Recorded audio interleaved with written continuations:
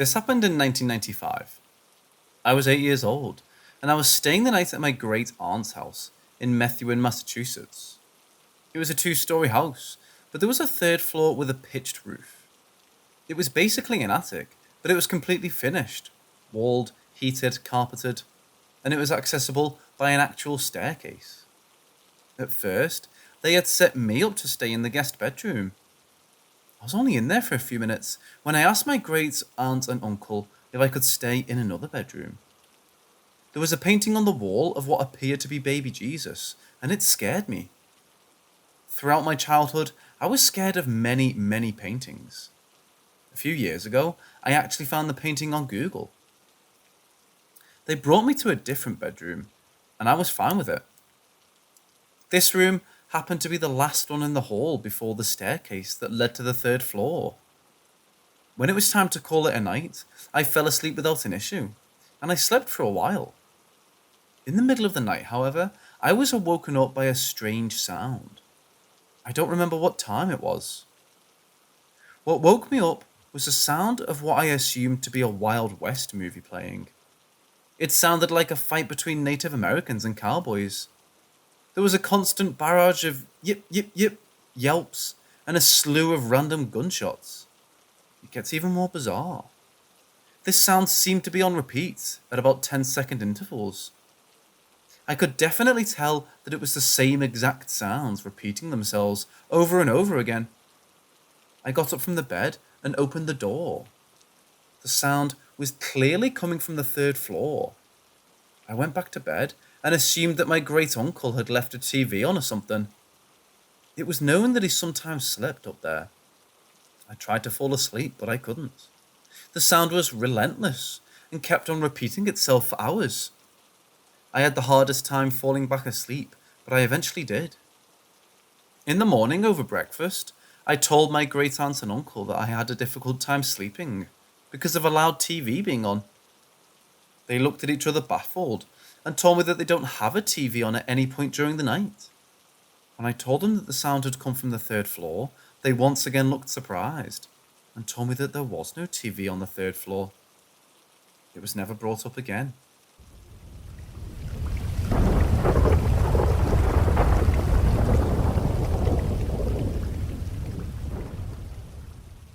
I'm going to share my most wholesome experience. My great aunt lived in an historic house on 80 acres of land in upstate New York. The house had even been declared a landmark by the state, with a plaque that claimed the house had been built in 1640. The summer when I was 10 years old, I stayed with my grandparents, whose property was adjacent to my great aunt's. It was about a quarter-mile hike to get to her house from theirs. My great aunt invited me to stay the night with her one time, but she warned me that she had a ghost in her upstairs who loved children, so I was likely to get a visit. I thought she was messing with my head and didn't think much of it. She set me up in one of her upstairs guest rooms, just down the hall from her bedroom. I had settled in and gone to sleep. Deep in the night, I have no idea what time, I awoke to a soft glow in the hallway under the door of my room, and the sound of soft footfalls creaking in the hall outside. At first, I thought it was my aunt, but the steps kept pacing back and forth, and the soft glow was moving with the footsteps, up and down the hall. I began to get nervous, remembering the warning about the ghost. I turned over in bed so that I couldn't see the moving glow in the hall, and looked out the window next to my bed, trying to ignore the footsteps, and fell asleep again. A while later, I awoke to my bedroom door creaking open, and my room was lit by that soft glow, like someone had come in carrying a candle. I felt a cold chill on my back and tensed up with fear, shutting my eyes tight. I feel a gentle hand begin to stroke my hair away from my face. So I open my eyes and look around. The room is lit with the candle-lit glow, but there's no visible source. I lay back down, eyes squeezed shut tight.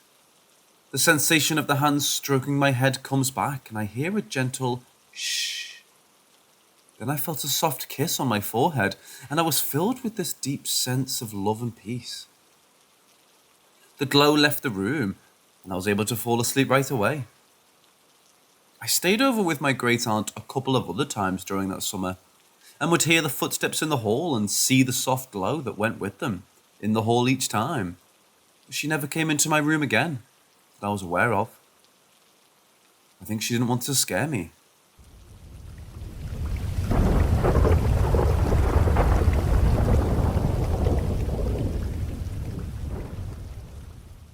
My mother died when I was 9 in a car accident caused by a drunk driver. Me and my older sister, Kay, moved in with my father, and my 2 younger sisters moved in with my stepfather. I want to start this by saying I truly don't believe it's my mother that's doing the haunting, and that this has all been caused by my own stupidity, but now I don't know what to do. When I was a senior in high school, we moved into a tiny 3-bedroom house. It had a creepy basement with no outside entrance, but on the outside of the door was a chain lock right about the doorknob, which made no sense. Right off the basement door was the back porch where you would head through to get to my bedroom, and then you'd walk through my bedroom to get into my sister's room. My cat, who was more obsessed with my sister than me, refused to go into my sister's room. She would hiss and freak out every time I tried to walk her towards the back of the house. Once, one of my friends brought over their dog, and I put my cat in my room for safekeeping. I went back in there 15 minutes later, after they left, and the whole room was a mess from her running around, and there was piss and shit everywhere. She had never done anything like that before. There was another time when I was laying in my room and my sister was laying in hers, and the door between the rooms was slammed shut. She threw open the door and started yelling at me about shutting the room off. When she saw my face, she realized it wasn't me. I slept on the couch and she slept at her boyfriend's house and basically moved in with him after that. In a moment of divine teenage stupidity, my friends and I decided to use a Ouija board. We only used it for a moment or 2. We opened the board, started getting freaked out because we felt like we were being watched, closed it off and put it away. It wasn't even a week later that the basement door chain was ripped off and there were gouge marks on the floor.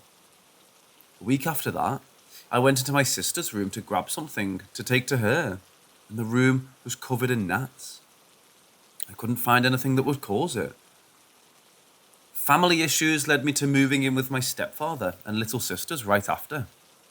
It was only a 2-bedroom house, so I slept in the basement in a little nook and my sister, P, slept on the other side. I would often hear the sounds of footsteps stomping overhead, even if I was the only one home. I saw a shadowy figure standing at my dresser that would disappear after I turned the light on. One night, after a bonfire, my friends stayed the night. I sat up in bed because someone was standing at the entrance to my little nook. They were dark, and I couldn't make out any features. I watched them for a few moments, but they didn't do anything, so I shook her awake. She asked who they were and tried talking to them, but they didn't respond. So getting freaked out, she turned on the light, and the moment she did, they were gone. We walked upstairs to find out it was almost 4 a.m. and that everyone was sleeping. Needless to say, we slept on the couch that night, and I slept on it pretty often after that. Not long after I graduated, I moved into an apartment with my now husband, B, and became pregnant. We would hear doors shutting, which isn't super strange, because we lived in an apartment, so obviously you can hear your neighbours. Sometimes I could hear whistling at the back of the apartment, and sometimes I would hear my daughter giggling over the baby monitor when she was learning to talk and talking to someone she called Nana. Once, our burner turned on and burnt breakfast leftovers that had been sitting in a pan. I know it wasn't us, because we had breakfast at 7. It was 11 a.m. by the time we realised something was burning. It was turned on all the way. We bought a new house around the time my daughter turned 3, and everything was fine for 2 years, but I recently just had a new baby, and things have been getting weird again. The first thing I noticed was my first day home alone with the baby. I was sitting on the couch singing to her, and right above me I heard stomping like someone was walking through my attic. Obviously, there's no one up there, so I brushed it off to sleep deprivation. But now my daughter's 4 months old and sleeps way better through the night, so I know I'm not tired. I often hear the sound of doors shutting and toys going off when I'm the only one home with the baby. My dog always runs to check out the noise, so I know it's not just me hearing things. I have stepped outside to have the door shut randomly behind me when the girls are napping. We've had cups fall and break out of the cabinet in the middle of the night. My husband works out of town a lot, so I'm alone at night with the girls, and often get the feeling that I'm being watched. I sleep with a pocket knife next to my bed. But what drove me to post this is last night, I woke up from a dead sleep because I heard my baby crying. It was followed by a soft hello and shushing noise, to which my baby calmed. I relaxed for a second, thinking my husband was taking care of it, but then I felt him shift behind me. I've never bolted out of bed and grabbed that knife so quickly in my life. I threw my door open, and my dog was sitting outside of the baby's room watching the door. The baby was awake in her bedroom, by herself.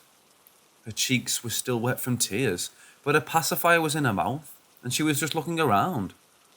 She's 4 months old. She can't put a pacifier back in her mouth after crying. I checked the house. It was all clear. I didn't sleep the rest of the night and spent it scrolling the internet to find out if anyone else has had this problem. Now, my husband doesn't believe anything is happening. He doesn't believe in this kind of stuff. He thinks there was an interference over the baby monitor. It still doesn't explain the pacifier or the stomping of the doors being shut. I just don't know what I should do. Whatever it is, doesn't seem to know if it wants to burn my house down or nanny my kids. Or maybe it once was gone from the picture to have the girls to itself. I don't know what to do or what to think. I'm almost 26 now, and this all started when I was 18. Any advice or help would be so amazing, and I'd be so grateful. I really do not know what to do.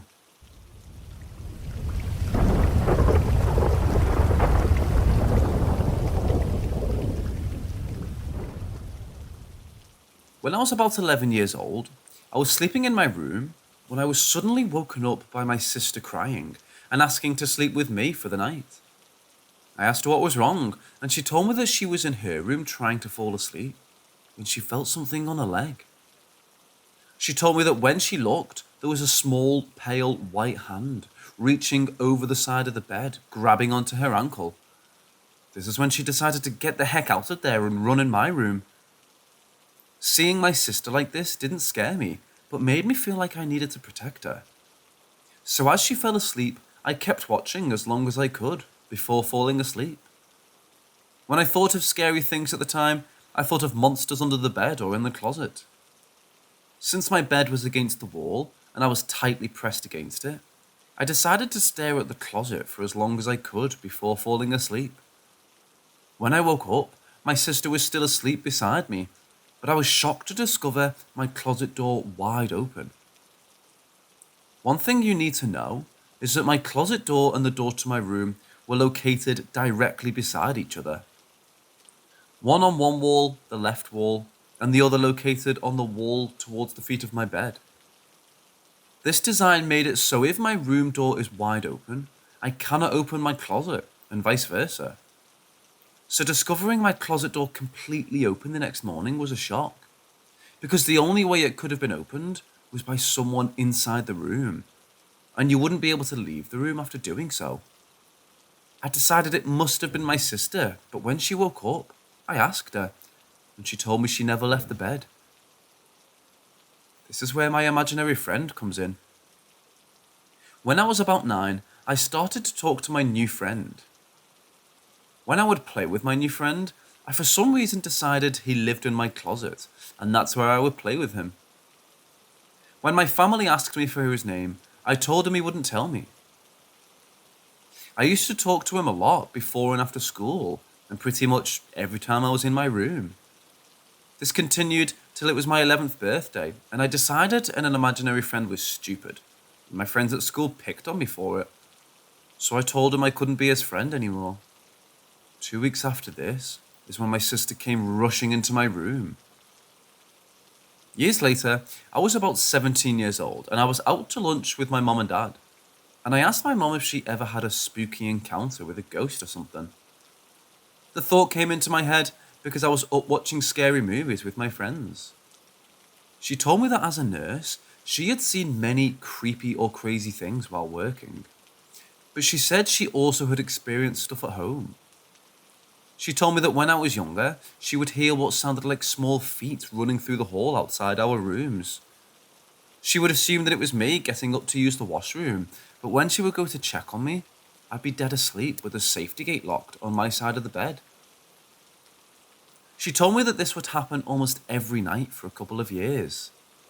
I told her that I thought that was crazy because I was afraid of the dark and I hated going into the hall at night. She also told me something else that shocked me and sent shivers up my spine. My house used to be an apartment building, and at some point a family lived on the top floor, where our bedrooms are now, and that a young boy had died here. In my room. In my closet. I just felt like I had to tell someone this story, and I'd love to hear about someone else's similar stories, if they have any.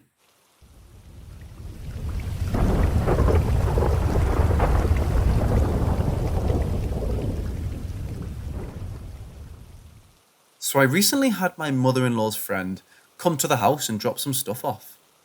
And I briefly met this woman twice, but I finally sat down and spoke to her as she decided to sit with my great-grandmother for a few moments to catch up quickly. She mentions that she reads people, so I looked at her, and me being a semi-skeptic due to tons of false readers, I told her to have a go at me. Her response, "Honey, I don't force readings. They'll come to me when they please. However, your grandmother said, if you're getting that SUV, take her bracelet from the rear view mirror and put it on your left wrist." Mind you, I've never sat down with this woman until today. She knows absolutely nothing about me. Only my mother, Ziadziu, and fiancé know about the car I plan to get. No one knows even about my grandmother's bracelet in my car, as it looks like a string. It has pictures of Mary and Jesus, but I'm not religious. I took it because it was hers that she wore 24/7. Either way, she mentions a few things out of the blue during multiple different topics that no one knows, not even my fiancé. Until I mention an experience with the spirit. Here's how it went. Me. I swear that something is attached to me, so many of my items go missing for 2 days, and then appear back where I last put them. Friend. Honey, it's a little girl. She's been with you since you were a kid. She's mentioning something about an orange cat that was hiding under your bed that wasn't really there. Also, she loves to play. She said something about her best friend, but she keeps calling you sister. She's saying she died at 5, but she's revealing herself as 3. Me? No, I was attached to a boy, and I swear that cat was under my bed, but my mom said it was on the counter. Friend. She steals chargers and keys, right? But she hasn't stolen anything else recently, correct? Yeah. I yelled at her a few weeks back because it caused an argument with me and my fiancé when I kept getting aggravated by my charge disappearing. Friend. Talk to her. She wasn't trying to be mean. She wants to play. Since that conversation, I told her I wasn't mad. I was just scared that she was a demon. As I typed this, I remember I had 2 imaginary friends, a boy and a girl. But I hated the girl because she kept moving my VHS tapes and moved my Bratz dolls a lot. The boy was relaxed and only played with me. I feel as though I sound a bit crazy, but now that I said I'm not mad, I have a feeling she's going to get active again.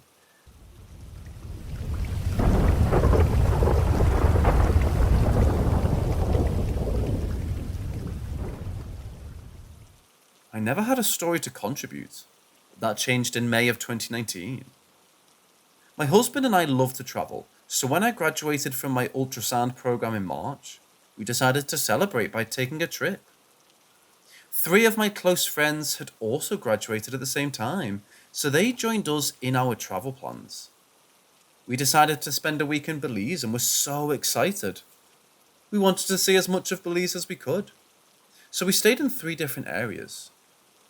The last place we stayed in was a town called Placencia, and we got a room in these beautiful cabanas right on the beach. We stayed there for a total of 3 nights, and the first night was uneventful. The second night, unfortunately, did not go as smoothly. After a super fun day of beach activities, we decided to head back to the room to get some much needed rest. However, when we got to the room, it seemed that the atmosphere had changed a bit. I felt immediately uncomfortable, but pushed that out of my mind since I was so exhausted. My husband and I were sleeping in the living room, adjacent to the kitchen. Down the hall from the kitchen was a room to the right, where 2 of my friends were sleeping, and a room to the left, where my friend was also sleeping. At the end of the hall was a bathroom. I woke up the second night around 2:30 a.m. to a very loud noise in the kitchen. It sounded as if someone was banging pots and pans around and clanging the silverware.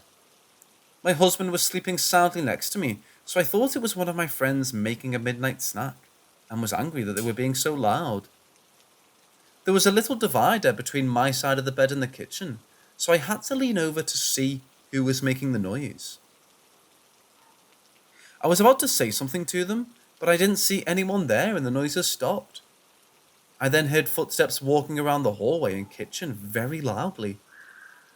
This went on for an hour, and then it stopped, and I was able to fall back asleep. I woke up the next morning a little nervous and a little annoyed. I wanted to get to the bottom of it, so I asked my friend Ashley if it was her. She freaked out and said she was about to ask me the same thing.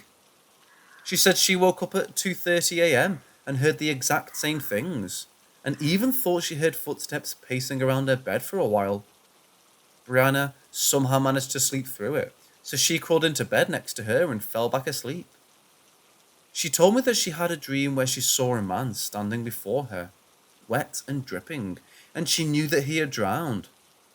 At this point, we were hoping that Selena would say it was her, so we went to ask her about it. Unfortunately, she had woken up at the same time and heard the noises, and the steps went into her room and around her bed. She also said that at one point, they seemed to stop at the side of her bed, and she felt as if someone was watching her. We were all freaking out, but decided to finish our stay at the hotel, as we only had 1 night left. The next night, I was a little uneasy going to bed, but managed to fall asleep anyway. I was woken up around 3 a.m. to a loud crash in the kitchen. It sounded like the fridge had fallen over, but when I looked, nothing was out of place. I was terrified and kept trying to wake my husband, but he's a very heavy sleeper and didn't even move. I was on the verge of tears, but somehow managed to fall back asleep. As soon as I did, I dreamed that this man was trying to get into our cabana, and we had to hold the door shut. I peeked through the window and saw his face, and it was extremely detailed and realistic. He was a white, bald man with a blonde mustache, and he looked angry. Eventually, he shoved his way through the door and then shoved my chest. And as soon as he touched me in my dream, I woke up and felt the sensation of hands in the place that he shoved, but it quickly went away. I was awake for another half hour, too terrified to move, but luckily the sun started coming up and I felt safer. Everyone woke up and didn't have anything to report. So we packed up and hightailed it out of there into the airport. Happy to be going home. We couldn't research anything because the Wi-Fi was awful, so we had to wait until we got home from our trip. As soon as we landed, we started doing research and came across this article about a man who had been drinking at the bar next to our resort. He went for a swim and ended up drowning, just like the guy in Ashley's dream. And they pulled his body up onto the beach in front of our resort. The article featured a picture of the man who had drowned, and he was a white male with a blonde mustache, just like the guy from my dream. We all freaked out, but we knew it was him who was banging around our hotel at night. I emailed the manager, but she denied everything.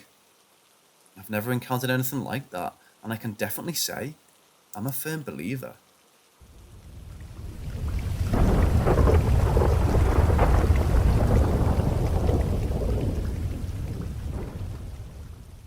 I'm 16 years old, and recently my parents split up. My dad rented a new house, and my mother kept the old house. For a little picture of the inside, there's a kitchen with a small dining area connected to the main room and living room. The living room has 2 doors. It all started off normal. Came over to his house for the first time to stay a couple nights with him. Nothing was off whatsoever. After about a month there, my dad texted me saying he thinks there's a ghost in the house. I was with my mom at the time. He tells me the story like this. I was sitting in the kitchen making coffee in the early morning, sitting at the table. I look up and notice the doors start to open, and they creak open when doing so. I go to the door, and I open and close it a few times, and it doesn't creak. I didn't really believe it at first, but oh boy, do I believe it now. I saw it happen with my own eyes the day I came back to my dad's. But wait, it gets a bit worse. Another month goes by, and my dad has a friend over. Let's call her Olivia. Olivia and him were sitting on the couch watching TV late one night. Well, Olivia has also had incidents with ghosts before. Anyway, they were sitting on the couch, and out of nowhere Olivia goes, "Are your sons here?" He replies, "No." She then says, "Because I saw some sort of figure walk past the 2 doors." Now for the final incident, I had just finished playing Phasmophobia, a new ghost hunting game on Steam. I was laying in bed watching YouTube. It was around 1:45 a.m. My brother comes to my room and says, "Did you do that?" Clearly, no I didn't. He tells me to wait in my room, and he goes to check around the house because he heard something. I'm laying in bed, heart racing, and I hear him scream, like a terrified scream. I start getting into a panic attack-like state. He comes back into my room, saying the ghost just moved a fucking chair. The chair is easily 20 pounds. There's no way in hell anything else moved it. Then he said the 2 doors from earlier opened again.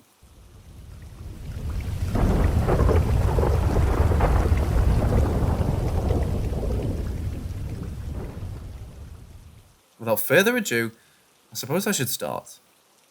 When I was young, I lived with my family, parents and an older sister, in a trailer home on a plot of land behind my grandparents' house. In Texas, Galveston County to be more exact. Behind my parents' and grandparents' property was a family with their own business there, which was a large U-Haul rental place. The family that lived there was a wife, 2 daughters and husband. Now I won't be naming any names except one, the husband. There was a man named Timothy Gribble. Now Timmy here was a convicted murderer, strangled and raped 2 women. He was given the death penalty and executed back in 2000. I lived in the trailer up until I was in 4th grade, and then ended up moving to the pink house to house sit it, since my grandparents moved to a new home for retired folks. Now I'm mainly just trying to at least place the setting. Perhaps it will help to bring some understanding as to what I experienced over the years on these properties. Even when I was a kid and moved into the pink house, or even visiting, I always felt off being there, like something just wasn't right. Nothing really happened though, until I was in 6th or 7th grade. First, it was a weird thing with the front door. I would just open on its own. At first, it would just open slowly and stay open. Easily explainable, right? Door unlocked, old house, town sitting on a fault line. So the foundation wasn't exactly the best. That never really weirded me out. So what was weird was one night, around 8 or 9 p.m, I was just watching TV in the living room, and the door just opened and closed itself quickly, twice. Didn't creep me out right away, because I figured, oh, it's just my cousin. He said he was coming by to pick up an inhaler from my mother. He was known to be a little jokester towards me, so whatever, I'll just see if it was him. I looked outside, and my driveway was empty. Asked my mother if he had just come in, and she said no. So I put it out of my mind and moved on. Further down the road, I lay down for bed and I started hearing a faint noise.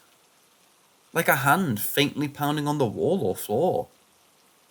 From there on, I would hear this every night. I disregarded it since no one else could hear it and said I was just imagining it. It bothered me for a while, and then I just accepted that it won't go away, and I'll just once again move on. Figured, if there is something, it's just doing its thing, and as long as it left me alone, I would leave it alone. Then, the night I actually saw something I couldn't explain, and to this day, my family swears I just imagined it. It was around 3 a.m. I was in the living room playing a video game on the TV. I want to say this was around when the N64 was around, because I keep remembering the game Killer Instinct Gold from that night. So I went to the kitchen to get a drink, and I looked across the room and there was a figure standing there, and I froze. My dining room and kitchen is a bit large. I was standing at the entrance next to the staircase, looking across the dining room, past the bar into the kitchen, and the figure was a woman. She was of slim build, wearing a long nightgown, and well, had no head. Now there wasn't a bloody stump where the neck was, just there was no head. As I said, I froze. I wasn't truly scared, just unsure how to react and just wasn't processing what I was seeing. I turned around, went back to the living room, and just sat down confused. I kept thinking about it and pondering. Did I really see that? Was that real? So I got up and went back in there. She was still there, never moved, just standing there. I went back in and out several times and she didn't leave. I finally said, "Okay, you stay there. I don't care. Do what you do, and I'm going to my room and going to sleep." No response, not even a wave, nothing. So I laid there all night until 6 a.m, terrified, wondering what if she comes up here into my room. Thankfully, that was the last time I saw her, but there were other experiences that happened in that house, and even at my old trailer home. A couple weeks after that, we were doing some remodeling work on my room, so I wound up having to sleep a few nights in my parents' room on the floor. As was every night, the faint pounding noise continued. Again, I'd ignore it and just sleep, but that night the noise grew a little louder each time. It stayed faint, but grew slightly louder each time. I would ask the parents, "You hear?" And they would say, "No, of course they didn't." As it continued, it finally just stopped for a little while. It was oddly quiet. I figured, okay, finally, guess I got tired. After about 10 or 15 minutes, something slammed into my parents' closed door, to the room, hard. It sounded like someone just ran head first into it.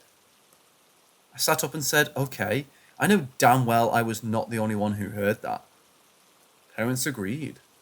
My father and I checked the whole house, even our attic, which is not a place you really want to go, since the house was so old.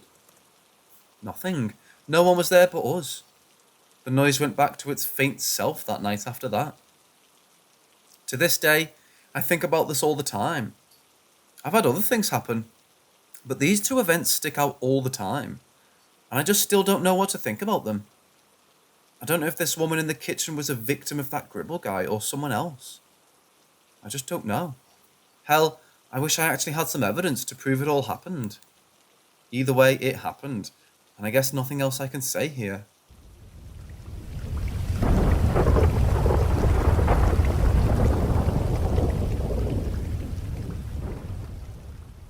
Years ago, when I was between 18 and 20 years old, I was in a little metal band with 4 others, and this incident happened to our bass player in his home, which was also where we gathered for practice. However, in a way, it involved all of us. Again, this is his telling of the incident. Also, this was South Texas in December. It happened sometime late at night. According to him, it started around 11 p.m. or midnight. He woke up randomly and just felt compelled to look out his window. He was sleeping on the living room couch that night. When he looked, he saw a shadowy figure crossing his yard. He said it looked like it was moving quite erratically. His example was like how the Doctor moved around in the remake of House on Haunted Hill. Thinking he was just tired and half awake, he thought nothing of it and assumed it was just one of the neighbours, because they were known to do that often, and he went back to sleep. Shortly after that, he woke up with this feeling like someone was holding him down and making it hard for him to breathe, which sure sounds like sleep paralysis. Except he claimed the whole time he could hear chanting and whispering around him, and no one was in the room with him. It eventually stopped abruptly after a minute or two. He sat up confused, terrified, and got a drink of water and tried to go back to sleep, which happened eventually. Shortly after that, it all happened again. Same feeling, same chanting and whispering. He always said he never knew or could understand exactly what was being chanted and whispered. Regardless, this episode ended, and he once again was scared and confused. He chalked this up to maybe he just had a bad dream and managed to get back to sleep. Then it all happened once more. He woke up like something was holding him down and making it hard to breathe. The chanting and whispering all around him again. Though this time, something new happened.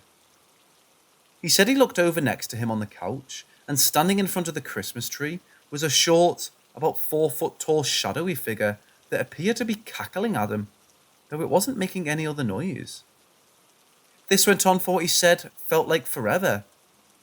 And when it stopped, he said forget sleeping, and went to his bedroom and played with his bass guitar the rest of the night. Also, for the remainder of the night, coming from the direction of his sister's room, he would hear 2 knocks every couple of minutes. He didn't go back to sleep until the next night due to this. With the band and I gathered the next day for practice, he told us what happened, and of course, we all laughed and said, "Yeah, right, you're full of shit." Then he showed us that in his yard, he found what looked like footsteps tracked through his yard, all the way to his front door. The steps were just that, footsteps, made from shoes, but no defining features to them. No imprint of the bottom of a shoe, just plain. Then, when he told around what time this started happening, and that it was about 3 a.m. when the last attack happened, we all froze because of what we realized we were doing that night. Our singer woke up randomly and was praying. Our lead guitarist woke up and just could not go back to sleep, feeling like something was off. And I, for no reason at all, woke up and turned on my lamp and just started reading the Bible. We all realized that all of us at the same time who was experiencing the incident had gotten up at 3 a.m. and either prayed, read a Bible, or felt a sense of dread. Our drummer wasn't there the time he told us this, and he never said if he did anything that night as well. But the story had him spooked.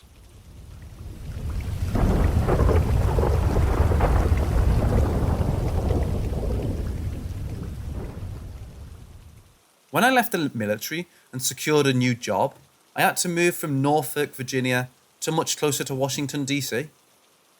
I lived there alone for a year until my wife had finished her military service and was able to move her and the kids out to where I was living. When the time came, we settled on renting a small 3-bedroom townhouse. We weren't expecting to be there long, as my goal was to leave Virginia and get a job somewhere else. As always with life, nothing stays as planned. We ended up living in that house for 7 years, until we settled on just buying a home. Those 7 years were filled with some strange occurrences in this house. It all started with a discussion my oldest son would have with his mother, and I about his room at night. He had the second largest bedroom, and at that time, he was 4 and our daughter was 3. Our son would tell us how a little boy would come to him in his room at night and talk to him. He said he would talk about how he had to hide from the bad man, because he would kill him if he found him. We were confused, but figured maybe he was just having some weird dreams. This went on for a couple years though, until he started to get closer to 12, when he ended up having to move rooms. We decided because our youngest daughter was getting older, she needed a bigger room, so the wife and I moved our room into the basement, and moved our son into our old room, and moved our daughter to his old room. Then it started again, except with our daughter. She started to tell us how she would see this boy, and unlike my son, it was scaring her. She would often sleep on the couch in the living room, and this is where her odd habit of needing to sleep with lights and the TV on started as well. This isn't where it all ended though. There was an occasion where I was taking a nap on the couch in the living room, and the wife lying opposite me on the couch was just sitting and reading a book, when she saw something. She looks up with a pale skin and asks if I saw what she saw. I didn't, and asked what she saw, and she said she had seen what looked like a very short person walking by the couch, right behind where I was laying. Whatever or whoever it was gone when I turned around, and well, she even saw this thing disappear right in front of her. Needless to say, this terrified her a little. My wife has always been a bit more sensitive to paranormal things, so she always did see more than I ever did.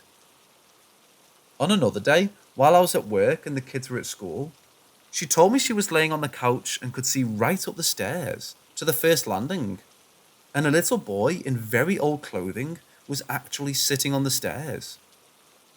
She explained that she had asked the boy what his name was and how old he was, and even invited him to sit on the couch with her if he was lonely. She said there was not a single answer, and the boy just stayed where he was. Now, I never witnessed or really saw anything happen, but I have had my own experiences as well with this boy. Back before the rooms were moved around, there were many times when the wife and kids would go to see her mother, and I'd be home alone for weeks at a time. No matter what I did, you always felt like someone was sitting with you or watching you. I had a problem with having to sleep in the dark in the home when everyone was gone. I used to sleep in our bedroom when it was upstairs, but I couldn't anymore, as every time I did, there just always seemed to be someone in the room with me, or standing in the hallway. Now, shortly before we ended up moving, there was a series of the same incidents that got to me, to the point where I could never sleep in the upstairs room anymore. My wife and I don't sleep in the same rooms. It's due to our habits.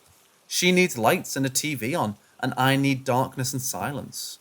So we just slept in other rooms. Well, I opted to just stay on the couch every night, but for a few nights, I had to sleep in my son's room because we had to get rid of the couch and wait for the new one to arrive. My son had a trundle bed, so I slept on it for a few nights. Every night I slept on this thing, I'd be falling asleep and then would just feel like someone or something would lay down right next to me. I would see an indentation, but as soon as I would look, there would be no one there. I at first thought, well, maybe it was one of the cats we owned, but they were never in the room with us up there. To be honest, they just never went up there in general.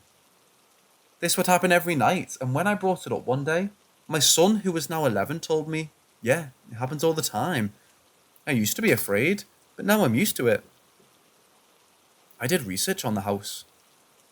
However, there was no listed history of a boy living there or ever dying on the property. The only history of the area was that it used to be mostly trees where we lived many years ago, and the area was also where a civil war battle had happened before. Still, no mention of deaths of young children anywhere.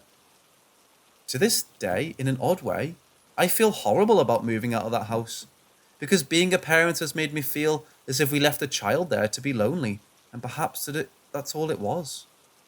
The child's spirit was just happy there, were people there, and now he didn't have to feel lonely anymore. Who was this little boy?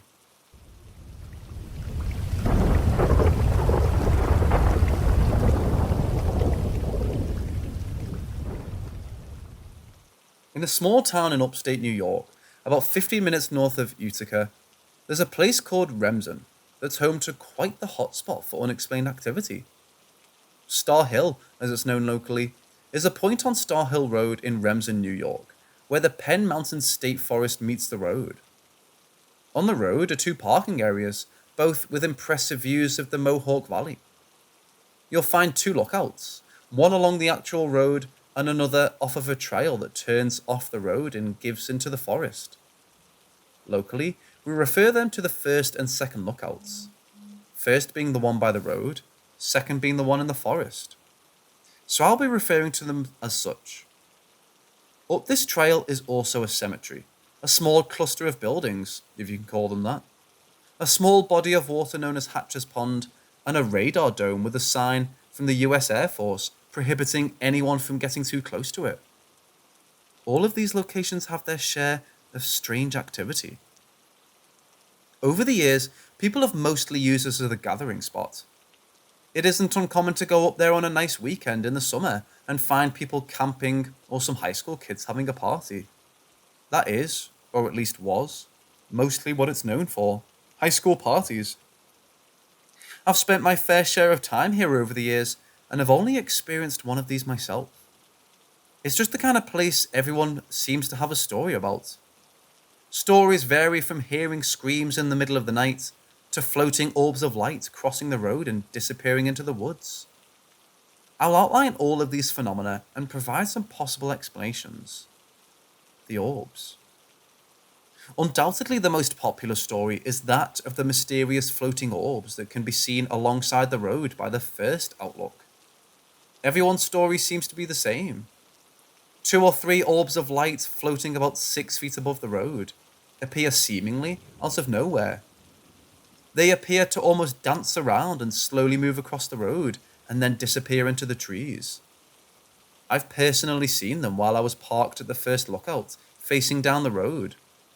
I saw 2 of these orbs float slowly across the road and then seemingly disappear into the tree line, just like the stories had said. What could be causing this? The legends say these are the lanterns of Daniel Roberts, a 19th century doctor who lived in the area and practiced holistic medicines and herbal remedies.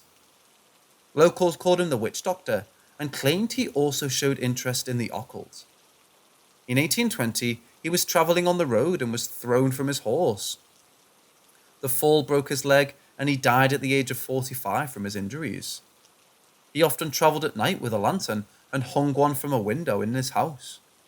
People say his spirit is carrying these orbs as if they are lanterns, while he still travels that same path as he did many years ago.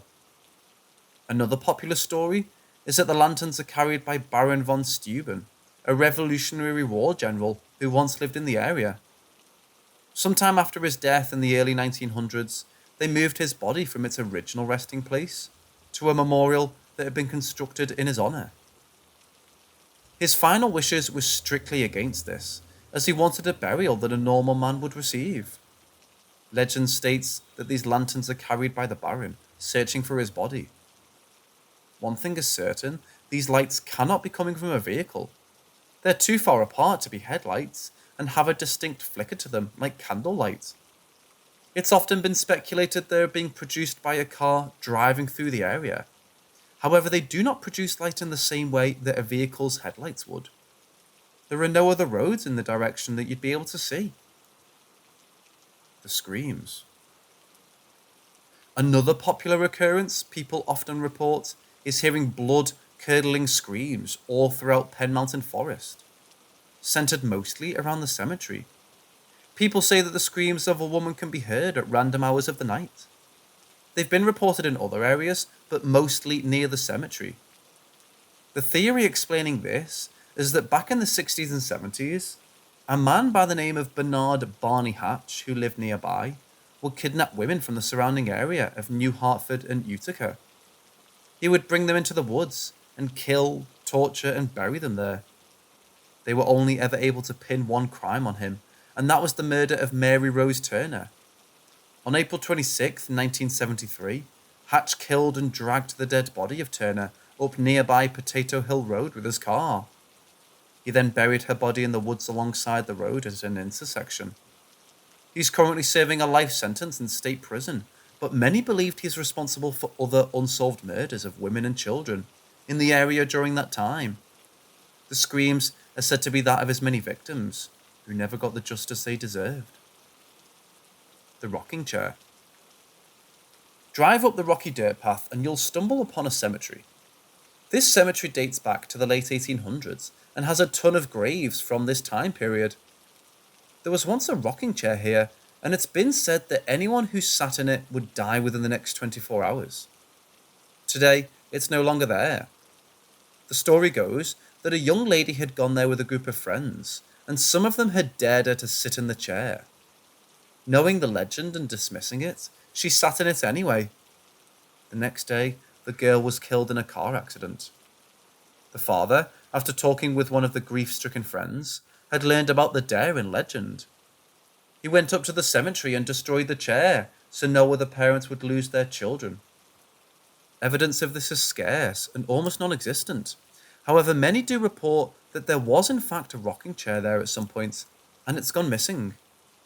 No one seems to know what happened to it. There are also signs posted around the cemetery saying there are security cameras in use, 2 of which can be seen mounted on trees. They seem to be pointed in the corner where the chair supposedly was. It could be argued that they were put in place to deter vandalism, which unfortunately seems commonplace there. That, however, does not explain why they would be focused on that corner in particular. Miscellaneous occurrences. These events are not popularly reported or experienced by a great number of people that visit here, but a few people have shared these stories with myself and others, so I believe they deserve to be listed here in some fashion. Hatch's Pond, nicknamed after Barney Hatch, has had numerous legends surrounding it. Stories of it being used at some point by the mafia, or alleged body dumping, are plentiful. However, no evidence to support this has ever come up. According to some, the whole forest was used at one point or another by the mafia for various reasons, since it was remote and far away from the city. Only one story of a local tow truck company pulling a car out of a pond could possibly have a connection to this. However, no evidence of human remains were found in it, and it's deemed most likely that someone had stolen the car from a dealership and dumped it there. This is somewhat supported by the fact that it was a relatively expensive vehicle at the time, and it reportedly had extremely low miles. No evidence of it being used for a body dump ever surfaced. There's a small collection of structures near the pond, dubbed the Hermits Village. Many people have claimed that a hermit once lived in these small structures and be aggressive towards people travelling by. There's no recent evidence of a person living there, and it's most likely was used as a sort of hunting area back in the day. Basements of long-forgotten structures can also be found in the surrounding area. Reports of lights following you up the trail also pop up from time to time. A friend told me that lights appear behind you, only for no vehicle to pass by. There are only a few places to turn off, mostly towards the beginning of it, so a vehicle turning into another offshoot to the trail is unlikely. People have also reported speaking to a man in military uniform, though to be the ghost of Baron, who was buried in his. I've also been told of a man in an old white pickup truck offering to give you a ride to a party that's happening further up the trail. When you make your way up the trail, you don't find a single soul, let alone a party, and the truck seems to have disappeared. Also, sprinkled throughout the state forest, there are concrete structures, with no clues as to what they once were. Most likely, they're basements or foundations of some type. There was originally a Welsh settlement in that area, which could explain why they might be there. There's plenty of what appears to be more modern construction as well, and it's anyone's best guess as to what they are. These are just a small collection of some of the things that happen up here. If you're from the area and have your own stories, please feel free to share them. If you've never been before and are willing to take the drive there, you won't be disappointed if ghost hunting is your type of thing.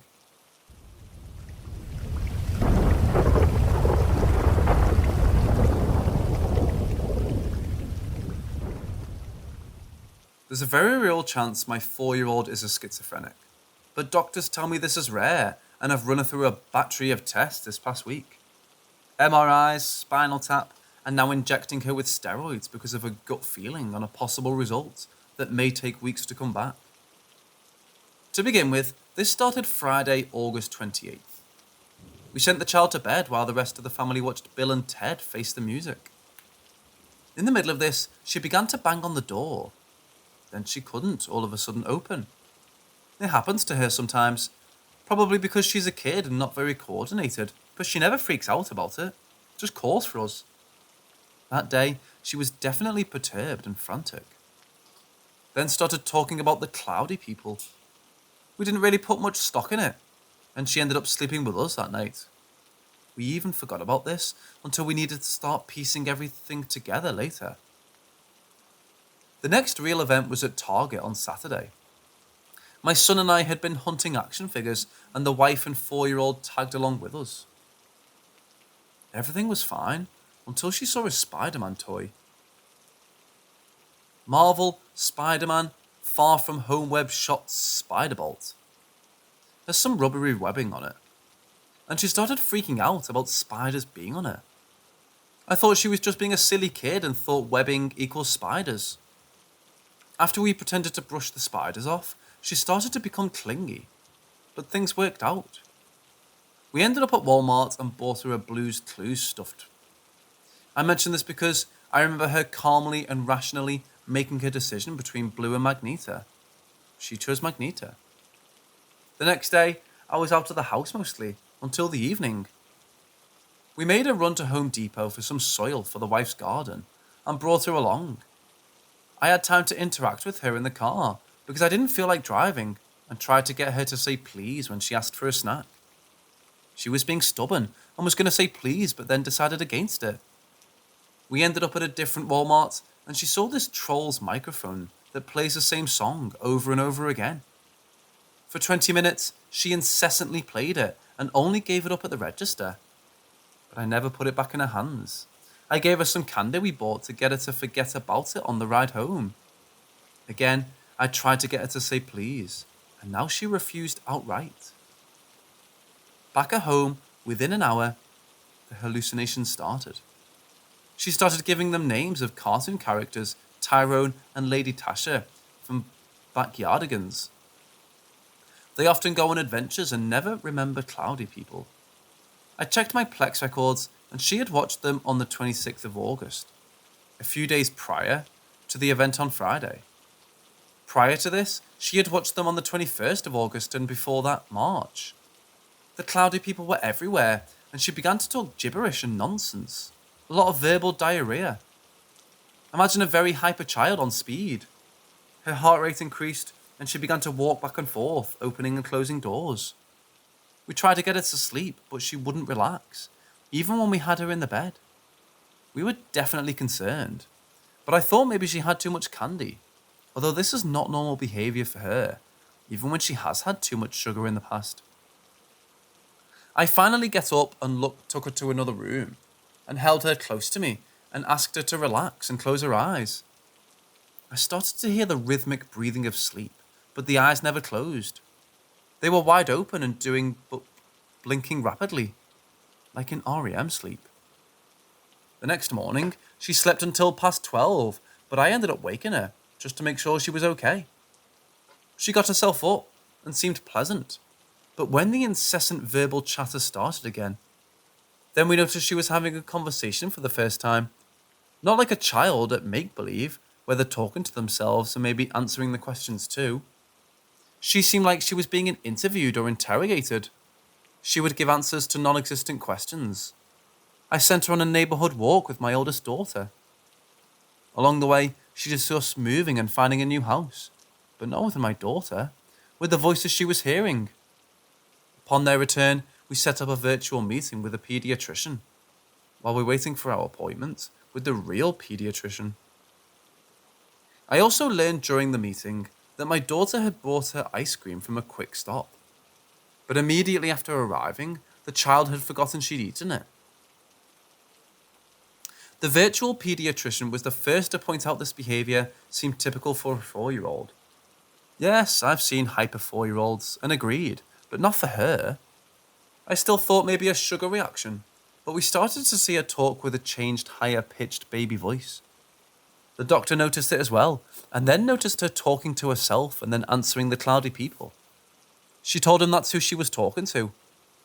He recommended we take her to a child psychiatrist, but told us to visit the paediatrician so we can make the recommendation.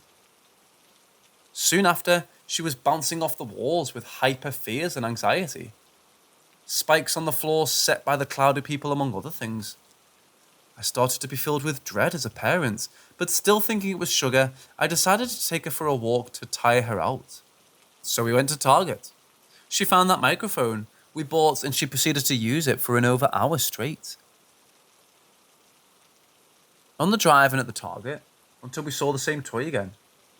Once she saw the webbing, she threw herself on the floor.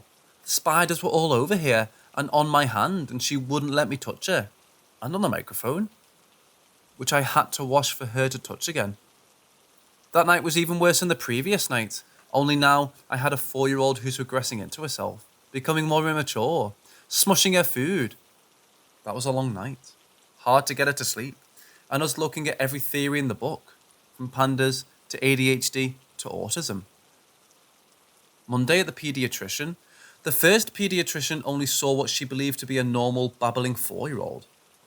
We assured her this was not normal for her, and when she stepped away, the conversations entranced like answering robotic voice again. When she returned with a second pediatrician, they observed the behaviour. He remanded us to ER immediately. He said we can do nothing for her here. He wanted them to swab for strep throat to rule out pandas. My wife has had issues with strep throat over the years, with swollen tonsils and lymph nodes. And I currently have swollen lymph nodes myself. But they wouldn't. You suspect they thought our daughter had fallen into household or recreational drugs. We have everything like cough syrup on a high shelf in the kitchen locked up, and don't do illegal drugs or prescribed meds. So she went to the hospital, where till today, she's been through a litany of tests. She's baffled and scared quite a few doctors, and today felt what seemed to be a very sure thing to her psychiatrist, with the case of the I don't know. She also started with the fact that she seems normal. Then she mentioned the cloudy people, saw the terror in my daughter's eye, and then began to just lose her from that moment.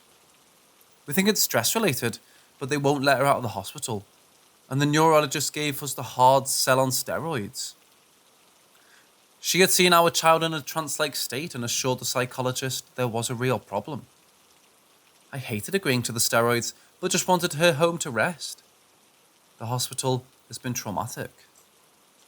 She's referred to the nursing staff as killers.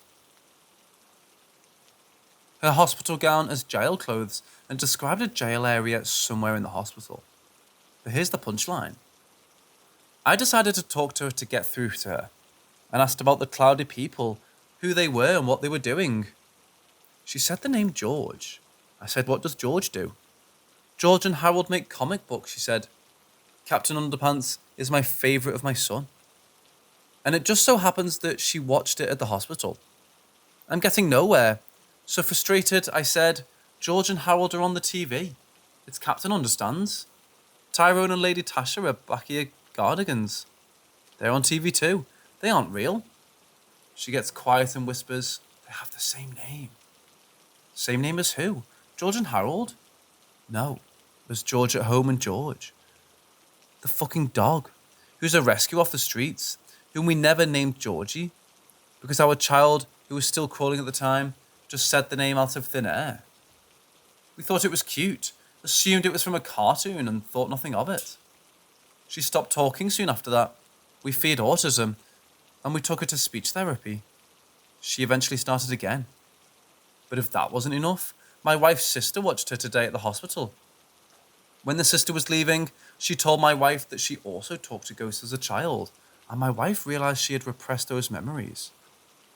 Now I've been home without my wife for 5 nights, still a skeptic, and jumping at every strange noise I hear in the night.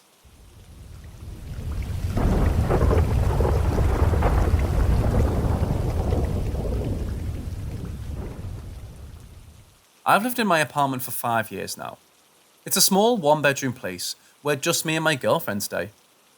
It has a kitchen, living room, bathroom, bedroom, and a boiler room kind of thing that has the water heaters and heating for the top 2 floors as we live in the basement.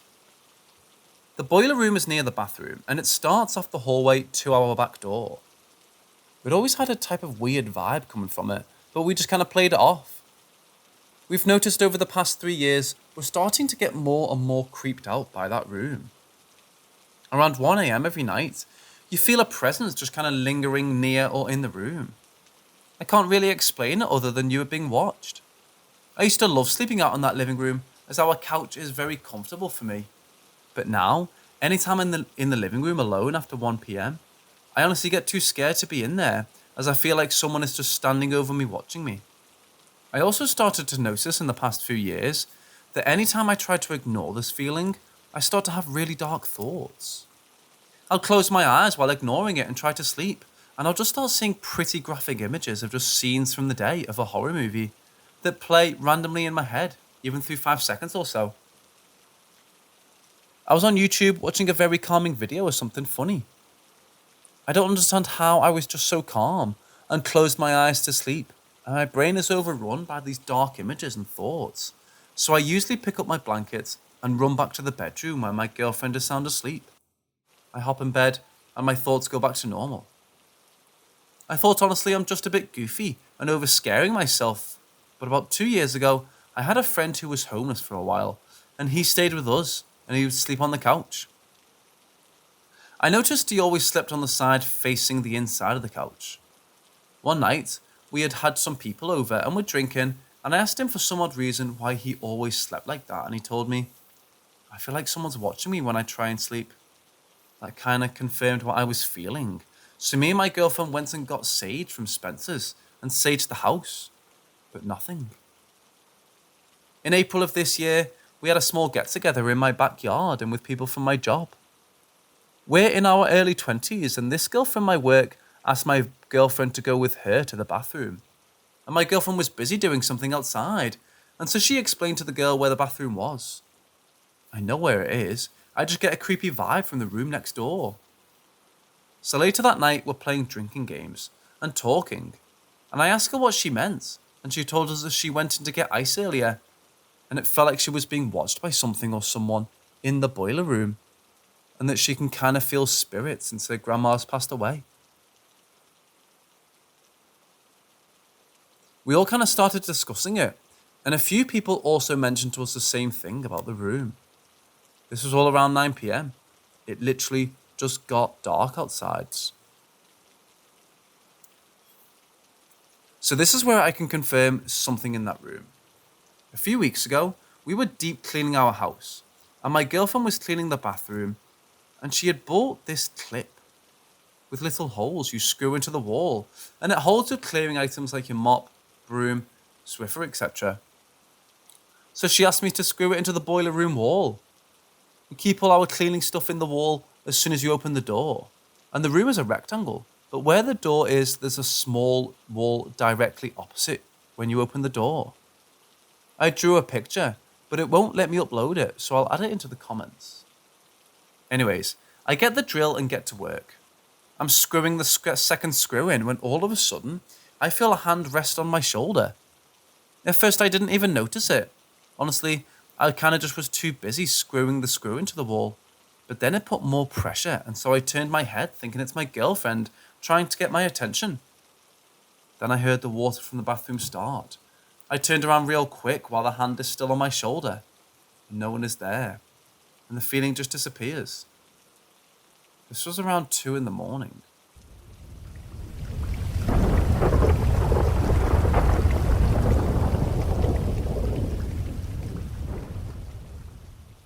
Me and my two best friends, P and R, would always sleep over at P's house.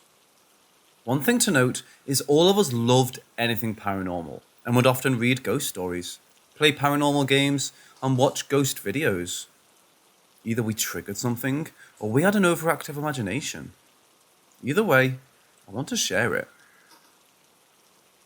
Typically, we would take the basement because it was the biggest area and we wouldn't be disturbed throughout the night. One day, we cleaned out the unfinished half of the basement so P could have a yard sale, and we found this medium-sized purple monkey stuffed animal. We didn't think much of it, but we wanted to keep it, so we threw it by our sleeping area. Later that night, we all felt awful for some reason. We all were having mild panic attacks, and overall, we were feeling extremely paranoid and anxious. All of us kept staring at the monkey, but obviously we didn't blame it yet. It was just a stuffed animal after all. They're supposed to be calming. We decided to hide it while we slept behind the bar area, yet when we woke up, it was laying on the couch behind us. Obviously, we were all freaked out and wanted to believe it was her dad playing a prank on us, but that's nearly impossible. The stairs were very creaky, and I'm a light sleeper.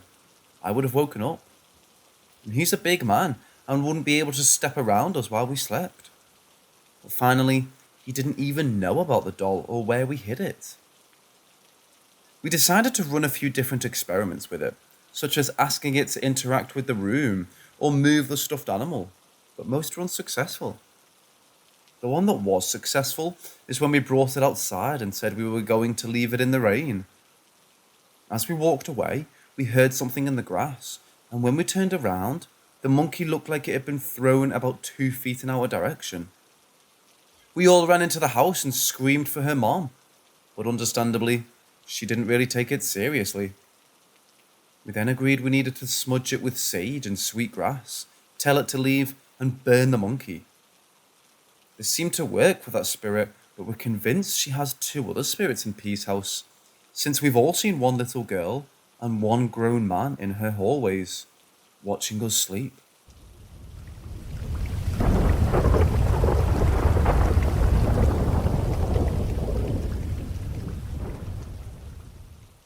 Our wing of the apartment building is in a C shape. My apartment is at the very end, with no apartment above me. My neighbours are in the centre of the C, with an apartment above them, and directly opposite my front door is the front door of P's apartment, with an apartment above hers. My apartment used to be a garage, so it's generally cold and has a tin roof. When I moved into the apartment, the landlord explained to me that her brother-in-law had been living there before us, and that he had passed away in the hospital of illness. Didn't say what, and I didn't really care. I loved the apartment and just wanted to live there. About a month after moving in, the sheriff knocked on my door. He needed to speak to P about the man's death, but had the wrong apartment. I thought that was strange for someone who passed away in the hospital due to illness. A few weird things happened. Items missing and reappearing. I'm quite a stressed out person, so I just figured I was tired and it was nothing. A few years later, I recorded those EVPs. They creeped me out for a few weeks, and I forgot about it and moved on. Then the next door apartment became vacant. I would hear shuffling and bumping against those walls, sometimes so loud it would make me jump. I was too afraid to ask the other neighbours about it because I'm tired of people calling me weird and laughing at me. I also didn't want them to think that I'm nuts. The bumping and shuffling continued. Months later, new tenants moved in and I forgot all about it. A few years later, the apartment upstairs from them became vacant. Exactly the same thing started happening, except this time, the neighbour upstairs from P mentioned it and we called the landlord to come and open it. Worried that someone might be squatting there, or that an animal was moving around there, he opened up and nothing had been touched. Not even a speck of dirt on anything. That evening, I stayed up all night in the neighbouring apartment to listen. I caught some more EVPs, talking, footsteps, etc. The following night, I woke up from a bang on the burglar bars on my window and 3 loud thuds on the tin roof, running from one end to the other. A few seconds later, the lady from the apartment next to the empty one sent me a message to say she can hear the thuds and footsteps again. Again, we called the landlord and found nothing. A few months later, and that apartment is still vacant. And the apartment next to it is also vacant now. The past few nights, I've heard knocking at the door of the newly vacant apartment in the early hours of the morning, as well as further bumps and shuffling. After a bunch of weird activity, I attempted to get the name of the man that lived in my apartment before me, the one that had passed away. I tried to ask the family by telling them I had mail addressed to them. They wouldn't give me a name. I looked through all the Facebook profiles. He wasn't at any family event, no birthday party, no messages, nothing.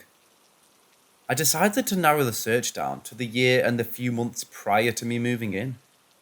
I found one single post that basically read something along the lines of, Ollie passed away today at 74 years old and 4 months. This struck me as particularly odd, as the family regularly posted about what everybody was up to, and where they were and who they were with. There was one photo of Ollie fishing with his family. You only see the back of him, and he's sitting further away, separated from his family. It made me kind of sad. I recently rescued a cat named Olive, who I, without much thought, started calling Ollie. A few nights ago, during one of our scheduled blackouts, third world countries are the best, I was calling my cat going, Ollie, come hang here with me. Where are you, Ollie? Ollie, Ollie, Ollie. Which is kind of how I talk to my cat. When she came into the room, she immediately fixated on one corner of the room and started growling like mad. None of my cats have ever done that in this apartment. She wouldn't take her eyes off of that corner. I had enough candles that were lit well enough for me to see that there was absolutely nothing in the room. Made me wonder if the spirit of Ollie still lingers there all this time, and if he perhaps thought I was calling him to come and hang out.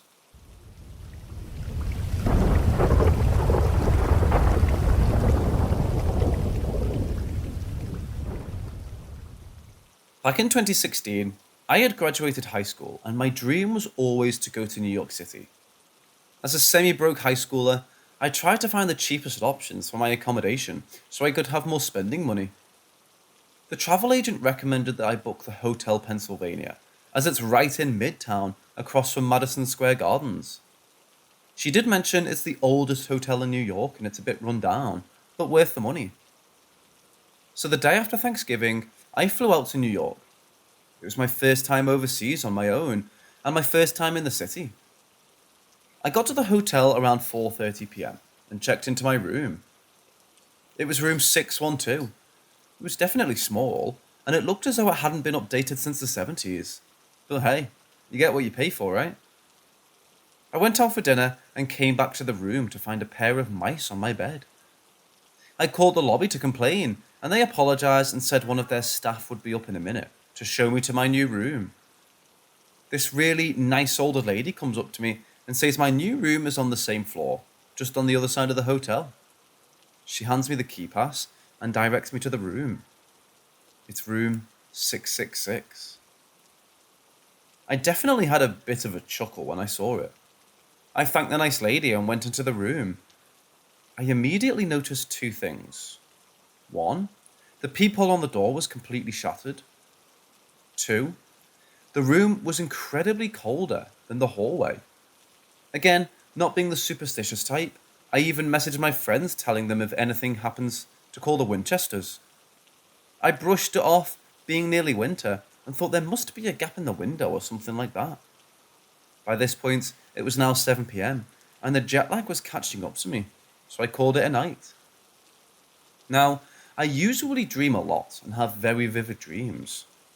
It's very unusual for me not to dream, but from lying down in bed the next thing, I remember it's early morning.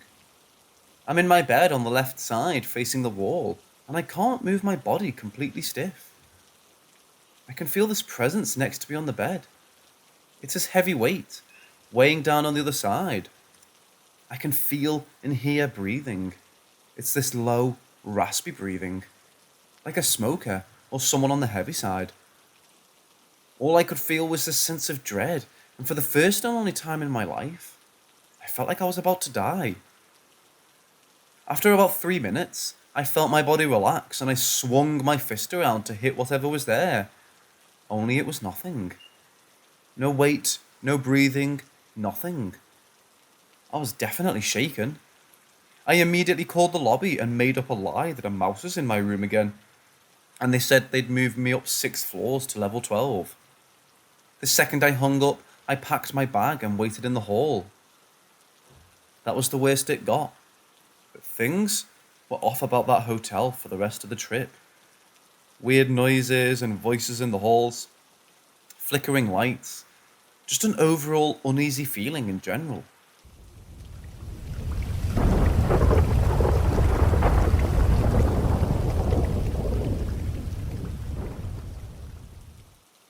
So I've always considered myself to be a calm, rational, and logical person.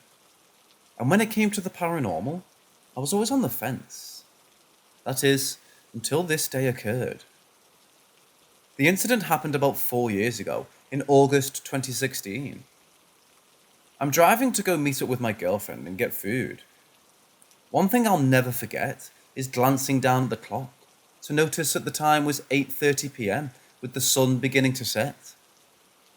For some unknown reason, I stupidly decided to take a shortcut and drive through a notoriously haunted road.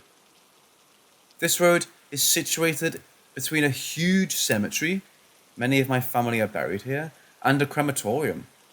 I personally know 2 people that have died in a car crash around here. However, I have actually been down this road many times over the years and never experienced anything even remotely paranormal. Until now. These two adjoined long stretches of road used to be a national speed limit roads.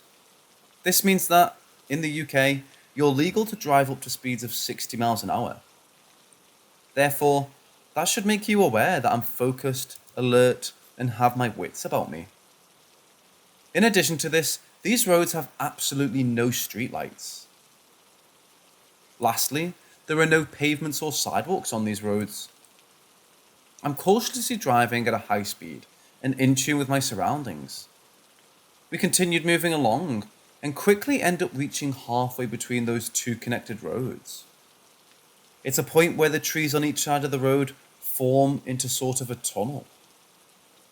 As I go through and I'm heading towards the end of the tunnel, I suddenly notice a masculine figure up ahead, about 50 to 100 yards. So as any sane driver would do when they see a person in the middle of the road, I instinctively took my foot off the gas. But it's at that moment that I quickly realise there are no pavements or sidewalks for pedestrians to walk on. And on top of that, it's a 60-mile-an-hour road. My mind instantly went into overload. I started to go through a series of questions in my head. At the same time as this, I feel an absolute flood of emotions and an impending sense of dread beginning to creep in. But I quickly remind myself that I need to remain calm, driving on this very dangerous unlit road. As I get closer to within less than 50 yards, I can finally make out a bit more detail. It's now that my emotions really start to run wild. My hands are shaking. Tears are rolling down my face and I'm beginning to sweat profusely. Eventually, I start coming to terms with what's in front of me, and in trying to quickly debunk this whole scenario in my head, could not come up with a clear, logical answer. I'm in a state of pure shock and disbelief with what I'm seeing in front of me. I see a brown, robed, hooded figure. No face, no feet. He's there in the middle of the road, just hovering. Then, almost as if he sensed that I was coming closer, he literally drifts to the side of the road into some nearby bushes, and then completely vanishes. I barely maintained my composure long enough to drive to the end of that road, where I park up. I was speechless. My face had gone so pale I was drenched in sweat, with tears still coming out of my eyes. For the next few minutes, I literally sat there in shock, just trying my hardest to comprehend what I'd just seen.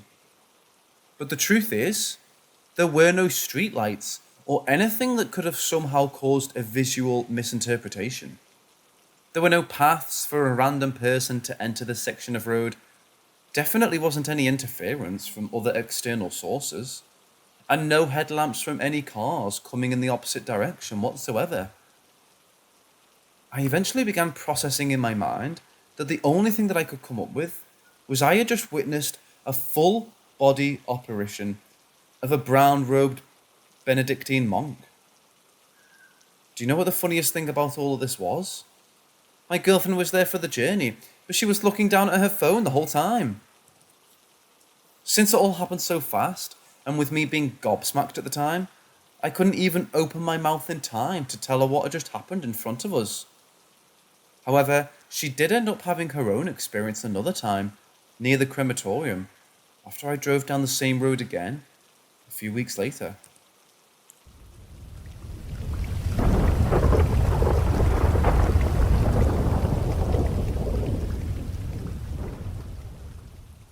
When I was a teen, I had a mirror that needed to be wall mounted.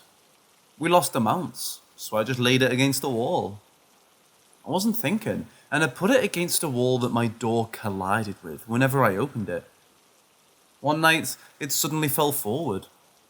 People said that my door could have been pushing it, but I kept the mirror there for about 2 years. I'd think that if my door had caused it, it would have happened way before that. I don't know though. I can't really remember how frequently I would push my door open. A bow I had been sitting in my closet for nearly a year suddenly fell out. I hadn't touched it that whole time because it cracked when we attempted to string it. so I set up top my closet. It suddenly fell and landed about 6 feet away from my closet. I didn't see it happen. It was on my PC. I just heard it fall and looked to my right and saw it on the ground. I remember trying to sleep one night. The hallway outside my room would light up if you turned on the kitchen lights. I remember hearing very quick footsteps and then the lights flashing on and off. It happened when I was young. I can't remember it fully, but I remember sitting there staring at the hallway for a bit. I'd be home alone a lot. I'd hear occasional things, but we do have a lot of squirrels, raccoons, etc. that like jumping on our roof to get to trees on stuff. Sometimes though, I'd hear a noise in the kitchen, and then find something like a spice packet on the floor in front of our pantry. My mom is the type to hoard those things, and has the parts where she stashes them kinda tightly packed. I also grew up with sleep paralysis. It stopped when I was around 18, but I never really knew what to make of it. Never tried to talk to my parents because they're religious. I did tell my mom a few years ago I used to have them. Her reply was, "You need to pray. It might be demons." So kinda glad I didn't tell her. I never really thought it was paranormal, despite how real it would feel. Or how real a voice did sound during one of my last major episodes. But it did kinda contribute to my interest.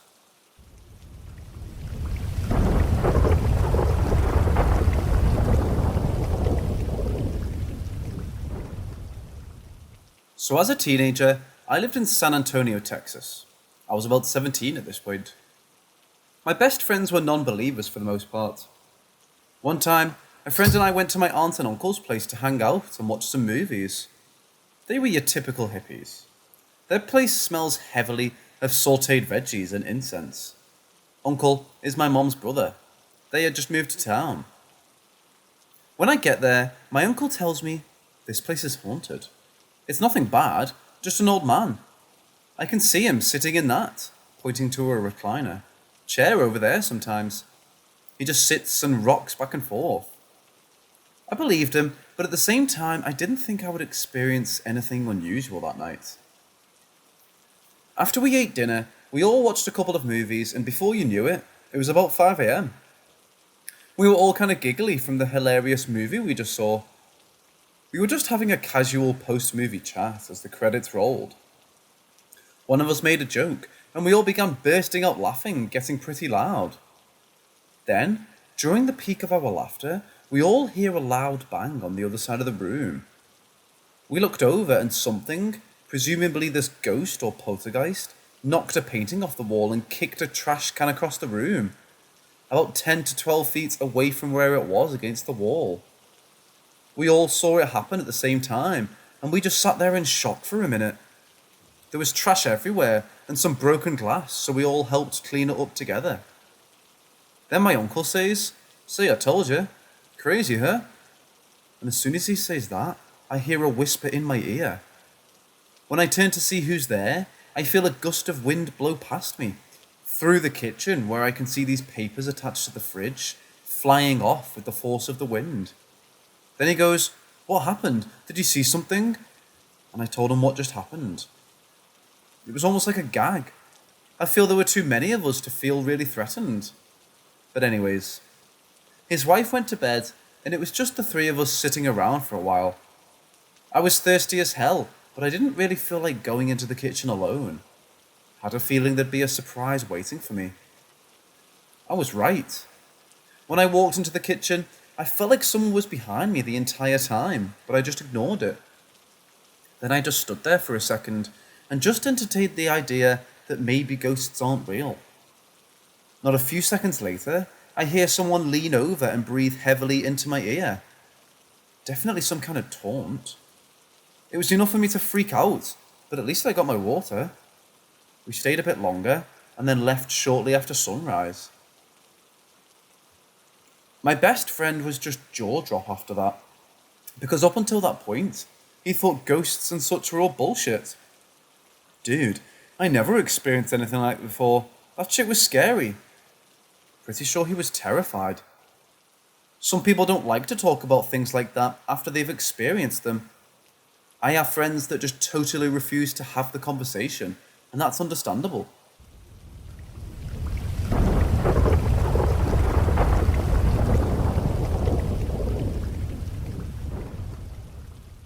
I'm going to start by saying that I don't know what they are or why these things happen. I don't think we're able to, as humans, to understand some of these things. Back in 2011, I went with my friend Rachel to a rock show in Austin, Texas. That's about an hour away from where we live. We stayed at my cousin's place in Round Rock after the show. We slept on different couches in the living room with all the lights off. The only light you could see was the porch light from outside the front door. I was staring at the dim light from where I was laying, trying to fall asleep, when I saw something wiggle on the staircase from the corner of my eye. When I shifted my eyes to the staircase, I saw a black, greyish, transparent ooze or smoke-like substance that formed some sort of large shape. It was like a big black puddle on its side, spinning in one direction slowly. I rubbed my eyes a couple of times, and it remained there. After a long moment of confusion, the apparition slowly swiveled up each stair one by one, until it reached the darkness at the top of the stairs. I was so freaked out, I was afraid, but tried anyway to wake up my friend and beg her to look at the stairs, so I know I'm not crazy. But she quickly refused and said she was too scared to turn around. She said that not too long after that, I fell asleep, and she turned around to see if I was okay. And she saw a black figure standing over us, with a hand reaching out to me. We both woke up early and took off. I told my cousin what happened before we left, but her and her husband really didn't have anything to say about it.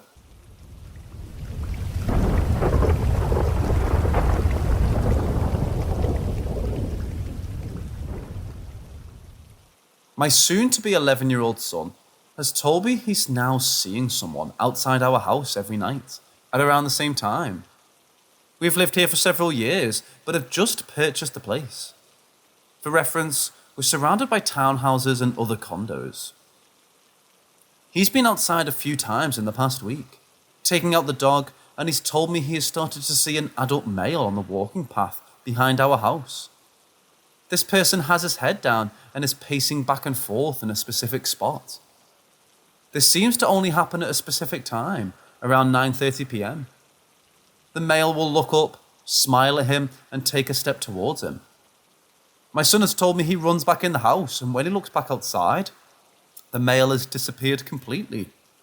Ever since he finally told me this person is outside, I've told him not to go outside at night. So I'm terribly worried. I'm wondering if there's someone stalking our house. So tonight, I tell him not to go outside, and we stage a lookout in our house at dusk. We look out around 9 p.m.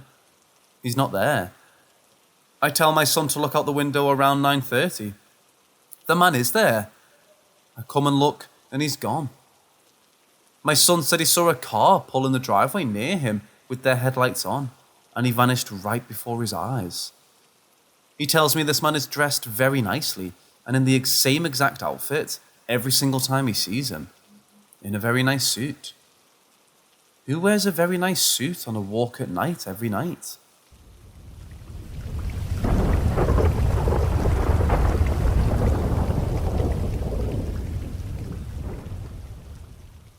I was playing a video game building something on screen, but importantly, it was very quiet. I was wearing over-the-ear headphones for the game, but also I was wearing one earbud under them because I was on the phone with my girlfriend at the time.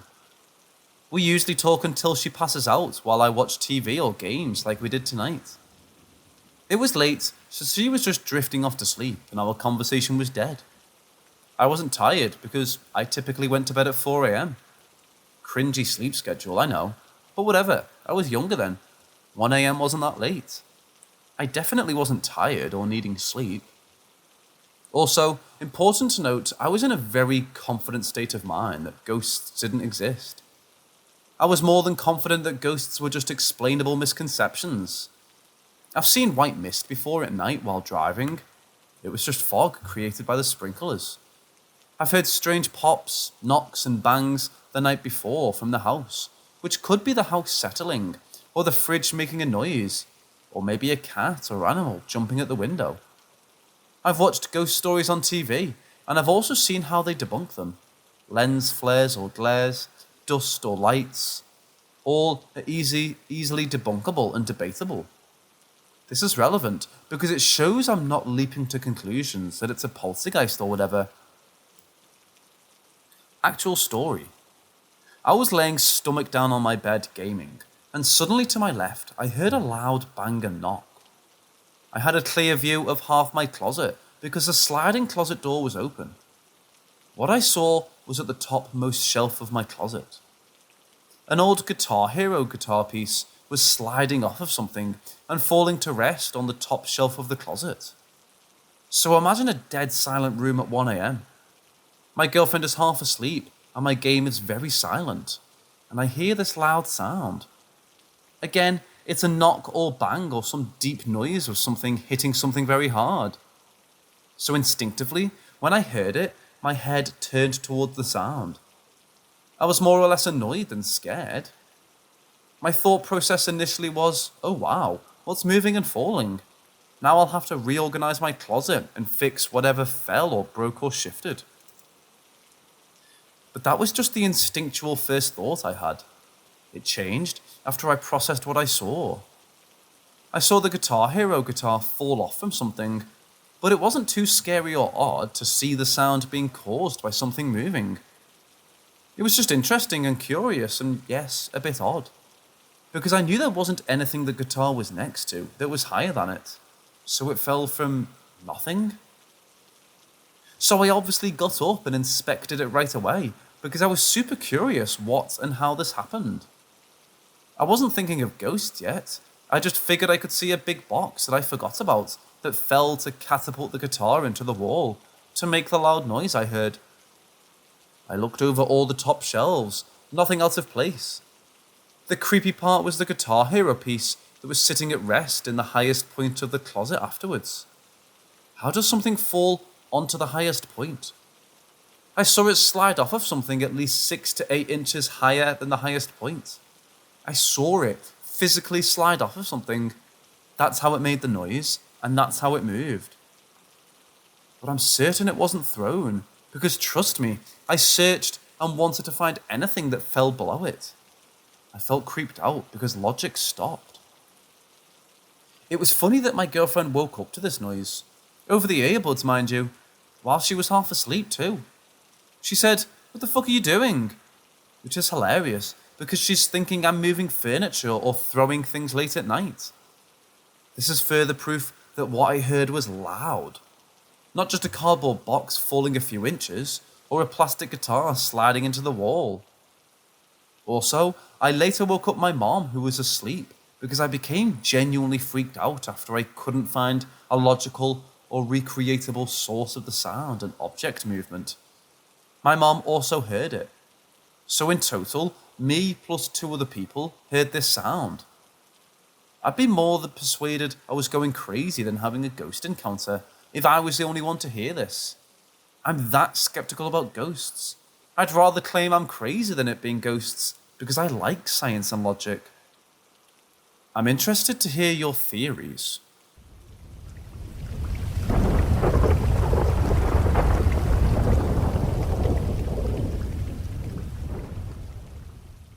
So the Fey Trail is what my buddy called it. I don't know what it is, but it's what he called it. But anyway, we were going for a hike around a lake we lived near, and about an hour and a half in, he stops and looks into the woods. I ask what he's looking at and he just points.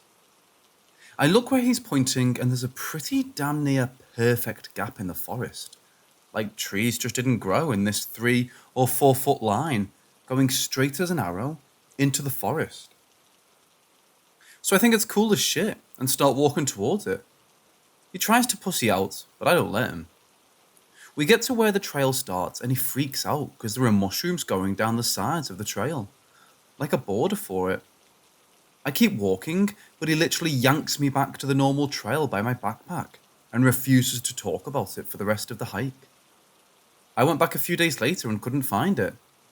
I assumed I had just missed it, but he says that it was a fake trail and it's gone now. I don't know what he's talking about. The standing tree happened right outside of my house.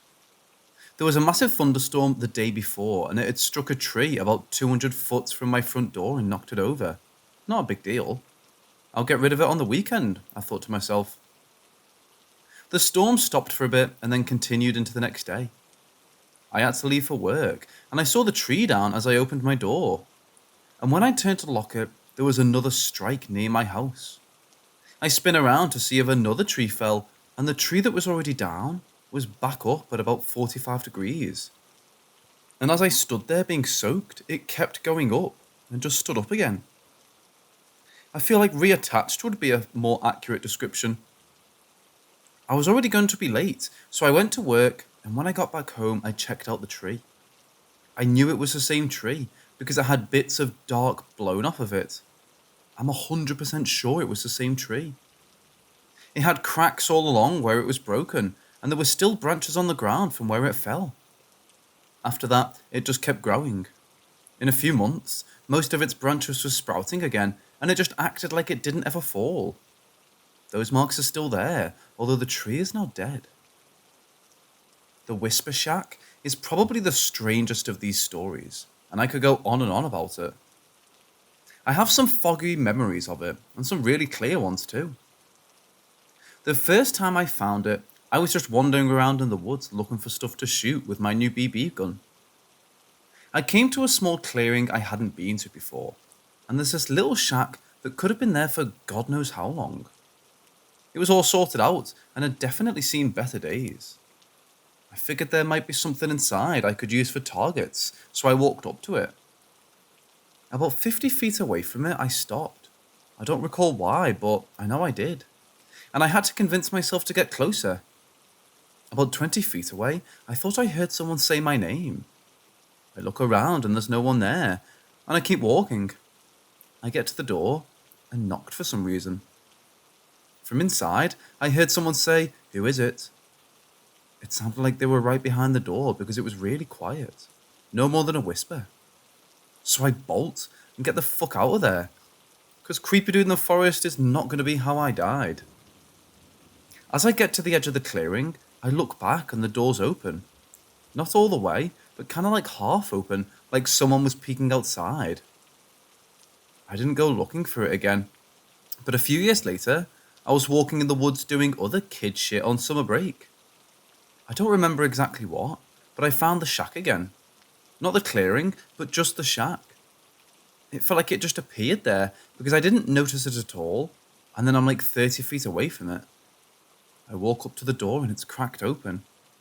I push it all the way open and it damn near falls off its hinges. I go inside and it's empty except for a table and chair. There's an old candle on the table that must have been huge from the amount of wax melted onto the table. As soon as I cross the threshold, it feels like someone is breathing down my neck. I spin around and there isn't anyone there. It was probably just wind and nerves. I go in and sit on the stool. It was hot and I was tired. I decide to light the candle, because fuck fire safety. As I'm sitting there, someone whispers in my ear and I get up and shut the door. I don't remember what I heard or why I shut the door, I just did. And then sat back down and watched the candle. It burned amazingly bright, lighting the whole shack with a flame that I remember as being really big. I remember sitting there and hearing some more whispers that I just can't remember what they said, but all my nerves were gone.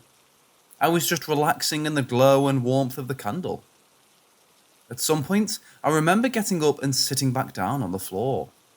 Still watching the candle, then watching the shadows on the wall. They seemed so alive, dancing in time with the flame. It seemed like I spent hours there. Eventually, the whispers told me to get up, but I didn't want to. I sat there for a little longer. They said something else, and I got up, grabbed my coat, and stepped into a cold fall afternoon. I was halfway home before I realized that it was fall. And when I went, I was sure it was summer. I get home and everything is normal. My father hugged me when he got home, which he never really did. I just kept living a normal life after that, My grades were really good for that trimester. The next time I remember the shack was in 8th grade. I had gotten this book about how to set traps, and I didn't know I needed a license to do it, so I went to get some deadfall traps and the like. I happened upon the same shack again and remembered what time last time, so I avoided it. And a few days later, I was checking those traps and they weren't where I put them. I had about 10 to 15 set up, and they were all arranged in a large circle kind of shape. They weren't like that before. So I took them all down, and when I was looking for the last one, it was right next to the shack. I went inside again, and there was still the table and the stool, but there was no wax and an almost new candle, along with another stool. I remember the whispers coming again, and my nerves died down. I sat in the same stool I did last time. The whispers wanted me to light the candle again, but I didn't. They kept telling me to, but I literally couldn't light the candle. I had my lighter in my hand, but I couldn't move to light it. The whispers stayed that soft and comforting tone, and I wanted to light the candle, but I just couldn't. And they got angry with me.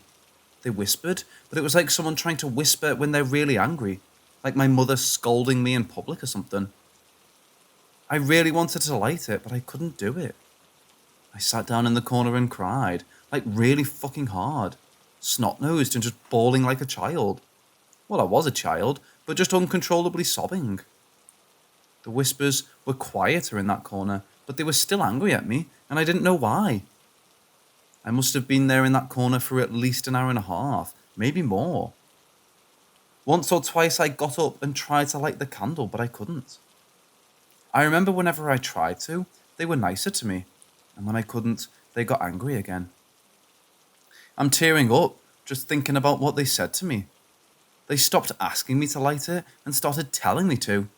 Then they berated me, called me names, told me how bad of a kid I was.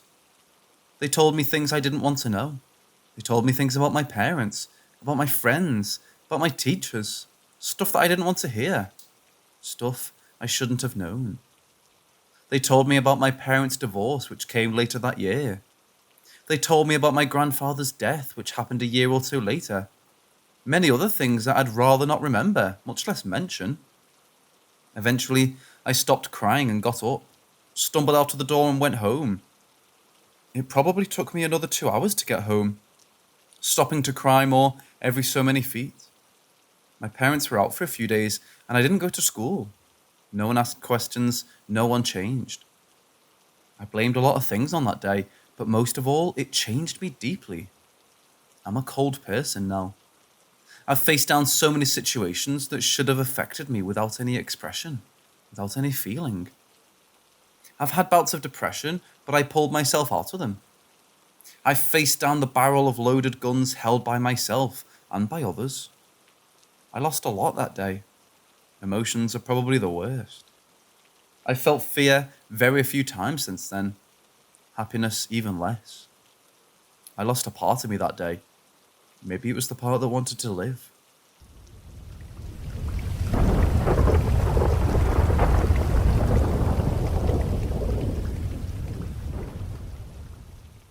Many years ago, must have been around 2003 or 2004, I was about 13 years old. I frequently took 2-month vacation trips during school breaks to Mexico to visit my grandmother on a farm. It's a beautiful ranch with large open fields, a large canal, and the closest neighbors would be around a mile away. It was Semana Santa or Holy Week, which is the week in which Jesus Christ resurrects. My grandmother asked me to accompany her to church that afternoon, talking about washing Christ's feet, and my stubborn 13-year-old declined. She seemed bothered, and off she went with my cousin, walking away down the long dirt road. Hours passed, the sun went down.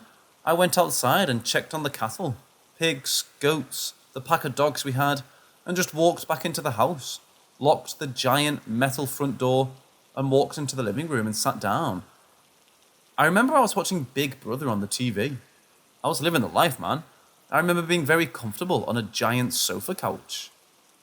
Suddenly, I heard a knock on a large window, leading to a small garden my grandmother had filled with many roses and small trees with long thorns in it. It was hard to maintain since there was no way of getting in there. It just grew wildly but looked nice. I peeked into the garden with large black window bars, and nothing was there. I dismissed it, and a minute later, they knocked again, and I ignored it, thinking it was a thorn hitting the window, and then it happened again. As I reached to open the curtain, I got goosebumps, and I pushed the curtain aside and froze. It had white eyes with only red pupils in the center, 3 scars on each side of the face, skin as pink as a pig's, and hair so dark I could swear it was damp. It looked at me as if studying me, like it knew I couldn't move. As it began to take his large snake-like tongue out of his mouth, I snapped out of it and ran towards my room, closed the door, locked it, jumped on my bed, turned my radio on to maximum volume, and pretended it was just my imagination. As the music went on, I could hear it pulling on my room's small window bars, screaming and screeching like a pig, before the slaughter, and I passed out. Hours later, I woke up to banging on my room door. I got up, knowing it was someone familiar, and I unlocked the door, ran to the front door, opened the door, and my grandmother was about to knock on it while holding my sleeping cousin in her arms. As she was carrying my cousin into my room, I was talking to her about what happened as she placed him on the bed. She told me to shut up, and she woke up my cousin and told us to pray. Confused, I praised with her, and she told me to take a look at the wall next to my bed. There was an imprint of its face on a brick wall, as if you push your face on a Play-Doh to leave an imprint. The next day, a priest came to the farm to bless the home where it happened, and with respect, covered up the imprint. My grandmother never mentioned the incident again, or asked me to go to church with her, but the demon at my window, I will never forget.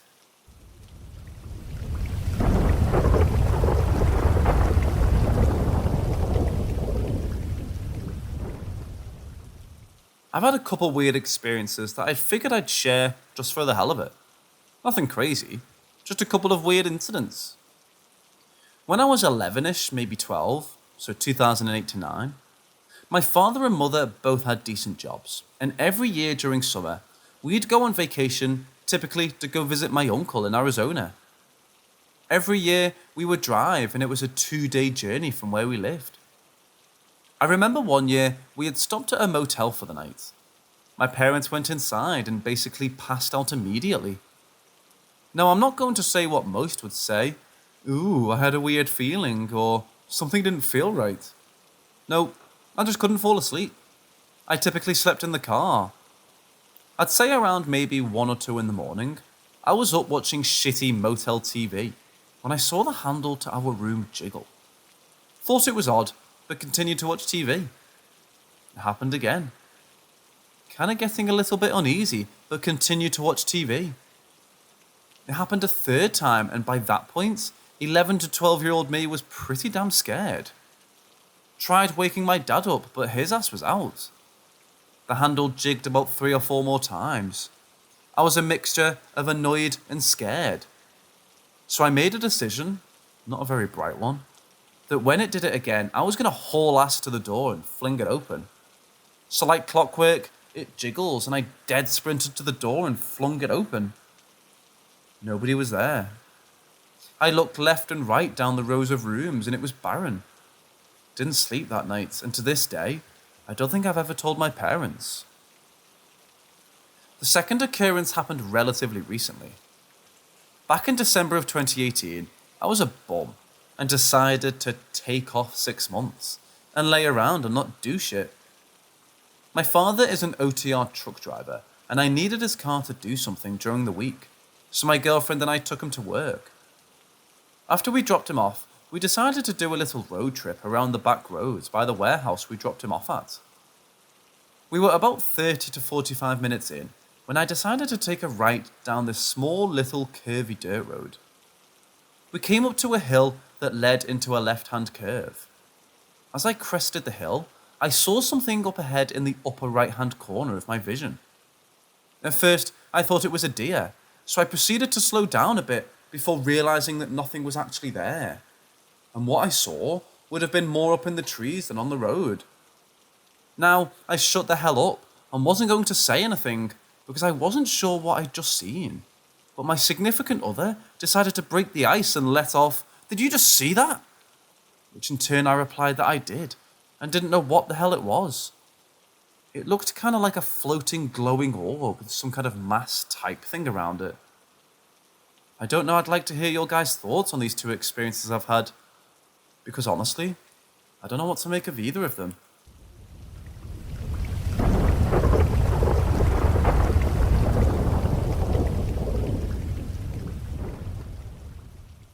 My family's take on the paranormal is don't talk about it, don't pay attention to it. Since my family is Spanish, we have a lot of old wives' tales that my parents tell me to be careful of. I lived in a small 2-story house, 2 bedrooms upstairs and 2 downstairs. As a child, my bedroom used to be downstairs. Common occurrences in this house would be hearing footsteps constantly coming from upstairs. At first, I paid no mind to it, thought it was either the house settling or my parents moving around. That was until I would hear the steps even if no one else was home. Another time, my parents' friends were over and one of their kids was asleep in my bedroom. I went over to cuddle with them as he was only a toddler at the time. I covered us with a blanket and laid there with him.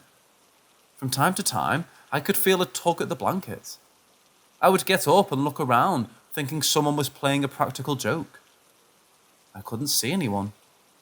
I would shrug it off and lay back down, until something tugged the blanket completely off and I said, "Fuck this," and ran from my bedroom to my parents and told them about it. They stared at me with a blank expression and laughed it off. Another occurrence was when I was still sleeping downstairs. I was in the bedroom across from my bedroom. We were using it as a computer and family room. I remember that night like it happened yesterday. The TV was in the center of the bedroom with a bag over it so it wouldn't get paint on it. The only other thing in the bedroom was a computer stand and a chair from the kitchen, the kind that are so heavy and uncomfortable. I was on the computer playing a virtual game called Virtual Slide, now called V-Side. During this time, I was playing with a random person online and we were talking, and I cannot recall 100% what the conversation consisted of, or how it reached to that point. But what I do remember is her saying, "He's coming." "What? Who's coming?" I replied. At the exact time I hear my name being called, I reply, "Yes." Thinking it's my parents, I get up and reply again, "Yes." I walk over to the hallway leading to the upstairs and listen. All I could hear were my parents snoring incredibly loud. Confused, I shrug it off and walk back to the bedroom. I sit down and look at my screen and reread her last message. "He's coming." That's when I feel a cold breeze and then a push from behind me so hard that I hit the table. Freaked out, I get up and run to the light switch. I look around and there's nothing around me. I don't think I slept a wink that night, and I never went back onto that game. The game no longer exists. I still try to Google it as I had made good friends there. After my family finished our renovations, I never heard or felt anything ever again. Is it true that renovations can wake up or disturb spirits? Do you think that this person I met online might have been a coincidence, or did she send something to me? I still can't make sense out of it all. Every time someone asks me if I've had a paranormal experience, I retell this story. Still to this day, every time I drive by that house, I get chills.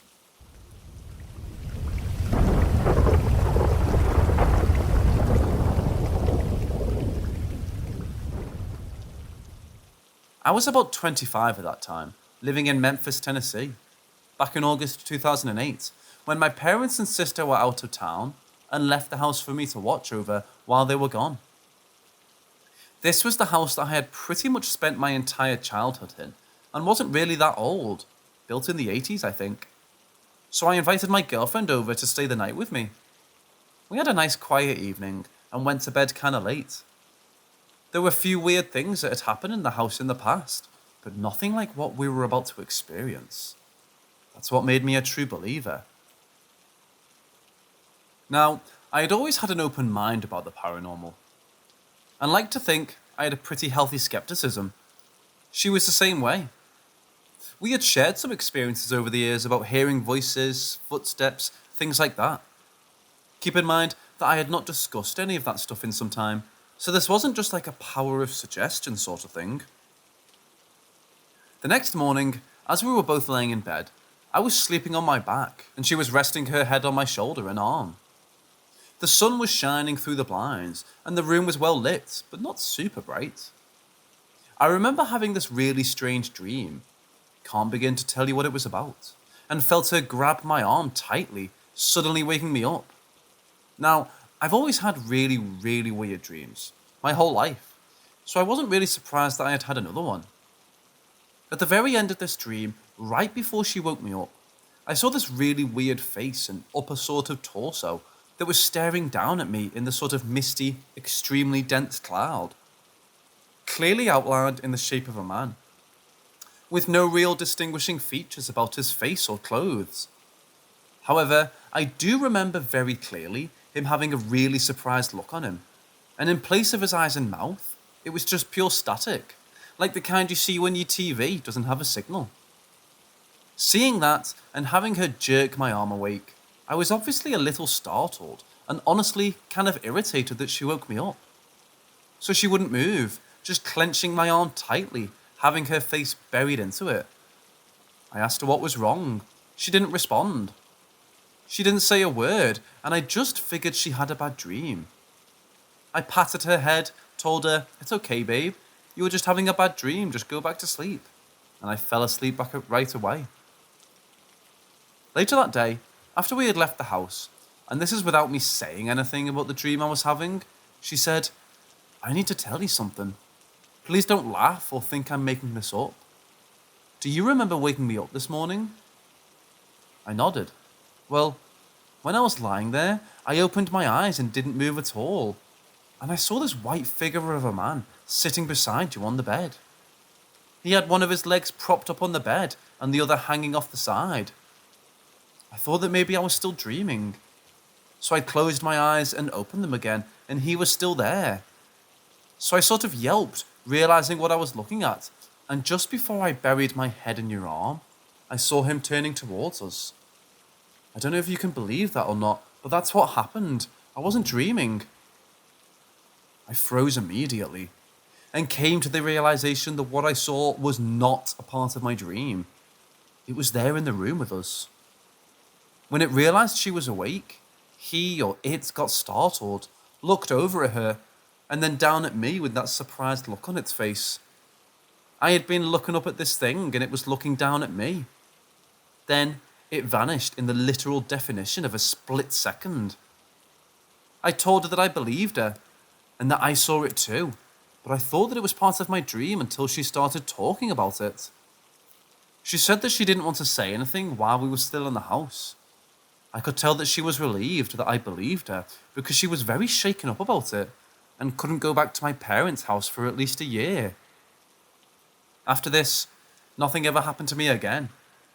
My parents, sister or grandmother, who's living there now with them, have never seen or heard anything out of the ordinary. And even though I can't say what it was for sure, that for me is proof that something exists beyond this world.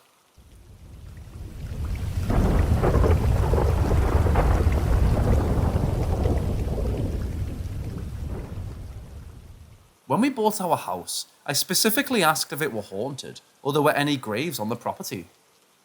I didn't ask at our previous home, only to discover about a year later, after talking to neighbours, that our house had been built on an old cemetery. That house wasn't haunted, but it was unnerving to know the history of the land. We never noticed that the fenced area at the end of the block contained a dozen or so graves, pre-Civil War, of people who no longer had living relatives to consent to moving the graves. We were also told by neighbours that they definitely got all the bodies in our block, because it was the white part of the cemetery. The black part of the cemetery was down the hill and would flood when it rained, and many of the graves weren't marked. So not being haunted or having the potential of dead bodies was on my list of home buying issues. We were told the house wasn't haunted as far as the owner knew, but he never lived in the house. He bought it as a foreclosure. My sister and best friends are sensitive. Each one stopped at the same point in the house, turned around and walked right back outside. They declared the house haunted. I rolled my eyes and declared it was mildewy gross carpet causing them an upset stomach. We ripped out the carpet and, as typical for our faith, gave the house a blessing. Not to banish ghosts, but to make it a happy place for our family. After the blessings, both said whatever menacing presence was gone, but there was something else hanging around. I don't remember exactly when the weird started. I always dismissed the noises and creaking, etc., to old things or the cat. But when I was home alone and the cat was on my lap, and I heard footsteps clearly, or when I felt something at the end of the bed, it got a bit harder to dismiss. When my kids started talking about the footsteps in their rooms, the ones I was hearing downstairs sounded in their rooms. The most common occurrence in the house is to hear the front door slam shut, even though it's locked. My husband is a major non-believer in ghosts. One evening, we were all watching TV when slam! The front entryway shook with the sound of the door shutting. My husband sits straight up. I thought I locked the door. He got up to check, and sure enough, the front door was locked. My children have also reported seeing floating lights in their doorways. I dismiss the hot and cold spots because our house doesn't have any insulation and is very drafty. The creepiest thing to happen so far, I was in the kitchen, home alone, and I heard a child's voice call out, "Hello?" When I mentioned this at a neighborhood gathering, several others on my street said they had also heard the small child calling out hello. Our neighborhood used to be a plantation, and surprise, surprise, not being from the south, I didn't think to ask about that history of the land. Our part of the neighborhood contained the slave quarters. I started attending the neighborhood association meetings and was informed by the neighborhood historian that our house is one of the most actively haunted in the neighborhood. I can't catch a break on houses. One of my next door neighbors passed away about 4 years ago.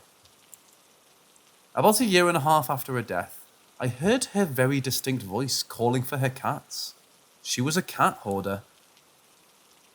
The house on the other side of me has its third owner since we've lived here.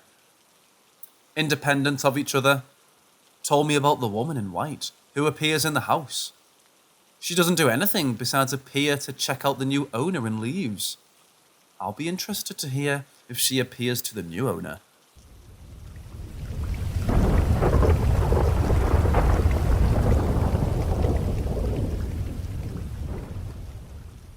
So back in about 2012, I was 6 years old. We lived in a house in Abilene, Texas. So it turns out, also, I learned all this house info years later, the house was placed on an old cemetery, and it was haunted. Well, on this exact date that I remember, it was May 5th, 2012, at 9:20 p.m. I went to sleep and I started dreaming. The dream was my siblings in our bunk bed. The way our house was built was there was this short hallway to our rooms, and ours was in the very back. The front of the room faced directly across the hallway to my parents' room. At the end on the right, there's a bathroom, and in the middle, there was another room on the left, and a closet on the right. Well, it was dark all the way down to the end of the hallway, and all the lights that were on in the whole house were the living room lights. Everywhere else was black, and you could barely see into the rooms. I remember I jumped out of bed, and all my siblings raced to the end of the hall. I remember I was the last one out of the room. There's 3 things I saw at once. 1, I looked into my parents' room across the hallway, and I saw a shadow in the window. 2, I saw my siblings at the end of the hallway all of a sudden. Last, I felt a gravity pin me against the wall. I tried to move and scream, but I couldn't. I was pinned against the wall and I couldn't talk. I looked to the right into our room, and and we had a short dresser, maybe like 2.5 feet tall. And on it, we had a box television, like the big ass old ones. I was able to hear everything. The TV started playing this very disturbing but extremely clear sounding orchestra sound. And on the TV, in a somewhat big green font, it said these exact words: "This was not an escape from your hell." I looked left into my parents' room and I saw the shadow again, except I saw it very slowly creeping up to the end of their room, and as across their room, staring at me, pinned against the wall. I remember that I saw the shadow and I looked down the hall and they were gone. The light in the living room shut off and it was dead silent. Not a single thing was making noise. I heard a whisper. I can't completely remake what it said. It was something like, "I have, and it's over." And I spinned my head to the area the shadow was staring at me still. And the moment I looked, it flew into my face. And the last image was a cloudy cloak and huge white eyes, like pearls, going into my vision. Once it got to a distance to where I saw black, I woke up. I was sweaty and it was disturbing. I didn't know what it meant, so I played it off like a normal scary dream. Then exactly 4 years later, on May 5th, 2016 at 9:20 p.m, I for some reason remembered everything. Then I started piecing everything together and I realized that that wasn't a nightmare. It seemed more like the dead trying to communicate with me. And fast forward almost 10 years later, and I have no answers to what that dream meant. Now keep in mind that I'm not into seances or dark magic stuff or Ouija board things. I believe in the afterlife, and I believe in ghosts, and my dad and I are even pretty theoretical people. We believe in a lot of strange occurrences that happened around the world daily. Again, I've never had a personal experience with an unknown entity. That I have memories of. Now we live in the same house. Same year, but a few months later after this dream happened, my parents, including my siblings, swear that I would talk to and play with an unknown entity in our kitchen. I have absolutely no memory of this whatsoever. So many things I've heard of, and yet I have no memory of it at all.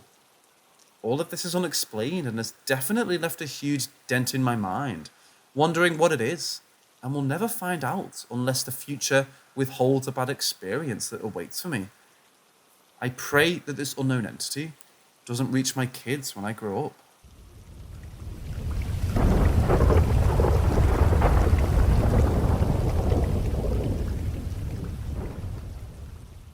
So back in 1998, I was an army chef serving in Antrim, Northern Ireland.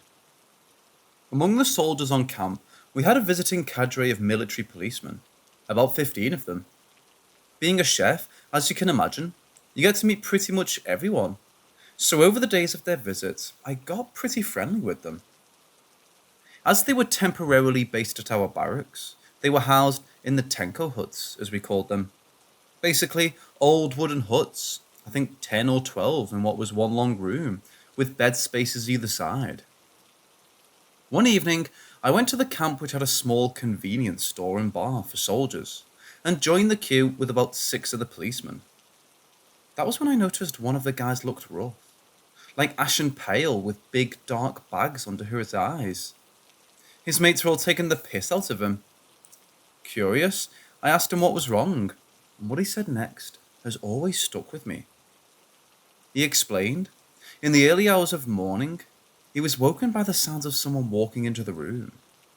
He said he lay in bed listening to the footsteps, but as his locker blocked the view, he couldn't see who it was.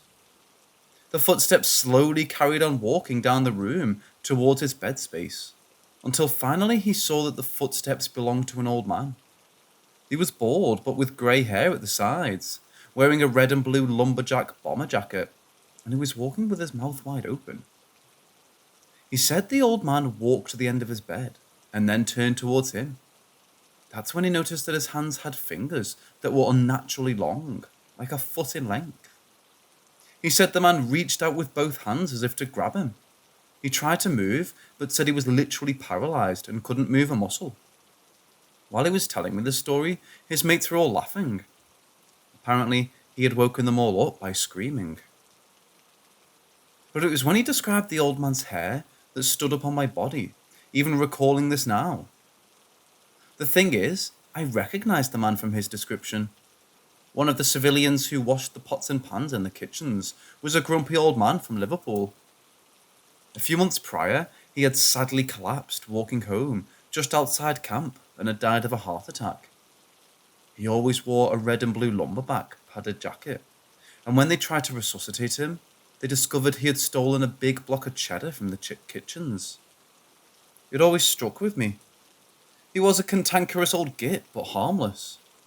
I hate the thought of him somehow stuck in limbo there, but maybe it was just a coincidence and was a vivid nightmare.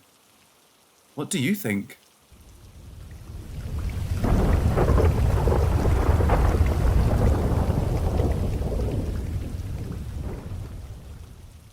I've been a firefighter for about 9 years now in Northwest Virginia. I've often heard stories about fire stations being haunted, and I've even had some strange experiences myself at my own station and in a few incidents. My favourite example of something I can't explain is a scene of a fatal hit and run involving a pedestrian. It happened in December of 2016. My department was responding to a chimney fire when we were toned again for a vehicle versus pedestrian. We were on scene of the fire and had to put the next due engine on the vehicle versus pedestrian call. About an hour later, around 10:30, after we finished cleaning our equipment from the fire, we were dispatched to assist the Virginia State Police with their investigation by providing light to their scene. When we arrived on scene, we noticed that there was police tape everywhere. I got out of the engine and illuminated the scene to find a black sheet obviously covering a body. There were 11 police officers walking around, some behind the tape talking to potential witnesses, and others walking around inside the tape gathering items to start their investigation. Among the officers inside the tape, I noticed a Caucasian lady who was about 5'4" and was wearing dark blue jeans, a white shirt with thick brown stripes and a greenish coat. She looked concerned and very out of place, but she was near some of the officers, so I thought, obviously, she had permission to be there. I turned around to start recirculating the tank water due to the extreme cold, and got back in the engine shortly after. Occasionally, I'd look up from my phone to see what the officers were doing for their investigation, and then swiftly look back at my phone. After about 10 minutes or so, I got out to recirculate the pump again. Just as I got out of the engine, an officer uncovered the body. The body was of a Caucasian woman. She was wearing dark blue jeans, a white top, with thick brown stripes and a greenish coat. I instantly realized that she was wearing the same clothes as the lady I had previously seen walking around the body. I stood there frozen and tried to analyze what I was seeing for what felt like a minute. I composed myself and scanned the rest of the scene in an attempt to spot the lady wearing the same clothes and walking around. After a few frigid minutes of looking, I got back in the engine and waited until the investigation was finished. I couldn't find a way to tell the other person in the engine without sounding crazy, so I kept it to myself. I really wish I could find a logical way to explain this, because it still gives me chills when I think about it. The concerned look on the woman's face is something that will never leave my mind.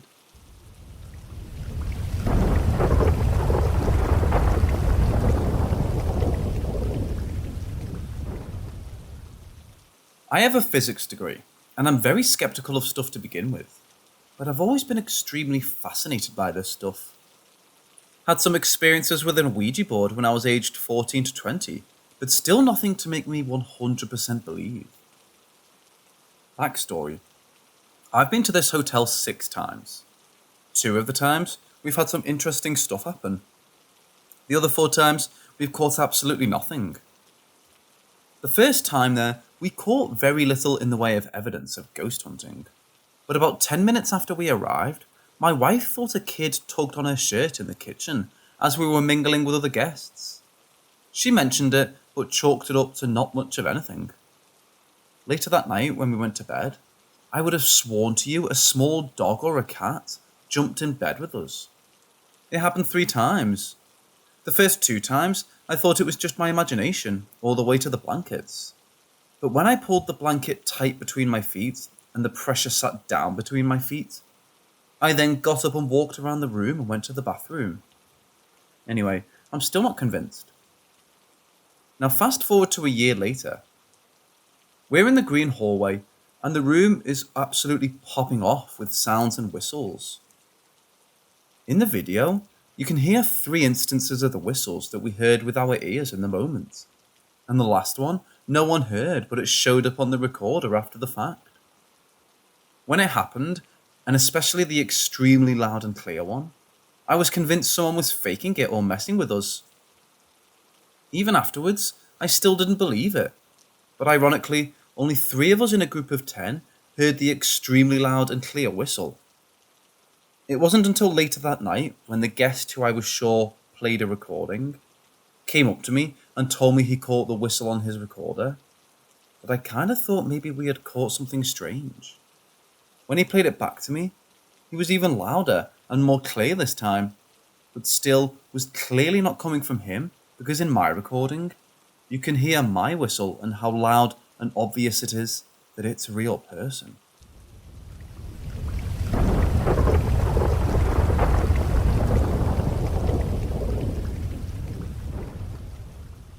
Three days ago, I was out fishing. I started fishing around 4 in the afternoon that day, from shore, and probably about 9:30 p.m, I decided I was going to move spots, because I wanted to try for catfish along the channel.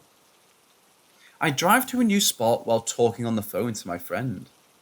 This fishing spot is pretty regularly used by people, and is an unofficial boat launch, and within view of my childhood home where my mom still lives. The spot isn't lit up except by a streetlight about a block and a half away. As I'm pulling up, my headlights shine on the dark shape of a person right by the water.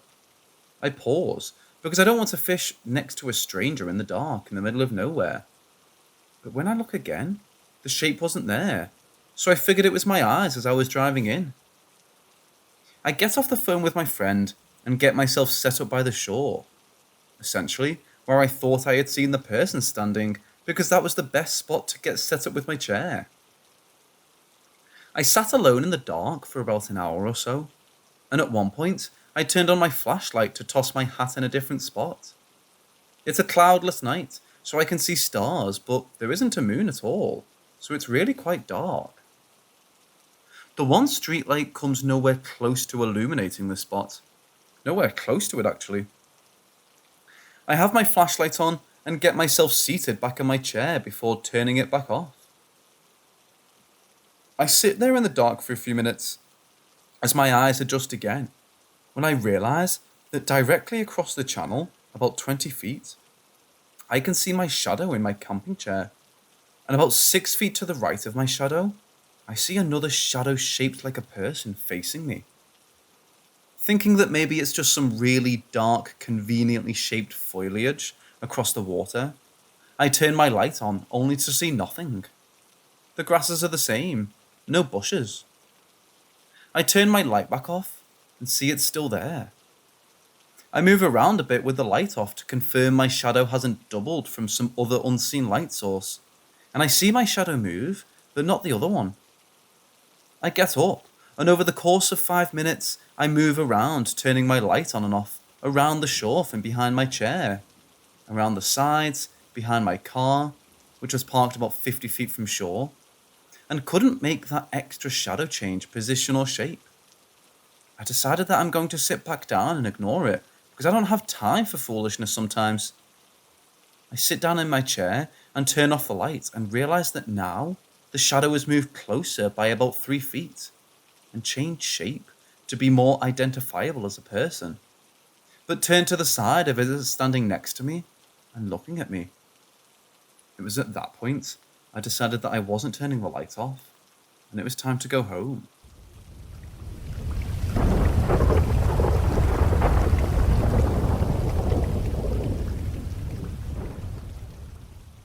I was 18 at the time. Summer, in the middle of the night. About 1 a.m. I lived in a 3-story house, which is still somewhat in construction to this day, with my family, our room being on the 2nd floor. Our housekeeper also slept in this one makeshift bedroom for her, near the stairs up to the 3rd floor, where she could see everything by the entrance to the house.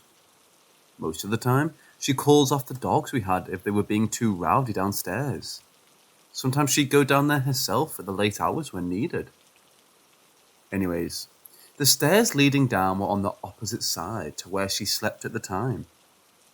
And if you would go outside our bedroom door, the stairs would be on the left side, while our housekeeper would be on the right.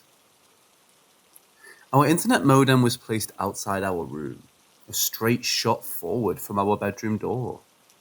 And at night, I made it a habit to turn it off.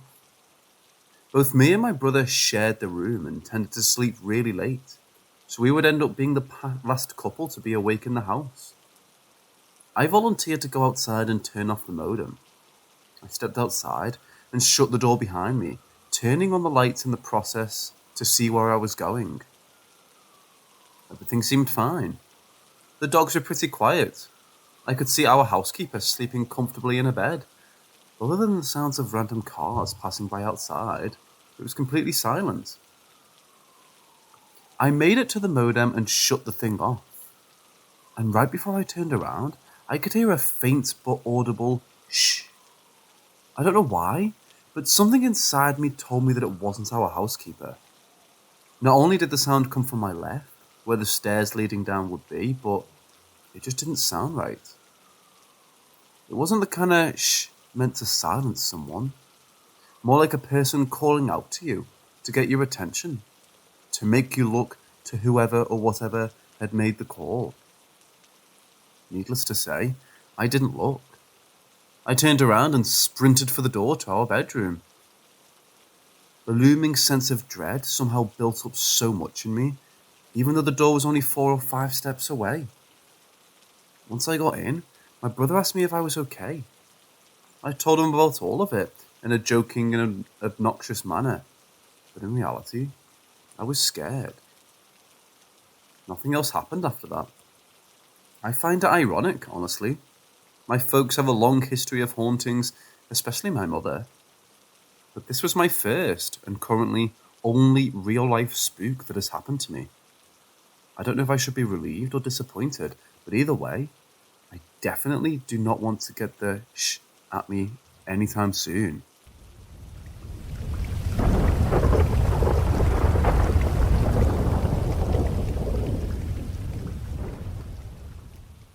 When I was 18 years old, summer of 2009, me and a friend decided to visit a cemetery in our area at night. It was connected to a park with a trail and woods behind it. The cemetery was old, like the early 1800s. My friend and I drove up to the trail parking lot. We got out of his car and walked down the dark lanes surrounded by dark trees and shadow. As we were walking closer to the cemetery, I started getting nervous for some reason. We got to the cemetery in the middle of the woods, and I started getting this bad feeling like we were being watched. We kept getting closer to the back of the cemetery. Once we were in the middle of the cemetery, I noticed orbs of light in the woodland towards the back of the cemetery. There were at least 50 plus orbs. Too many to count, really. We got closer, and they got brighter. The feeling in my stomach got worse. I stopped and whispered to my friend if he was seeing the same thing. He confirmed the same thing. We inched a little closer toward the back of the cemetery, and I got this terrible feeling inside of me. Like it was evil, and that I should not get closer to the orbs. I said that I think we should go back. He agreed, and I just knew it was something we should stay away from. So we started walking back quietly. We made it to the back of the dark grass lane in the woods, which led to the parking lot in the middle of nowhere. As we were walking about halfway down the lane, I heard a twig snap. I thought it was just an animal, so I kept going at my normal pace. All of a sudden, we heard a crash in the woods, followed by footsteps that quickened in pace, running towards us. So we started sprinting down the lane to my friend's car in the parking lot. We got to the opening and we practically dove into his car. He's starting his car up and I see a hooded figure with a large knife in his hand, reflecting moonlight off of it. He stopped at the edge of the woods staring at us. My friend sped out of there as fast as he could. Later, one of my other friends I worked with was leaving a company kickball league match at another park about 15 minutes away in the same county. It was also at night, and he ended up talking to another one of his friends after the game. They ended up being the last two people still at the park. My friend said he saw a man in a dark hood standing underneath a massive old footbridge that was on the east end of the park, approximately 200 meters from him. It was no longer in service, and it was falling apart with signs around it, warning of falling debris. He started running at the two guys, and my friend noticed he had a knife. He told his friend. They both sprinted to their cars and got out of there. Apparently, the hooded man got really close to my friend's car and hit it with his hands before he could get away. My friends said they went back to the park and they found a dead cat underneath the bridge. It might have been hanging, laying there with its throat slashed, but I can't recall the details. I also learned of the individual's name that was chasing us, and he had gone to the same high school as me, but was several years older. Apparently, he was in a demonic cult. I had heard from numerous other people say there was a local cult with the same description. They were meeting in abandoned factories, warehouses, buildings, and secluded places around the area of the county I lived in. I was also told that they would find dead cats and other animals at these other locations, which seems to be demonic, but I'm no expert on this topic. Regardless, what's your opinion on what this cult group was doing? And what do you think of the Orbs of Light near the cemetery where the cult was meeting? I honestly have never seen anything like this in my life. I did research, and there were a few places that said the Orbs of Light could represent spirits or demonic spirit portals. I honestly have no idea, other than they were evil spirits, and that I should not get any closer to them.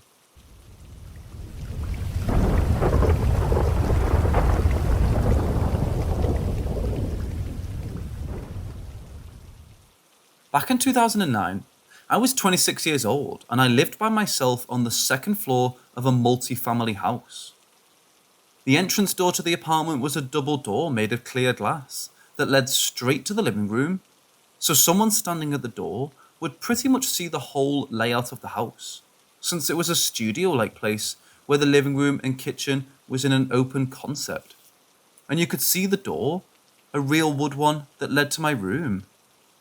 It was really weird at first, but it grew on me, and I ended up liking it.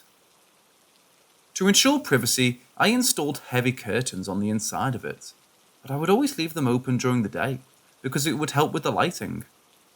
I never had issues with it, at least not with the living, throughout the whole time I lived there. But one day, something really creepy happened. Something I never wrapped my mind around up to this day.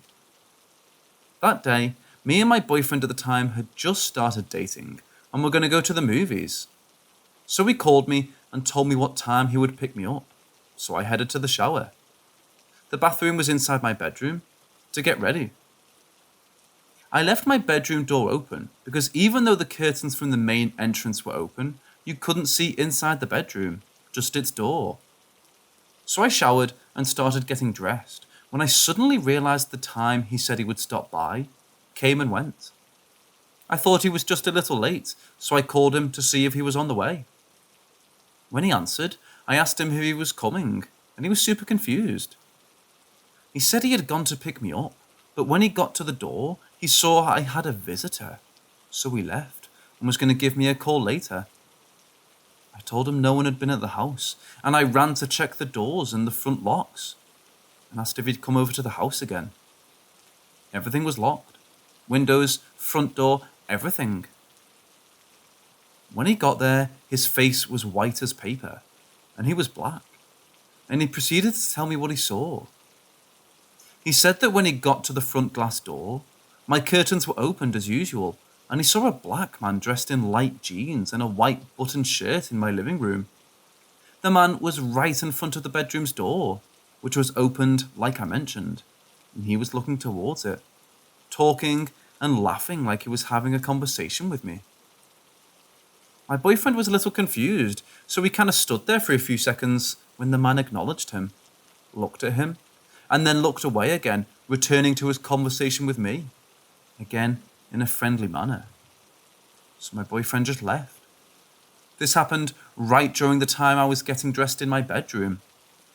I was terrified, and up to this day, I'm puzzled, and it still gives me creeps.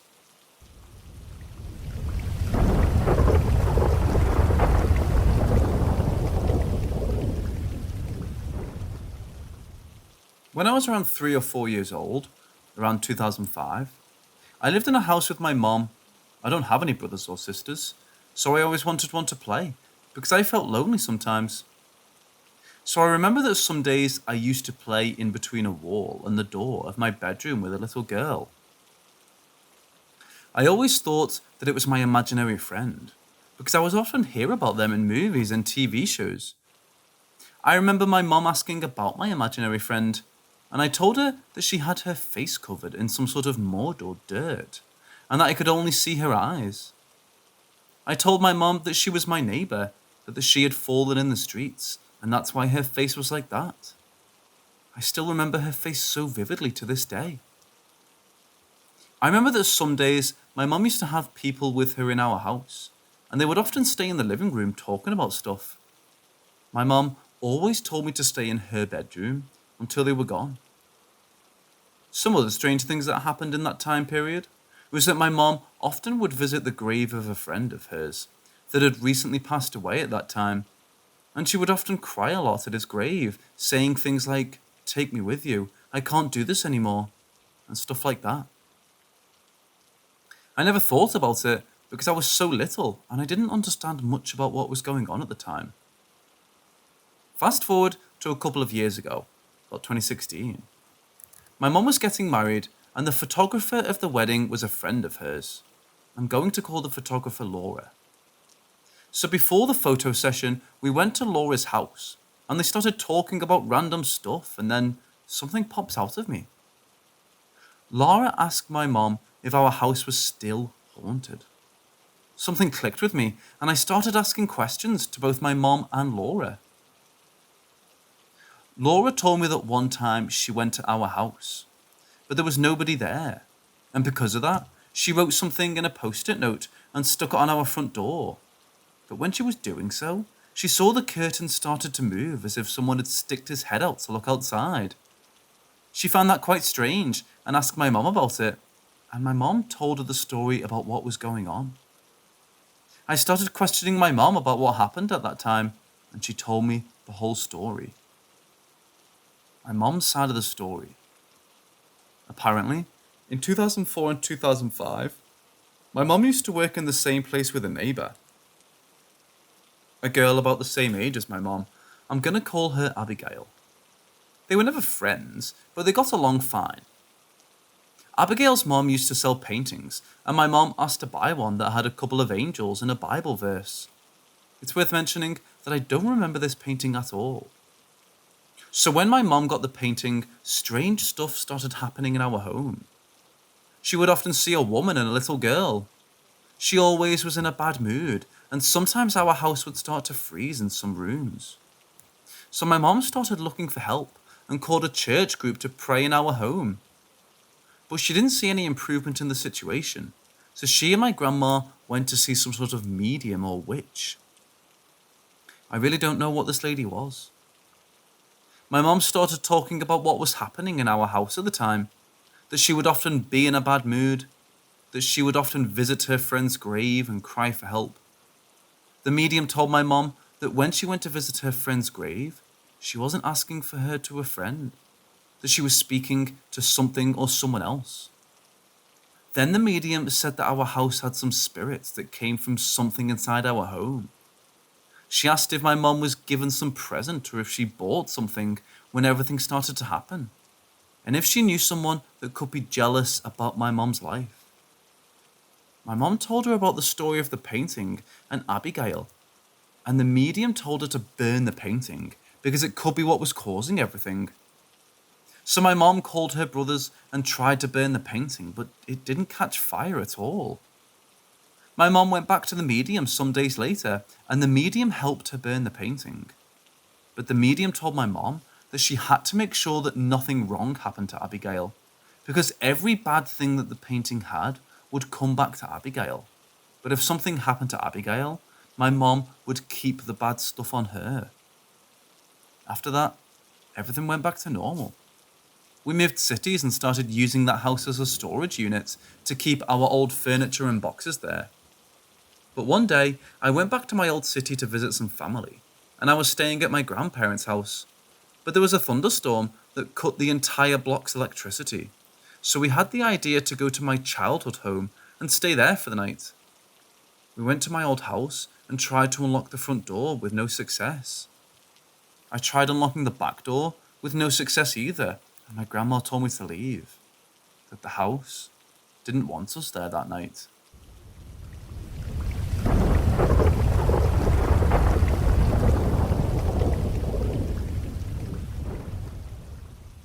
Through my younger years, my mother dated a guy very on and off, which I think mostly had to do with him being in the army and staying with his family in Laredo, Texas, whenever he was home. Either way, he invited us to visit his cousin's summer cabin in Monterrey, Mexico for a weekend, so we did. The cabin was very ranch style, longer in one dimension and shorter than the other, so it was built like an architectural rectangle. On one far side of the building was the kitchen, and next to it was the living room. Attached to the living room was a long, slender hallway connected to the bedrooms on each side, and a bathroom on one of the sides.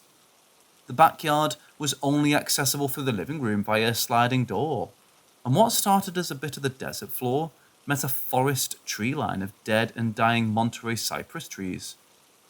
Meeting the tree line was an elevated hunting tower which had its platform meeting the top of the vertical tree line. On our way to the cabin, my mom's boyfriend was telling us about a cursed legend of the witches of Monterey. Apparently, they had been haunting the mountains area for generations and were his childhood version of La Llorona. Clearly, he was trying to scare us from the get-go, and me being so young, I was eating this shit up like candy.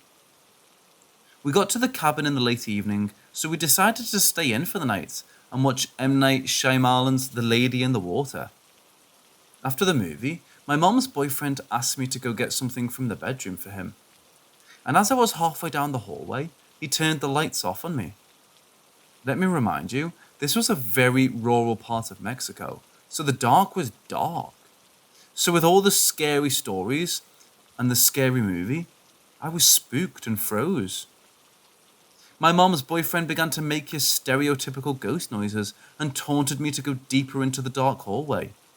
But I was so petrified, I remember just standing there frozen in fear. Long story short, my mother got onto him and he turned the lights back on. They comforted me, and after a few apologies, we all went to bed. I can't remember how I slept that night, but I honestly wish I did. The next day, we did basic tourist shit. Went to a bazaar, embraced the city's beautiful mountain range which seemed to hug the city, ate authentic Mexican food, and visited the main hub of the city. When the day was all done, we decided to call it and went back to the cabin.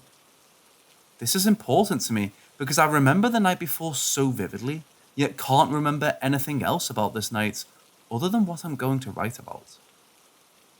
I was in the living room of the cabin and remember my mom's boyfriend was there with me.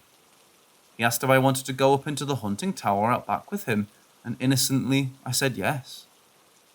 I remember following him through the back door of the living room, and I remember him walking ahead and turning back to wave me towards him.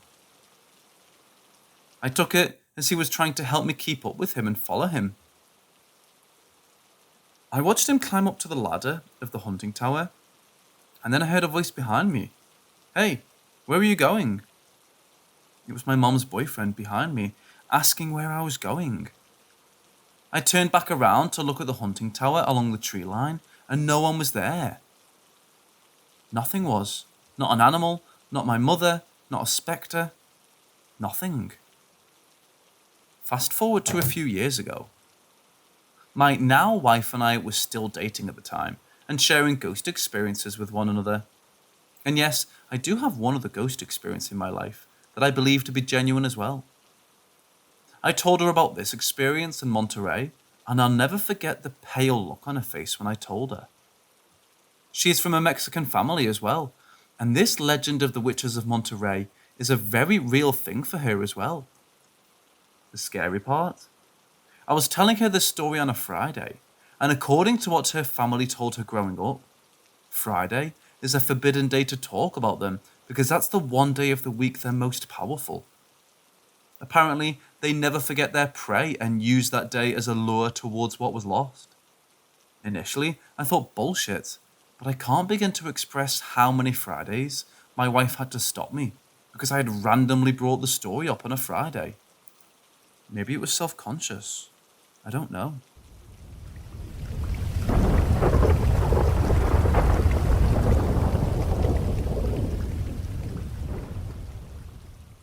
I live in rural Appalachia and adore the wilderness. I often invite friends to come out and camp with me. One, because I enjoy sharing the wilderness with people close to me. And two, because there's a creature that lives in my woods, as mentioned. A couple years ago, maybe 4 or 5, my aunt brought a small cabin from the Amish and placed it here. She intended it to be used as a playhouse for my younger cousins, but my cousins never enjoyed it and could never stay a full night here. The weekend off of school came around, and I called out to my friend to see if he'd like to stay in the woods for the weekend. He agreed, and his mom brought him out. We started walking and made it not even halfway to our destination when he asked if we could just stay in the new cabin for a night or two, because the weather said it was going to storm anyways. We walked back to the top of the hill so I could text my aunt and she gave me the okay. It was starting to get dark, so we went ahead and settled down completely in the cabin and started eating what was supposed to be camping rations. We talked and talked for hours until we looked out the window and noticed it was dark out and the rain was coming down. We decided it was best to lay down and go to sleep. He passed out almost instantly, leaving me alone in pitch black darkness, listening to the sound of heavy rain hitting the tin roof. I didn't even realize I fell asleep until I heard loud knocking and rattling on the door, and I figured my buddy went out to pee or something. The door had a large window, and I could clearly see someone standing there. I was dreading having to crawl out of the blankets into the slightly moist, cold, still-aired room to let him in, after he somehow locked himself out. So I rolled over to prepare to stand up, and as I was faced his bed, which I couldn't make out the shape 100%. But as I focused my eyes more, I could see he was still in it. I froze and was in pure terror for what seemed like at least an hour, when I hear the thing at the door make a sound akin to clearing its throat and run into the woods. I waited at least 20 minutes before asking if my friend was awake, and he immediately said, "Yeah." "Did you see and hear that thing too?" I asked. "Yes," he said. "Were you awake when it was happening?" "No," he said. We laid there too scared to move or make a sound above a whisper for hours. I would start drifting off and almost immediately start hearing something tap on the windows. But I tried my best to ignore it, even when I could clearly hear something rubbing its fingers on the edge of the tin roof on my side of the cabin. Morning came and I felt like death. My buddy didn't feel as bad and apparently thought the figure was a dream, but he quickly realized it wasn't, the more details I brought up.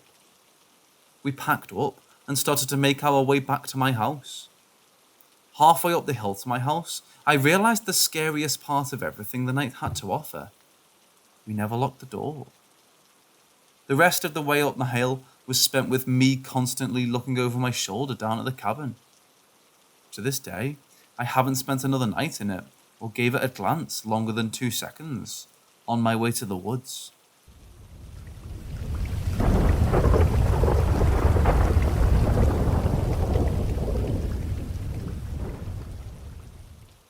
I've seen a ghost, only once. It was so real that I could believe it without effort. There were physical effects to the incident, and I could have no doubt. I decided to work overnight at the club, where I'm a maintenance man. I was alone in the place, so it was pretty nice at first. I hijacked the sound system and played my own music while I worked, and for a while, everything was normal. I decided to go check on the boiler in the mezzanine, and this is where the night changed. The mezzanine floor had been problematic since I started about a year and a half prior. The lights would flicker, the pumps ran roughly, and the power from the breaker box would drop off and go back to normal in quick intervals. It never happened so quickly that the pumps never shut off. But when I measured power with my multimeter, I could see it dip and come back up again, causing the display on my meter to fluctuate rapidly. I had called an electrician about the first 6 months on the job, and he had looked over everything in the mezzanine floor. The answer seemed obvious. The breaker box was from the 1960s and was so old that it wasn't working properly. He recommended changing it for a new one. The board of directors scoffed at the price, and so we operated with the old box for another year. This night, I was in the same mezzanine, and the lights were flickering as usual. It got chilly, and the lights began to flicker more rapidly. After about 30 seconds, it began flashing like a strobe light. I stood in the doorway, beginning to feel a little afraid of the light bulbs exploding. I looked at the one closest to me, and then noticed him out of the corner of my eye. I was not alone in the room. There was a man standing in the corner looking at me. I was so scared that I turned very slowly to look at him. In the strobing light, my eyes moved closer to his position, and I was too scared to move them any more quickly. I can see very well in my peripheral vision, well enough to read sometimes. I saw a man in a navy blue shirt and pants, staring at me with his teeth bared. It looked as if he'd been horribly burned, and his eyelids and lips were gone. He was about 5 feet and 7 inches tall. Slowly, still my eyes moved toward him until he rested on the spot he had been standing, but he was gone. I called out into the room, scared and trying to remain brave. "Dude, you're dead," I said. "You're not supposed to be here." The strobe effect of the lights became more intense. Whatever place has been calling to you, that pull you feel, you have to go there. "There's nothing left for you here. You're dead," I said. I tried to feel love for the unfortunate soul, and suddenly the flashing stopped. The mezzanine went back to normal, better than I had ever seen it. The lights stopped flickering altogether.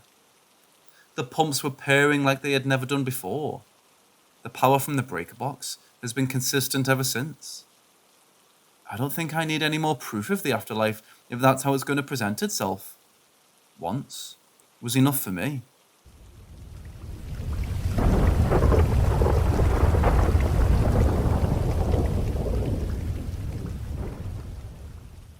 It was 1998, and my mum had bought her first home. Her being a single mom, this was huge. A 4-bed, 1-bathroom house with a family room and a pool in the back. The house was big and had lots of room for me and my brother to play in. My mom said since she was a child, she would see demons, and because of her gift, she was used by her church to point where the spirits were. She said I would see them when I was 4, but I don't remember. My mom just told me I would react to them. I do feel and hear them. Since we moved to this house, I felt a tall, dark figure in front of my bedroom door. He would never dare to come in, but he would walk around the kitchen that was right in front of my room. I never was a person to close my bedroom door because I always felt him there. Because of it, I slept with a nightlight to feel safe. If the light went off, I would feel dread, paralyzed, and would sweat profusely until my mom came to help me or bring a candle. Multiple times, I would take out the courage and tell him to leave, and he did, and I was able to sleep. A lot more weird things happened in the house, and my mom had to talk to a pastor. When the pastor came, he told us the spirits were using our home as a bridge between our neighbors that would summon them and that there was nothing he could do. So we just had to accept we had visitors and learn to live with that. For some months, I felt calm, and some, I felt pure dread staying in my room, and I had to live with that. He was there every night and only left when I told him to. At 21 years of age, I got a new dog. She would sleep with me, and she made me feel safer. When I felt him, she would bark at the door. The first time, she didn't. I knew I was not crazy, and that it was never only in my head. My dog gave me more courage to tell him go away, and he did. So I was able to sleep better than I did as a child. My dog would also bark at the same area even during the day. At 22, I moved out and had my first child. My mom, being awesome, let us stay with her for 3 months to adjust to our new life as new parents and to learn from her. The first night I slept in my mom's room with my son, when my partner slept in my room, where there was only a sofa. Next morning, he was scared and with pure panic in his eyes. He said he heard a noise that woke him up and saw the door of my room open and a tall, dark figure came closer and closer to him. He wasn't able to move or speak. I always told him about the figure in front of my room, but he always brushed it off as me being a paranoid person.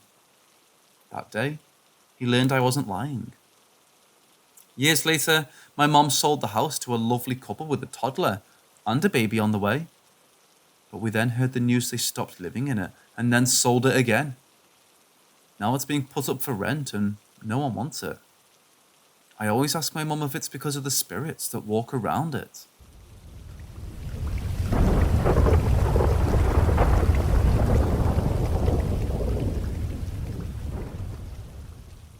Around 2008 to 2009, when I was 13 and 14, I had just started a new habit of staying up very late.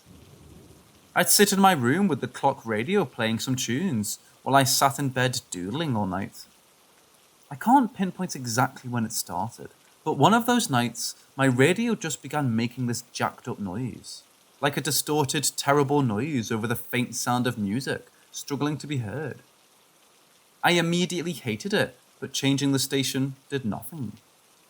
This went on for a few minutes and just stopped. I quickly shrugged it off. Then it kept happening. Every night, for a few minutes, the radio would go nuts. If I wasn't being a lazy sack, I'd get up and turn it down for a while. Most nights, regardless of how much it bothered me, I'd usually just suffer through it. It occurred to me that it seemed to always happen around the same time. So curiously, I paid attention one evening. At 3:30 exactly, on this little clock, it started, and it didn't stop until the turn of 3:34. So for a solid 3 minutes this would go on. I was aware there was some sort of significance to 3 a.m, and I wasn't the type of person to believe in that kind of thing, but still, it made me feel really uneasy. It felt so intentional. So I paid attention for more nights, and every single night, 3:30 to 3:34, it happened. I tried telling my family. No one believed me or bothered to listen to my off-putting rants. You know how in horror movies, the adults never listen to the kids, blatantly calling things out? Ever thought that was unrealistic? It isn't.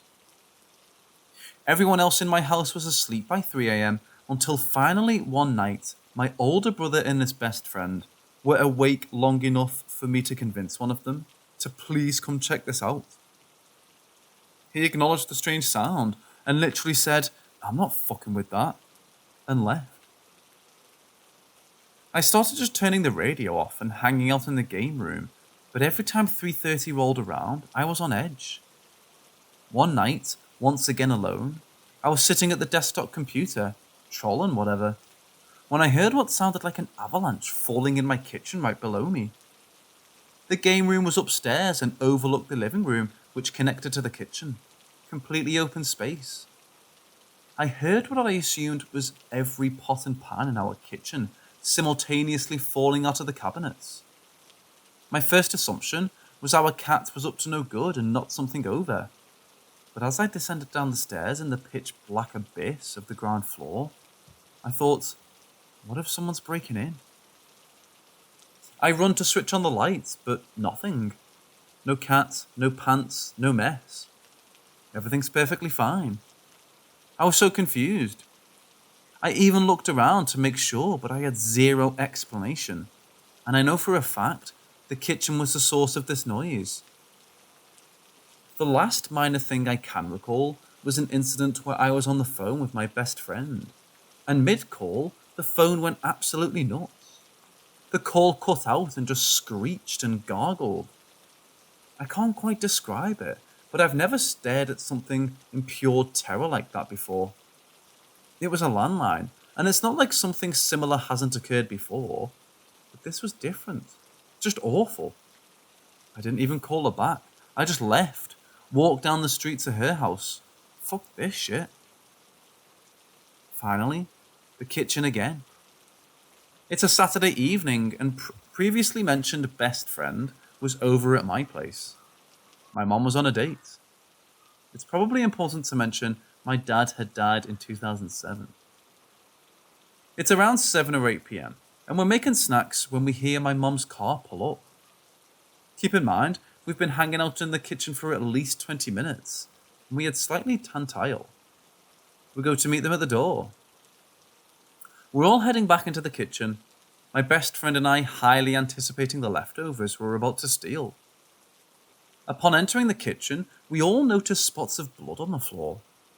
20 or so nickel-sized spots of blood sporadically on the ground. All contained around the general area in front of the stove. My mom, being a mom, says, "Check your feet, it looks like one of you's bleeding." My friend was still in her socks, no blood. I checked my feet, perfectly unbothered. My mom looks for the cat. It's asleep on the couch, probably hadn't moved in hours. I couldn't find the source. We even looked up at the ceiling just in case. My mom's boyfriend wiped some up on a paper towel and sniffed it. "This is definitely blood," he said. Mom just cleaned it up. She even made some remark about how we were probably just trying to scare them. To this day, my friend brings it up like, "Yo, you remember that time there was blood all over your kitchen? Like, seriously, what the fuck was that? Your house was haunted, dude." On top of these things, I just felt awful. I was already depressed. I started having terrible, vivid nightmares almost every night. I now know I have a sleep disorder, and I think these were the first instances of it developing, but that's kind of irrelevant here.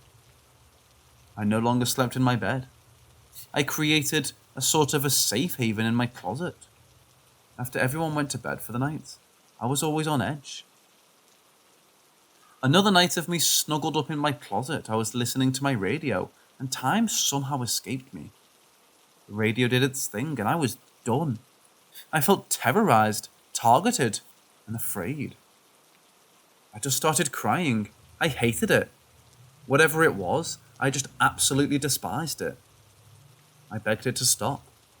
I can't remember exactly what I said, but it was along the lines of, "Stop, stop, stop. Please stop, for fuck's sake. Leave me alone, please." And it did. 3:32, I'll never forget. Radio went back to singing clearly. If anything strange happened after that, I didn't bother noticing. A while later, when my mom was in her messier stage of grieving and distracting herself with dating and work failed, she was drinking herself to death on the couch again and brought up the blood in the kitchen to me. "You remember when we saw all that blood in the kitchen? You know what that reminded me of? Your dad. When he was almost gone and the diabetes was taking him, his feet would split and bleed, and I'd have to clean up all the little spots of blood he'd leave behind. Oh, what a terrible time for us."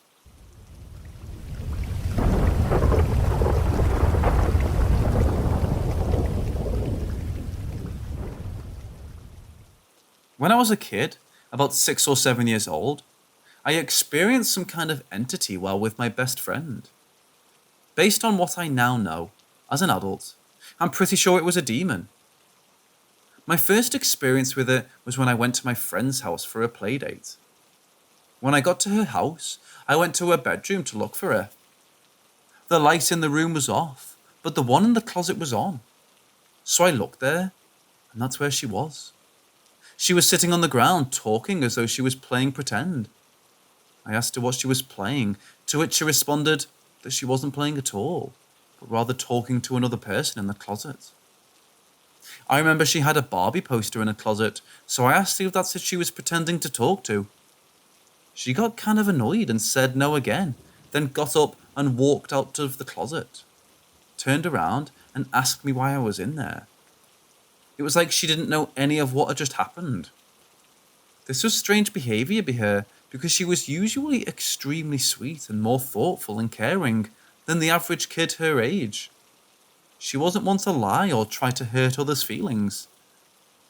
The next time we encountered something was when we were in her playroom. There was a bunk bed in there, and we would make a fort by hanging a blanket around the bottom bunk. We'd also turn the lights off to create an atmosphere for our game of dolls or whatever we were playing. The door of the room was closed, not locked. We were sitting there playing, and I happened to look up and see the shadow of a person move between the crack of the hung blanket behind my friend. I thought her mom had come into the room to talk to us. I told my friend, and she got this scared look on her face and asked me to turn on the light. So I got up to turn it on and noticed her mom wasn't in the room like I thought. My kid brain didn't think of ghosts, but also didn't think anything of it at all. I flicked on the light as my friend watched from our fort. As soon as I did, the doorknob next to me started turning back and forth, completely one way and then the other. And it was turning quickly and loudly, like someone was playing with it. If they wanted to push it open, they could. The door was unlocked after all.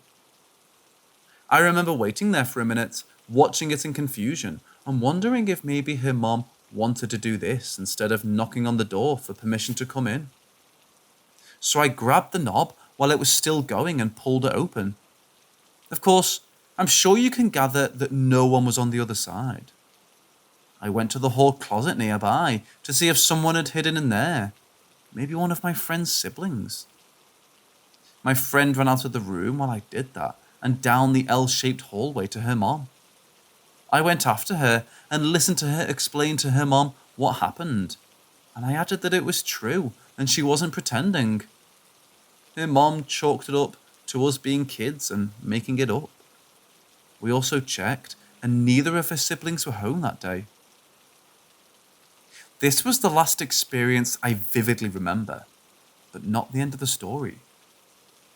A couple of years after it happened, my family moved away and I lost touch with my friend. We never talked about the incident, half because she didn't want to, and half because other things took precedence in my kid brain, I guess. Fast forward about 17 years later. My friend and I are adults now, and she moved out to the town I live in. We agreed to meet and catch up. I'm pretty forward, so I didn't wait long to ask her about the things that happened. Through the years, I realized more and more how wild the experience was, and told friends and family about it. I also looked up things like the doorknob moving to see if there was an explanation. I never found one. Anyways, my friend answered my question with a simple, "Yeah, I remember that. I was actually going to bring it up, because there was a part of it you didn't know, but I wasn't sure if you'd be too scared to hear it." I insisted I was fine. She told me that when we'd have a sleepover at her house, she woke up in the middle of the night every time and saw a shadowy woman with deep red eyes and something on her head, either a hat or a large bun hairstyle. She never ran to get her parents or screamed, and she still doesn't know why. She says she just put the blanket over her head and tried to fall back to sleep. She said that when I moved away, the lady stopped showing up. When her brother moved out to go to college, she took over his room in the basement. She uncovered a Ouija board in his closet while clearing out his old things, so she suspects this is what caused the activity. I think she was worried the lady had attached to me and followed me out of the state. but I never had an experience as intense as that ever again. I sometimes experienced waking up in the middle of the night and being touched or seeing shadows. Not sleep paralysis, because I could still move during these times, but definitely something I chalked up to me being half asleep and possibly still dreaming a little.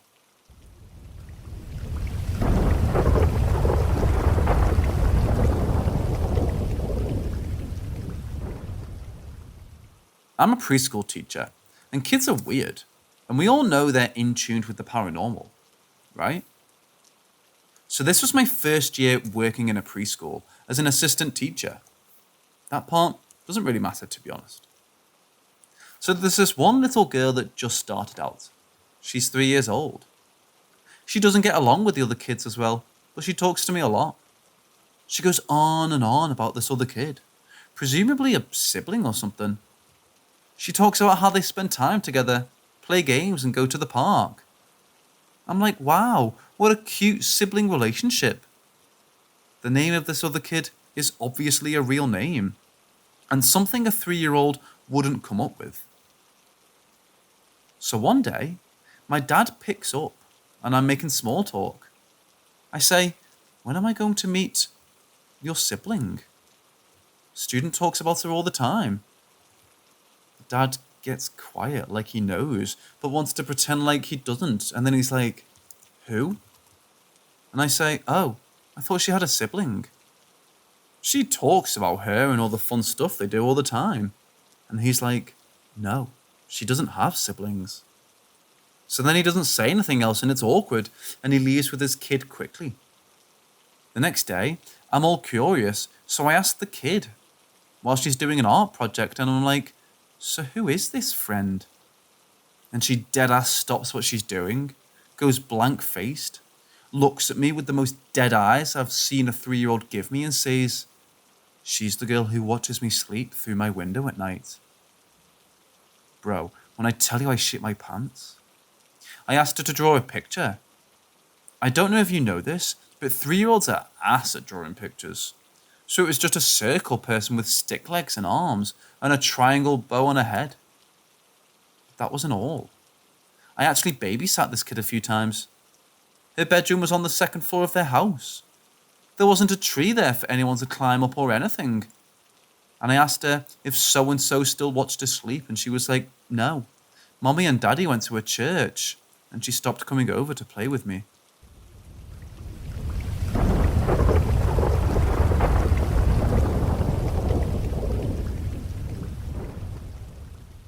During COVID, the preschool where I worked stayed open, but it was a small place with only 2 classrooms, and a lot of kids didn't come at that time. It ended up being me and 1 kid a lot of the days. So one evening, we're sitting on the floor playing, and I say something to her with the doll I have or whatever, and the kid doesn't answer.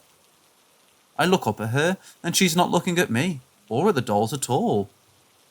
She's looking over my shoulder, just blank-faced. My first instinct was to just say, H, her name. She didn't respond right away. There was a little spot of silence, but when she did, she looked me in the eye and said, your mommy is hugging you right now and wants to tell you that she misses you. My first thought upon hearing that was to check on my mom because I was terrified. So I texted her asking if she was okay. I got a response right away and so I was like, okay, whatever, and tried not to think about it again. We keep playing and a few minutes pass and then the kid stops and says, Miss Y, what does your mommy look like? I reminded her that she's seen my mom before when she picked me up one day because my car wasn't working. She goes, oh, I have seen your mommy. That wasn't your mommy then. I asked her who it was. She said she didn't know. I really didn't want to ask anymore because sometimes I worry that the kids will tell their parents our conversations. And then the parents will think I'm a crazy ghost enthusiast who's teaching their kids scary shit. Also, this kid never said anything like this before or after. It was super random for her.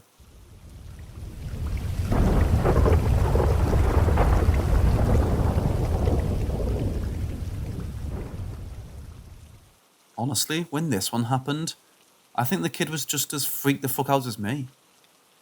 Hopefully, he forgets this as an adult so it doesn't traumatize him. Anyways, I worked at a church preschool. This place was 70 years old. So one day, my director comes to me and she's like, one of the kids I used to teach passed away, and the funeral is being held in our church building next week. So I'm not going to be around that day. So about a week later, she does a thing. The day after the funeral, I'm chilling with the kiddos, sitting on the carpet, and one of them asks me, Miss Y, when is that new kid going to start coming here? And I was like, new kid? We hadn't had any families tour the building for a while. So I asked him, and he said he saw a little boy walking around yesterday, looking in the doorways and watching the kids play. He thought it was some kid on a tour. I was like, no one new came yesterday, buddy. And he just said, oh, and looked freaked out. A child with sense for once. And if I hadn't been nervous before, this kid's face made me feel it. I don't know exactly what he saw, but it seemed like it might have been something a little more than just seeing a new kid playing in the doorways. Anyways, the day continues as usual. I stayed late that night because the cleaners couldn't come, so I did it instead.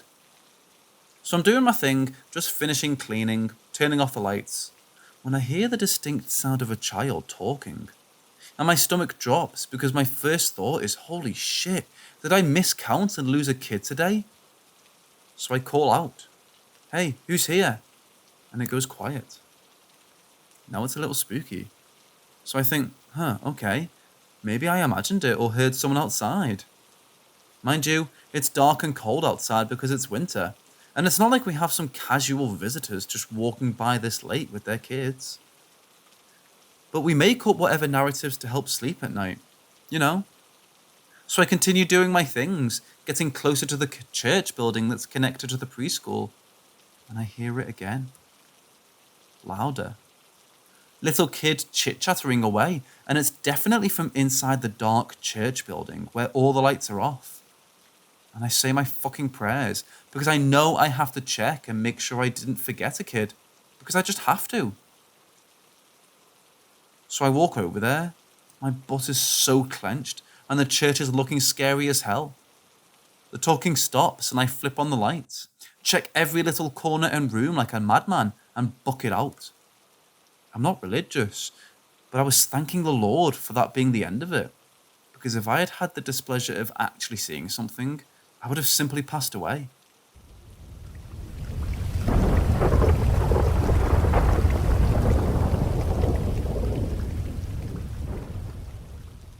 I feel like floating.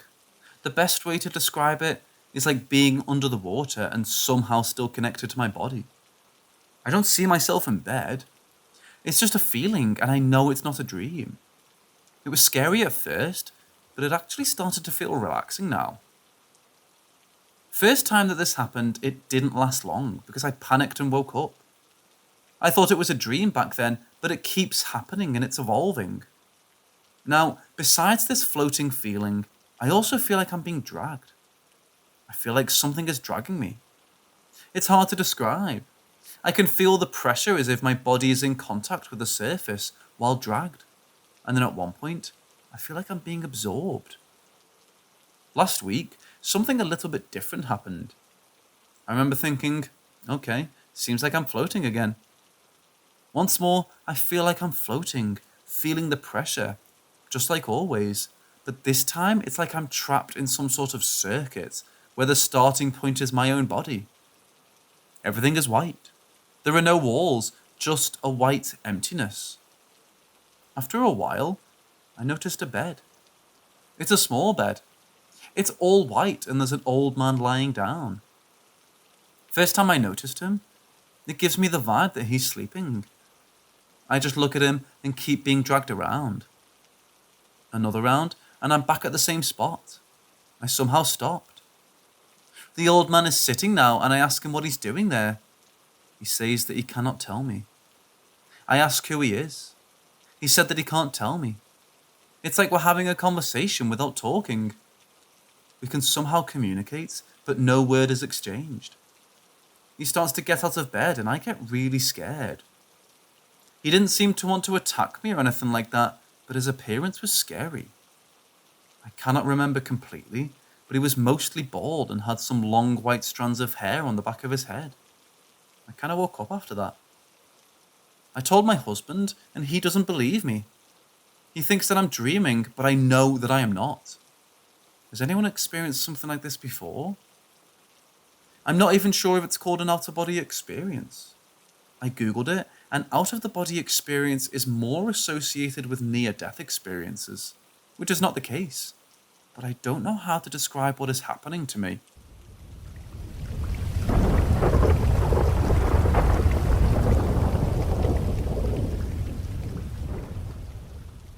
So I grew up in the woods and have many stories about strange goings-on, but this one happened a few weeks ago.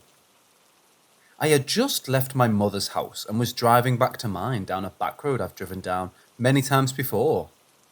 I knew this road like the back of my hand and could drive down it with my eyes closed in reverse. As I was getting to the halfway point down this road, there was a thick fog, which is nothing new, as there's fog on this road all the time. However, I was driving slowly and starting to take turns I don't remember. There was a 90-degree right turn when it should have been left, followed by a wide left turn that felt like a full circle. Then I drove straight for about 5 minutes with no hills or drops, and that road never has a flat section that long. There was then a left turn up a hill. As I was going up, all the hair stood up on my body, and I almost turned around there, but I decided to keep going because, well, I don't know why. This is when I pulled my gun from my glove box and had it on my lap. When I looked back to the road, some dude was just crouched in the middle of the road. I slammed on my brakes and he didn't even flinch. I figured it was just some dude going frog hunting or some shit, as many people on that road do just that. I honked my horn and the guy stood up. He was massive, like at least 7.5 foot tall. Thin as a mother, and his arms were just too long. It looked like he didn't have any clothes on either. I laid on the horn again and clicked off the safety on my pistol, just in case. He turned his head to what seemed like almost a full 180, and his eyes had that predator glow, like a wolf or a cat, and I raised my gun and leaned out the window, telling him to get lost. He took a few steps towards me. And I know this was stupid, but I tried to pull the trigger and my gun just didn't fire. Hammer clicked and no boom.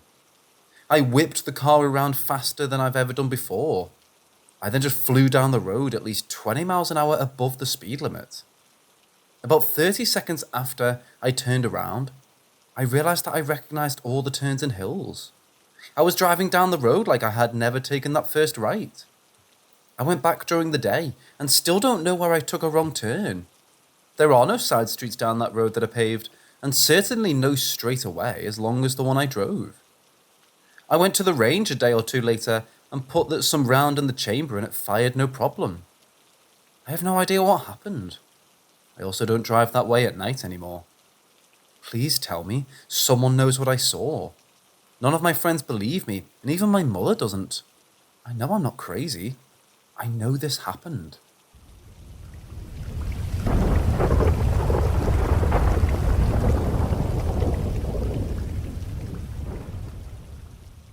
It happened a few days ago. For context, my grandpa is 93. He and my grandma had 7 children, 6 boys and 1 girl. Throughout the years, he's lost 2 sons and his wife. It's tragic to outlive your children, but he's the strongest man I know. He's a veteran who still has his wits about him and will still work his tail off even in a wheelchair. Anyway, the latest loss was that of my Uncle Larry, his son, who died a couple years ago of liver failure at the age of around 58. Now, Gramps was never a believer in anything paranormal. My grandma loved to tell ghost stories, but my grandpa would insist it was all hogwash. Until the other day. Gramps was sitting in his recliner in the living room watching TV.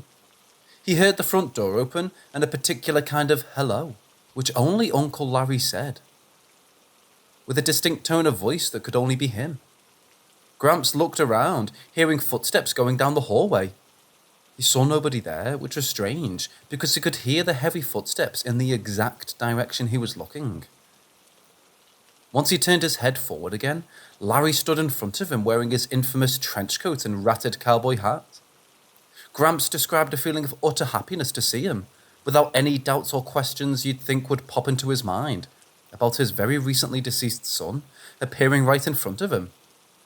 Gramps smiled big and looked into his eyes, saying a breathless hi, and then before his very eyes, Larry grinned and disappeared.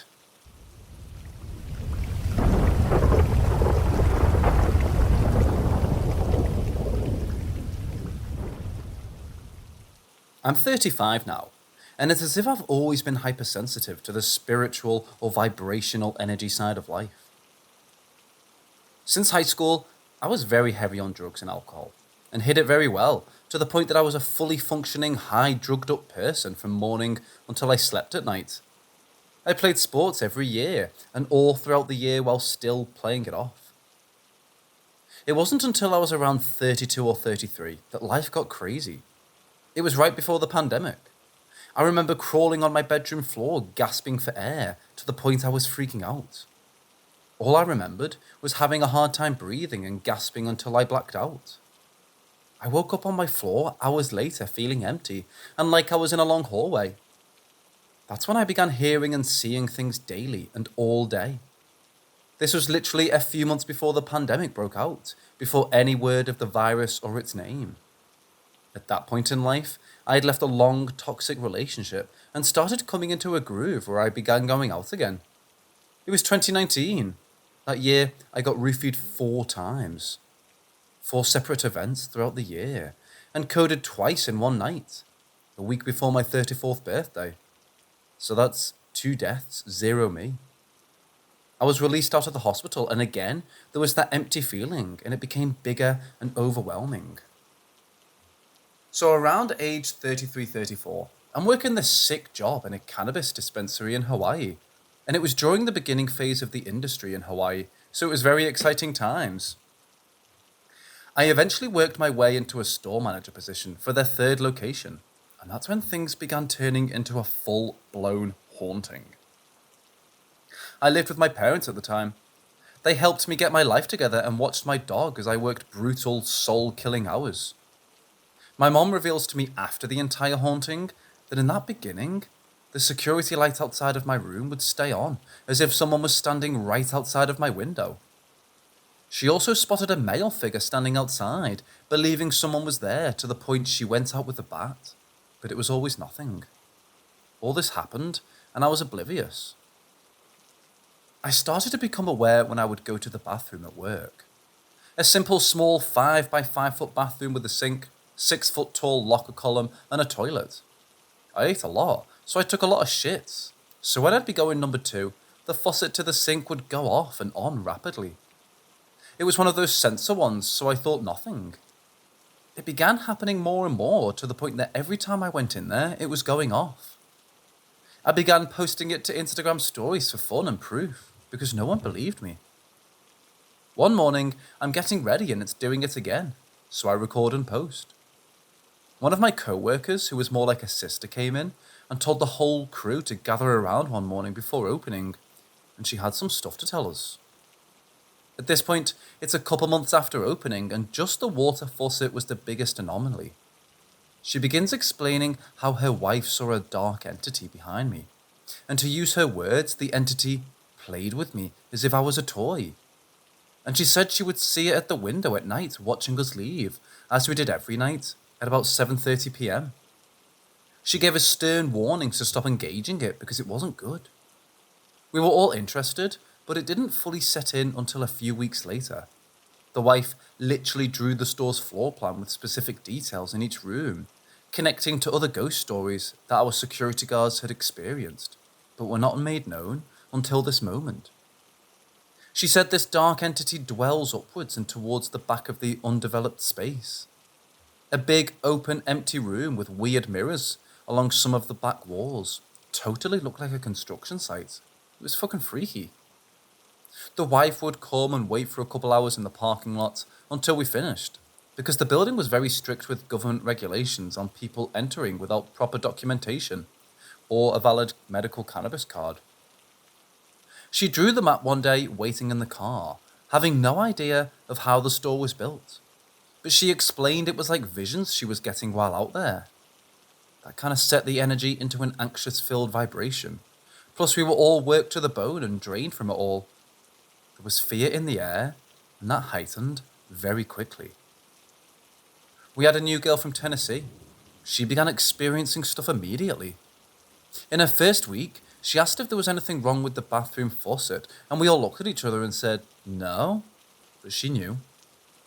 One night, we had a late patient come, and we were helping her on the sales floor together while shutting down. Super casual chit-chat vibe, because she was the sweet auntie type. We had iPads which had a stand that displayed our menu. We had 3 on the sales floor, always in its stand during opening hours. While we're talking to this lady, helping her choose something to help her cannabis needs, one of the iPads flies off the stand and travels about 3 feet. Tennessee and I look at each other with a fearful, what the fuck, look. The room gets silent as we look at each other, and the woman we were helping looks upwards and around, then asks if we got the building blessed.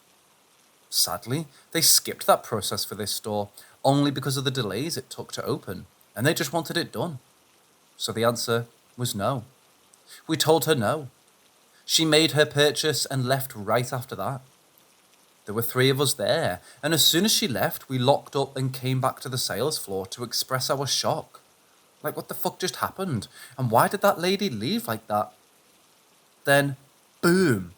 The building shakes as this huge boom on the roof that vibrates the whole room, and being the manager with 2 freaked out girls, I'm like, grab your shit and let's go now. We ran like it was chasing us. Being the manager, I had to close the building down, so they waited right outside the door as I went and secured the building and set the alarm. We left shook and calmed at each other, but I knew for sure that day stuck with them. Security would come and bring us supplies, since we were a few cities away from the main hub. So the guard and I were walking into my office when we swipe with my card and enter. The sensor doesn't register us, so the lights are off. So she tries to manually press the lights on, and nothing. At this point, the hauntings are becoming common knowledge for anyone who frequented there. So we're standing there a little scared, and I jokingly say, we've got to go out and ask the ghost for the light. She looks at me like I'm dumb, and we leave and close the door. I knock and ask out loud, yo, ghost, can you turn the light on? I swipe my card, we enter, and let there be light, working normally. She pieced the fuck out so fast, and I was just in awe, like, oh shit, this is for real, for real. To save some time, I'll summarize the hauntings, because the end is fucking nuts, I promise. Lights are going off and on, and now no one wants to use the bathroom. In the back undeveloped space during broad daylight, you hear conversations and people walking back there. The dark and empty room in a highly secured building, caught on security camera. We have a light switch physically turning off and on, as well as more iPads flying off its stands. I was having to send some co-workers who got locked in a room with lights turning off, and hearing growls because they were scared of getting sick. The speaker system would increase in volume until it was maxed out, but it made a beeping noise as it increases, but no one was near it. A noise made when you physically press the volume plus button, pounding, knocking, scratching from the walls, where the empty, undeveloped space was on the other side. The light bulb fell from the bathroom light when I was in there, unscrews itself and fell in the sink while I was standing in the mirror. We had a locker in the bathroom that would shake and move to the point we found its screws and bolts on the floor every morning. Thinking the locker was going to fall and hurt someone, we move it to the undeveloped space. And then my friend's wife asked her that day if we moved something, and we said yes. She said, not a good idea. She had a dream it fell and hit me, knocking me out in the bathroom, and that ramped up the haunting energy. Apparitions and electrical disturbances on security cameras. Many times I would have to go back to the store after we closed, and every time I left, I could feel someone watching me. And one morning, We would face and handprints on the window, as if someone was pressed upon the glass, peering out. My bottle flew across the room when we walked away for a second, with footprints in the spilled liquids. Footprints that didn't match any of us. Lights, fans, phones burning out around me at home. My mum and I started hearing loud booms in the backyard at 3 a.m. So many others, but my mind is running wild. This was all in a 5-month period to give even more of an idea of how fast it all happened. Okay, last one before end. It made to our COO.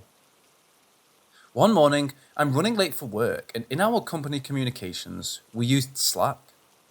Under my account, something messages asking, "Where's Aaron?" in an open channel. At the same time, I'm having a conversation with my assistant. I'm now leaving my home. That day, I was delayed when one of my window jealousies cracked and broke. I didn't see the question asking for me until I got into work.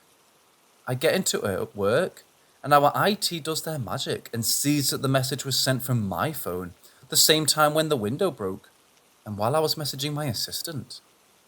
Now, on to the end. All during this time, our corporate office was too busy to even entertain a blessing. But after all of that, and it physically affecting us, I was able to look for someone to bless it. At that time, we had a Kahu, or spiritually intuitive teacher healer person, used in our family, because she helped detach an entity from my niece, keeping her from sleeping and eating, to the point she was going to the doctors and they didn't know why. So one day, before opening, I called her and she knew. She said, "He's right behind you." I'm on the other side of the lobby wall in the undeveloped area when my friend comes through the door saying she heard a growl and she feels sick to her stomach. She was right on the other side of the wall from where I was. I have to send her home because she's pale-faced and shaking. This Kahu begins telling me that this entity is not good. He was obsessed with watching me and playing with me, hence all the disturbances. She begins to explain more that he attached his energy to me during our construction build walkthroughs, the same time when my mom started seeing that guy outside in the backyard, and the security light right outside my room constantly getting triggered and staying on at night. The big one was when she explained that he was a child molester and did a lot of horrible things when he was alive, and that he died in the area behind our building by water. Either he drowned or someone drowned him. That's why the water faucet kept going off and on. So I'm floored, but quickly after that events aligned and we finally got blessed. And it was the perfect energy cleanse, which calmed things down completely.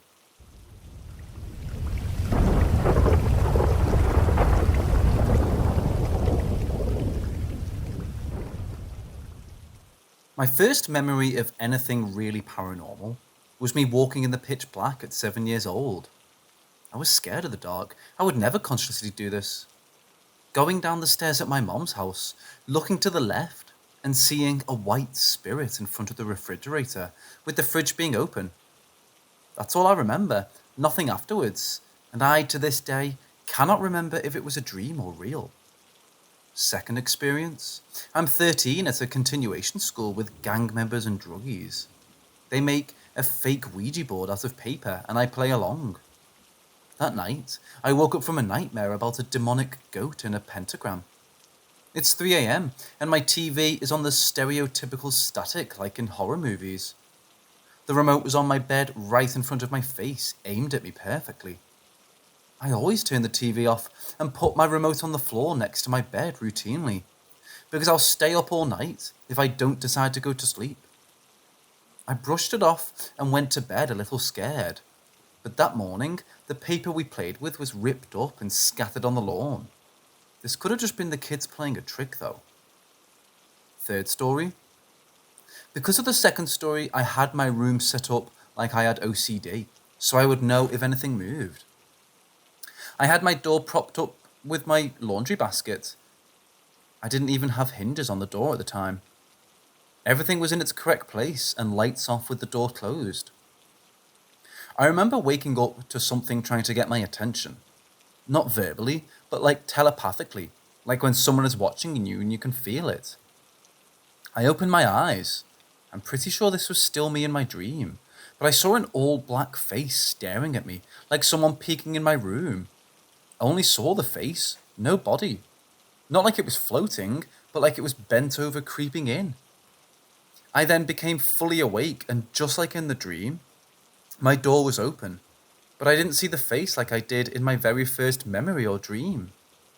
I look around, and the hallway light is on, like my vision, but no face. My light and ceiling fan are on, and my fucking office chair that's always perfectly parked in front of my desk was rolled all the way to my bed to where it was touching my bed.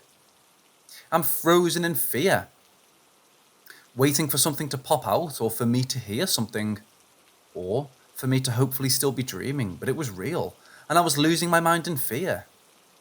This all happened at 6 a.m. this time.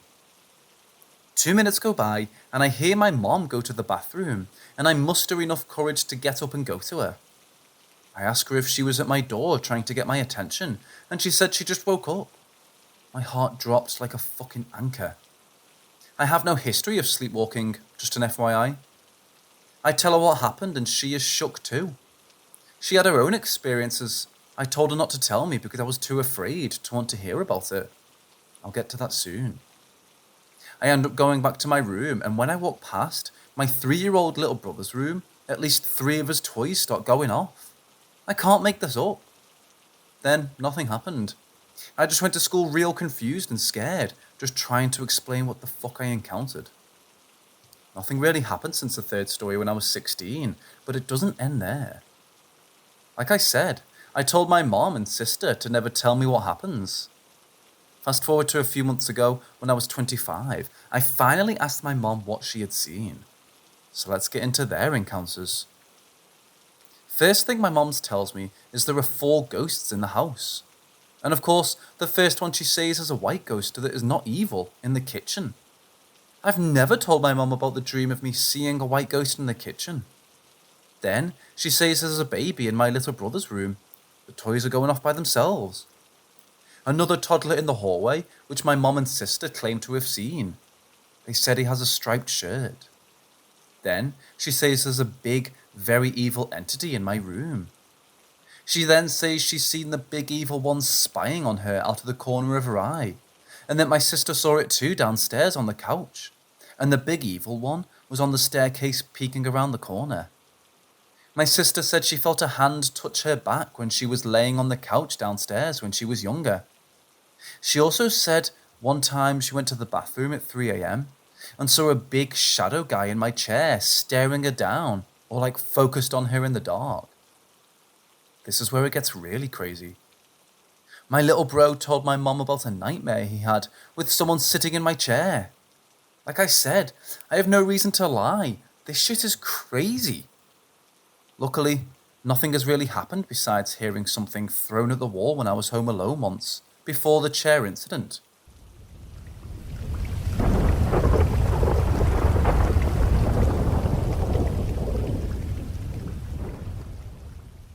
My neighbour was a woman who drank a lot, did a lot of drugs, and had a lot of money. For purposes of anonymity, let's call her Jane. I wasn't too close with her, but sometimes she'd want company, and I'd get high with her, or she wanted company to the store and would buy me whatever. One day, she comes to my door after recently being discharged from the psych hospital. Jane was already high and drunk, and basically tells me we're going out, and we're going to party, etc., and I agreed. Long story short, after going to a bar and drinking, she wanted some cocaine and kept talking about it. I, at the time, was an addict, mostly abstaining from street drug use, but was taking methadone and was familiar with the drug spots. And since she was just going to spend hundreds and give me a bunch of money for myself, I told her that while I can't get coke, I can get crack. She was okay with that, so we went to the west side of Chicago. On the way, her BMW security system activated, because earlier she left keys in the car and climbed through the sunroof to unlock the car and retrieve the keys. Out of nowhere, the wheel locked and we had this whole ordeal. The panic of that incident transformed Jane into a fun-loving drunk to a violent, belligerent one. She went from being sweet to being like the Exorcist. And this transformation occurred as we were in the hood, a mile from the open-air drug market. Somehow, I managed to make the deal go down without her creating a scene or drawing attention from the police, etc. I picked up like $100 of crack and $100 of heroin. We got in the car, and she started speeding and talking about suicide. I was so freaked because I couldn't persuade her out of the insanity, so I pulled out the drugs so I can at least calm my nerves with opiates before the inevitable crash and/or arrest. Jane demanded to use when she saw me pull out the bag. I tried to explain to her that we had no crack pipe and we couldn't use yet. None of that got through to her, and she ripped the bag out of my hand. Unknowingly, she grabbed a bag of heroin, ripped the stop with her teeth, and snorted it. Shortly afterward, we finally crashed when she failed to stop at a light and rear-ended a young black man in the heart of the ghetto. The crash snapped her out of her insanity, and she rushed over and gave the man $50 and some weed. His car wasn't damaged, and he understood by our dialogue we had drugs on us and needed to dip. So he accepted what she gave him, and he even helped calm her down and bring her to the car. After that, I was allowed to drive, and I could see the drugs were taking effect, and she was falling into a blissful but conscious state. When we arrived back home, I walked her home and left with all the drugs, knowing she had too much. At this point, she was still conscious, and as far as I knew, she had none of the hard drugs we had just picked up, but did have alcohol and the Xanax she's prescribed. After that night, I hadn't seen her for about a week and was nervous something happened to her. I googled her name and found out she died that night. It hit me so hard, and after that, I started regularly using it again. One day, I was smoking outside weeks after all this happened, and 2 police detectives arrived at my place. They knew we were together because they got access to the ATM camera where I withdrew money from her card. I told them pretty much everything, but left out the part where she grabbed the heroin from me and snorted whatever she was able to stuff up her nose while she was frantically speeding down the road, raging on about suicide. The detectives left and told me they'd get back in touch after they get a toxicology report and do further investigation. A few days after that, I was smoking a black and mild cigar and filming myself blowing O's. At the time, I recorded myself I was completely alone on my patio, and it was totally silent. I didn't immediately rewatch the video, but when I did, I noticed the sound of a woman's voice whispering closely to the mic, saying, "Hurry up and say it." It took no time at all for me to realize whose voice that was and what she wanted. She wasn't a heroin user and only used accidentally while drunk and raging. When detectives returned a few weeks later, I made a point of telling them. They recorded a video of me telling all that happened for her family. The overdose and heroin use was an open question and confusing to them, so it all fit with my intuition and the words captured on video. I live in an apartment complex and she lived above me. Since then, things fall over all the time. Lights turn on all by themselves. The weirdest incident was I walked in the bathroom and shower curtain was rapidly shaking, and I ran out thinking a rat was in the bathtub, but nothing there. Sounds of footsteps are ever present late at night. I warn friends about it when they stay the night, and every time, every friend that stays will say they did hear strange noises and footsteps.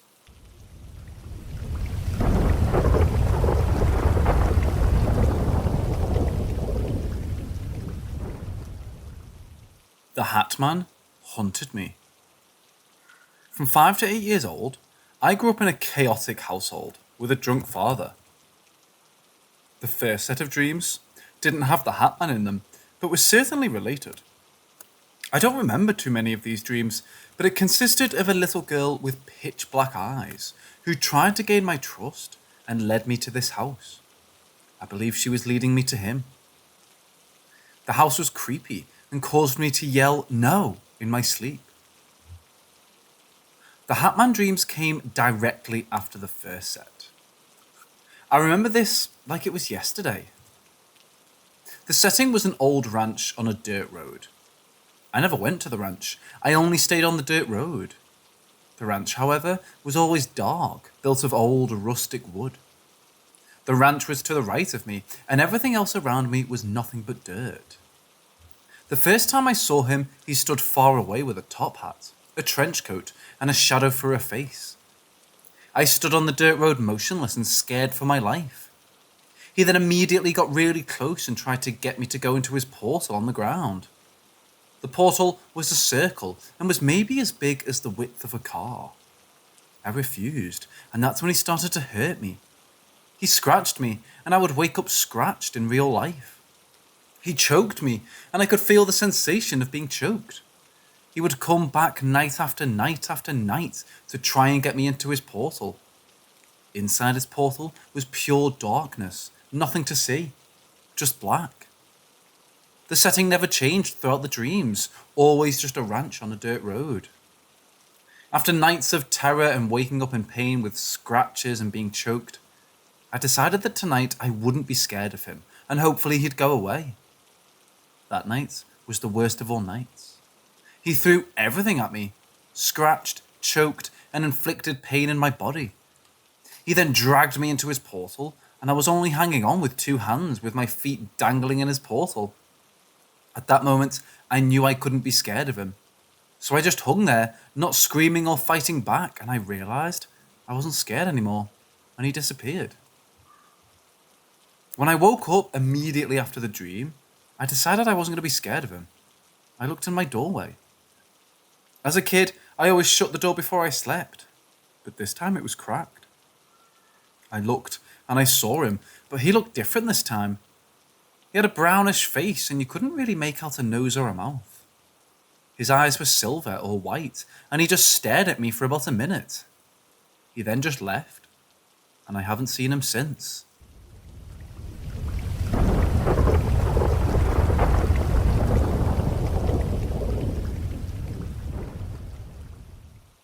I was really little, like still sleeping in my crib in my parents' room, but I was old enough to be able to get out of my crib by myself. I was laying there on my back. I saw the door open, and my dad was there, but he's blue, like dead. Not just his skin, but his clothes sort of blue too, maybe even glowing a little. He makes a funny face at me and starts making silly noises and walking toward me, like he was going to tickle me. I was paralyzed, I was so scared, because this thing looked like my dad and sounded like him, but I knew it wasn't him. He was contorting his face so much and just sounded crazy. Then it just disappeared. I got up and climbed out of my crib and ran looking for my parents. That's all I remember. But I was so terrified I couldn't even scream or call out, and I was too little to be able to verbalize what happened.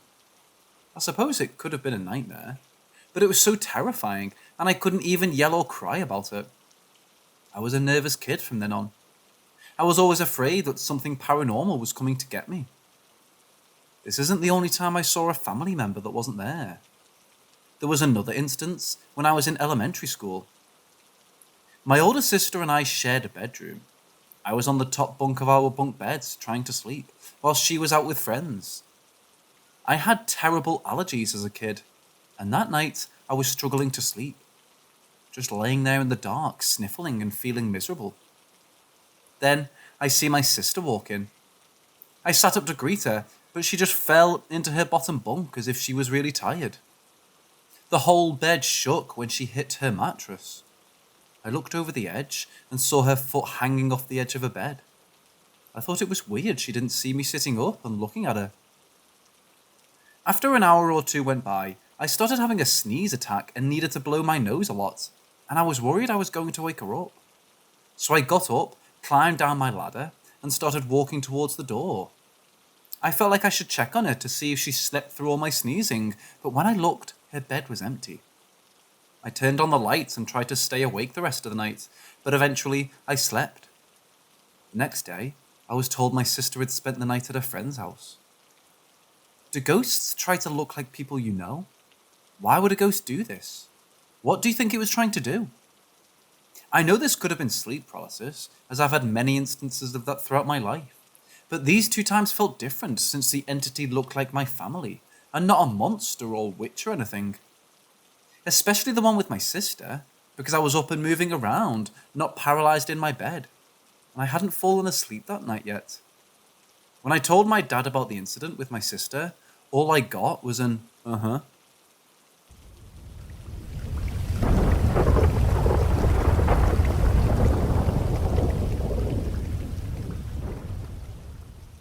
So I moved to a new house a year ago, and one of my siblings is renting out the basement.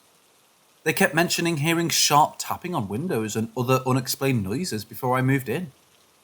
We were doing extensive renovations and literally repainted the whole house from baseboards to ceilings. I never thought much of it until I was in the basement completely alone in the house. Well, I heard the sharp tapping on the window myself and ran outside to catch who did it. No window blinds, and I was standing next to the basement door outside. Well, no one was there, and it was the middle of the day. So neighbours are all gone, and kids are at school. Not many in this neighbourhood currently anyway. Fast forward a few months, and I was doing dishes in the kitchen, and a cup moved in a curved line towards me in the counter. I tried to recreate it and couldn't do it. One day, my siblings and fiancé were home, all in the same room with me, and the light in the dining room began dimming and flickering. Then, on the 4th of July weekend, my cousins were visiting, and one of their kids, who was alone since the others were outside, yelled from one of the bedrooms that the light kept turning off and on. Then, on the same weekend, I was in the kitchen, and a covered plate of raw burger patties fell off the stove top without anyone touching it. And yesterday morning, I woke up and noted that my feet were cold, and I needed to pull the blanket back on them. When I felt the blanket put back over my foot, like the laundry detergent commercials where they shake the sheets out, then felt a light pressure in what felt like the shape of a hand. I didn't feel like it was malicious in any way, but still, there's been too many incidents with too many witnesses to ignore this any longer.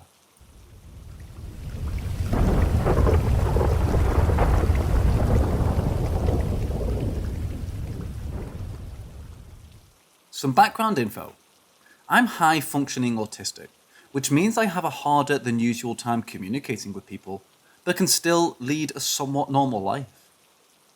So when I was a kid, it wasn't uncommon to have strangers over in the house. My parents had a lot of friends, and my dad worked from the garage, which was a separate building in front of the house.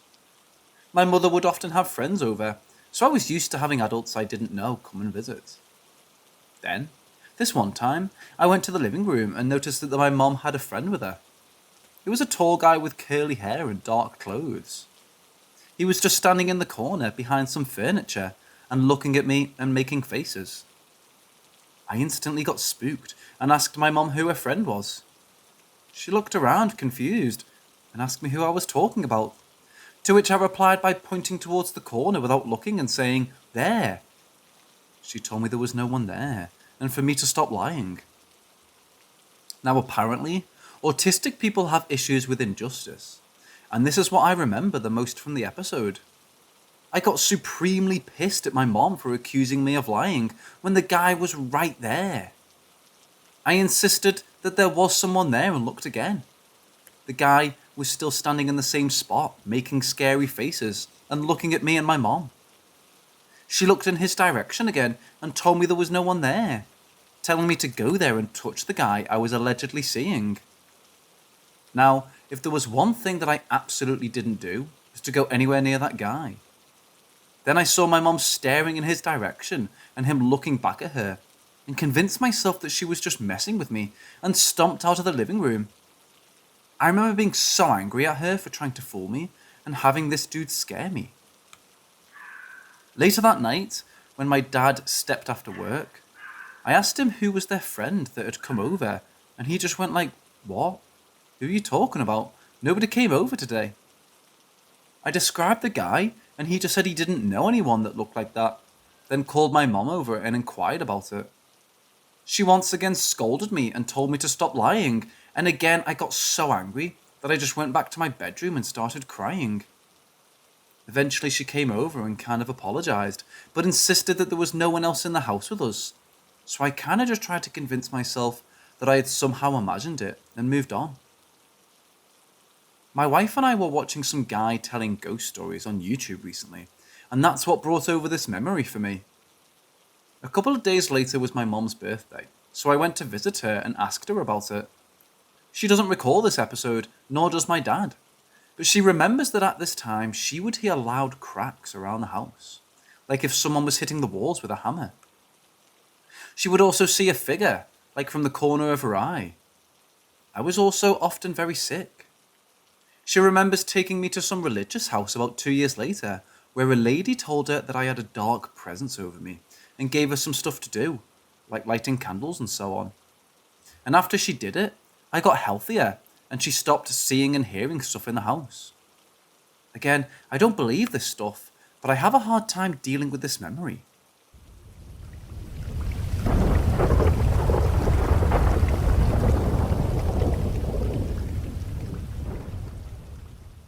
So I've been thinking about this encounter for a while, and there's this one hill that creeps me the fuck out, especially at night. The hill's in a town called Ravenna, located in New York. I went to this abandoned house situated on that hill. Now when I entered the house, it was maybe like 45 degrees outside, which isn't warm, but it was super humid. But the moment I entered it, it felt like I was freezing. It felt like someone left the air conditioner running for hours on end. Now, I'm something that's called a sensitive. It's like a medium, except I can't see the spirits, but I can feel their presence. Now, when I say this house felt hostile, I mean it felt hostile. I felt watched from one room in particular. If I was standing in the kitchen, if you go straight, there's 2 rooms at the end of the hall. I felt watched from that area, but I couldn't pinpoint where in particular. Now this house looked like a tornado tore through it. The floor was rotten and partially missing. There were paint chips everywhere, among other things, and generally just not the best looking. I remember that house being built, and seeing someone move into it, but when I went in, there were belongings everywhere. Think of Chernobyl. It's as if they up and left suddenly and randomly. I even found an envelope with a name on it. Can't remember the name. But I eventually found the kids' room and found a kid's toy, which immediately gave me a shiver and goosebumps the moment I touched it and realized what it was. Once the house felt extremely angry or whatever, I left. And as I was leaving and walking back down the hill, all I see on my left side is a blur that comes to a sudden and abrupt stop, which immediately caught my attention. And the blur was white, but I couldn't make out any details. I just knew it was pissed and was glaring at me.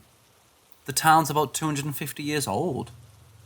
As for where the creature was, it was near the wooded section, which was located pretty close to the house.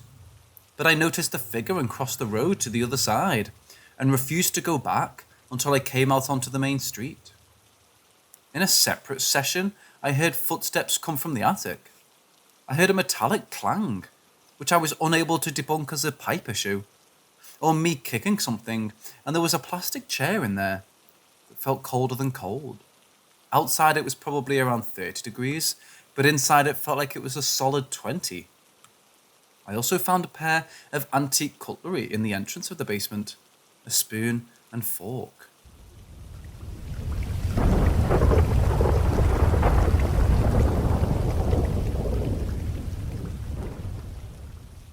So this happened sometime in February. I want to say the middle of February, as it was still fairly cold out. I recently just got out of a psych ward a few days prior to this story taking place. But there's this house on the hill, and it's an absolutely gorgeous house. Around 3,000 square feet, I'd say, basement and an attic, so around 4 total floors. One day I was bored, and decided to go on a walk over to this hill. Now at the time, I didn't even know where this house was situated. I just knew the hill and wanted to go on a walk. So I'm walking, and not much happens in between my house and the hill, besides seeing some shifty guy, which doesn't contribute to the story. So I get to the hill, and I see just how fucking steep it is, and I groan, but go up. Now this hill isn't that bad to walk up. At the time, I assumed it'd be horrible. So I'm walking up this hill, and it's forested on the right side, and the left side had a bunch of houses. So I'm walking up the hill on the right side. It's night by this point, like pitch black. And as I'm walking, I'm just looking around, not seeing a whole lot. Eventually I reach the house, and actually almost walk past it as I couldn't see it at first, and proceeded to say, I remember when this was being built and when people lived in it. And now I'm huge on urban exploration and exploring super abandoned places. So I saunter on in, just driven by curiosity, as I'm curious by nature. And it looks like a bomb went off. Floors are rotten, just piles and piles of debris, and a bunch of other shit. The owners left a bunch of their mail. I would eventually find a Peppa Pig plushie, and this Thomas the Tank Engine sound wheel, but it looked like they just left their shit and left. The attic had a bunch of trash and suitcases as well. But fast forward maybe like a week, I return to this house, and quite a few things happen. As I'm walking around, I eventually reach the living room, and there's this green plastic lawn chair, like the ones you see in the movies, and it was noticeably colder than everything else. Keep in mind, it's maybe 50 degrees out, and this house felt like someone was blasting the air conditioning at max for hours, whereas outside it felt like stepping into a swamp. But I didn't think much of that. As I stand back up, I heard this metallic clang like a pipe or something, so I tried to recreate it. And kicked this piece of metal near me, and it made a totally different sound. So it wasn't me accidentally kicking something, but ultimately couldn't debunk it, so I moved on. And I eventually heard footsteps from the attic, like someone wearing heavy mud boots. Now mind you, there's nothing in the attic that can make any sort of sound. Same as the basement. And upon hearing this, I was beyond interested, and even went up to check it out. Obviously found nothing. So couldn't debunk that either. So eventually, I left. Like an hour later, after only hearing one other thing happen, it sounded like tapping against a metal pipe. Either that, or dripping water. Which was weird, as the house very obviously did not have any utilities. But I leave, and as I'm walking down the hill, I see this large white mass move very and alarmingly quick off to my left. Now it's super pitch black, but I snap my head to it before anything can happen. And all I get was the feeling of being watched, which had happened in the house. When I was in the kitchen, I felt watched from over by this son's bedroom, but not a child's gaze, adult. But me and this white mass more or less make eye contact for a few seconds. Then I just decide to cross the street and leave. I did some digging on that property, and every owner only lived there 2 to 4 years before leaving. The two most recent seem to have vanished off of the site's database. There was no contact information, no new address, nothing. Recently, when I went in there alone, there was a painting of something. It was hard to make out what it was, and a curious George book on the counter. Then, me and a friend went up to the house to hang out in their car, just so we could be in a kind of tucked away place. And they said to me that they saw this shadow figure coming straight at them when they went to take a piss. Oh, and the garage light was on, when it previously wasn't, so we assumed it was a motion light. But it refused to turn off.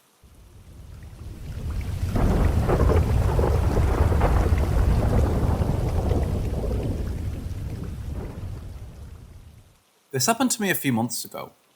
For backstory, the house I live in now, I've been living in for 10 years, and we've never once had paranormal activity, so this was quite terrifying.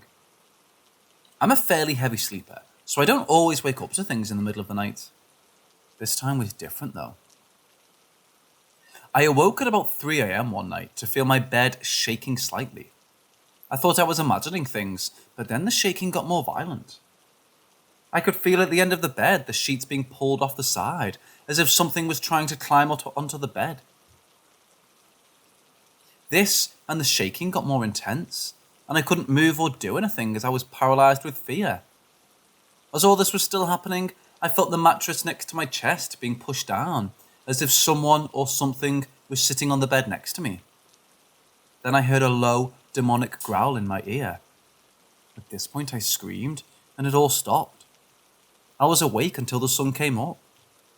I had been half expecting my parents to come running in as their room is right next to mine, and the walls are super thin, but they didn't.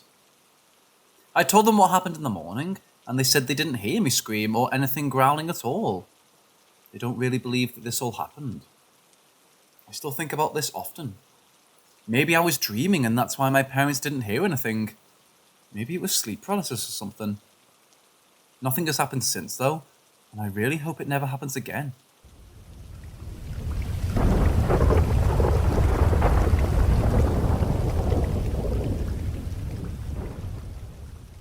In 2016, I went to study abroad for a year in Munich, Germany. I went to plenty of places this time. Local towns to explore and further regions of the country for hiking. I got to know a girl in my program, and we started spending more time together as we were both from the Detroit area and went to the same university. I liked her, and she liked me, and I was a bit more spontaneous with exploring, with the idea of being as random as possible. This particular day was on December 26th, and we were at Marienplatz, a central location and subway station in Munich, deciding on where we wanted to go and what we wanted to do that day. I played a game with a friend back in the States called the Highway game, where we would just drive, take random highways and take exits randomly to get as lost as possible, and we just have a good time talking during our time, trying to get back home without any use of GPS. Anyways, why this is important is because that is what me and my friend were doing at Marienplatz. Just getting lost, which is how we ended up taking an S4 S-Bahn train towards Ebersberg. We still haven't decided which exit we plan to take as we're just sitting on the train and just waiting for the right moment to hop off. We decide to get off at the Boldum stop and begin to walk out to the station towards the village. We're in the beginning stages of talking. Have had some close moments while talking, and this just felt like another timeless talking session with her. We walked around the town and eventually found some woods to walk through that were quite dense, covered with moss on the ground and tall pines everywhere. We made the mistake of going out in the early afternoon, and after an hour train ride, arrived around 3 p.m. And being the middle of December, the sun was dropping quite quickly, making for a forest with a shadowy backdrop, where I couldn't see much beyond 100 feet or so. We found a patch of thick moss void of any trees, which made for a nice spot to lie down and just stare at the clouds moving by. As we sat there taking it all in, I felt like it was a good moment to lean up and go in for a kiss. As I got up on my elbow looking at her, I noticed something moving in the background within the shadows, just darting between the trees. It wasn't more than a few seconds later that I realized whatever was darting between the trees was now darting towards us. I didn't think much of it, since I thought it may have just been a dog, but as it got nearer, I realized this thing was canine and huge. Before it reached us, I stood up and it stopped within feet of us, just snarling and growling extremely loudly. I dragged my friend up and told her to just start walking away. I followed her, but noticed that the canine creature walked in a circular path around us, to the 3 o'clock position from where it stopped. I began to walk with her, and as I turned around to check where it was, I saw that it was gone. We never heard it leave or saw anything run away. The only thing we did hear was a howl about 30 seconds after we left from laying on the moss, at which point we darted to get out of the woods. As we did, we came across a gentleman walking his small dog, greeted him, and felt a sense of security. Nonetheless, we left as quickly as possible and went back to the station to catch the next train back home. Now I know one may be thinking that could have been a wolf, but later that evening I looked to see if there were any wolves in the area, but found that the majority, if not all wolves, were killed following the expansion of human society on the continent, with the closest known population of wolves being near Poland, Ukraine and Russia region. It could have been a large dog, but let me tell you, I have dogs and have grown up around dogs, and have been attacked by a dog before. I know what I saw was not your average canine. It looked wolf-like, but was huge. If anyone has an idea of what happened or is from the Munich area and knows of anything like this happening, please tell me, as my friend and I still talk about how freaked we are about this. All I can say is that just as quickly as I noticed the canine and as it tried to attack us, it was gone, making for a supernatural experience in my book.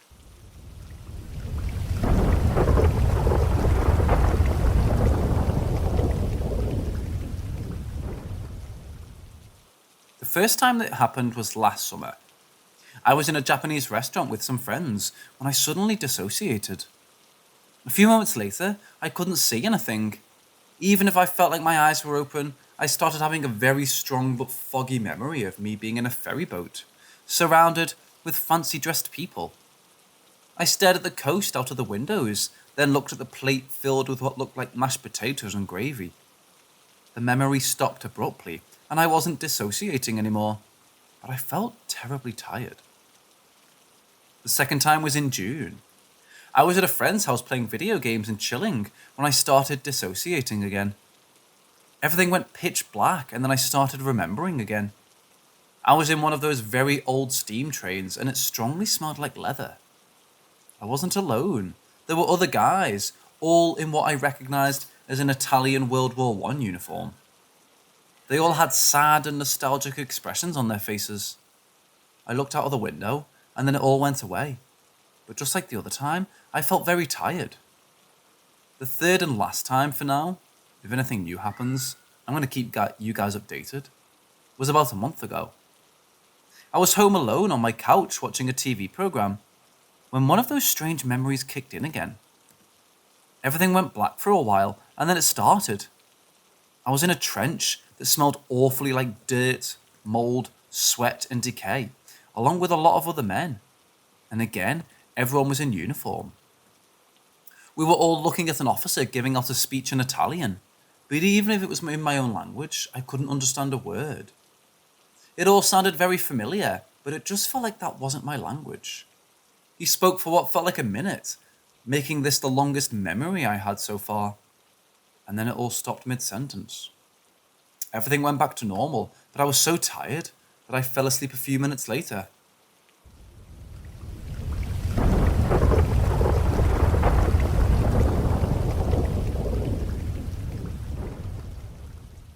In December 2018, I was visiting some friends in Halifax, Nova Scotia, and staying with them. I was travelling with my Portuguese girlfriend. One of the roommates, Hannah, came into the front room where we would sleep and started a conversation with us.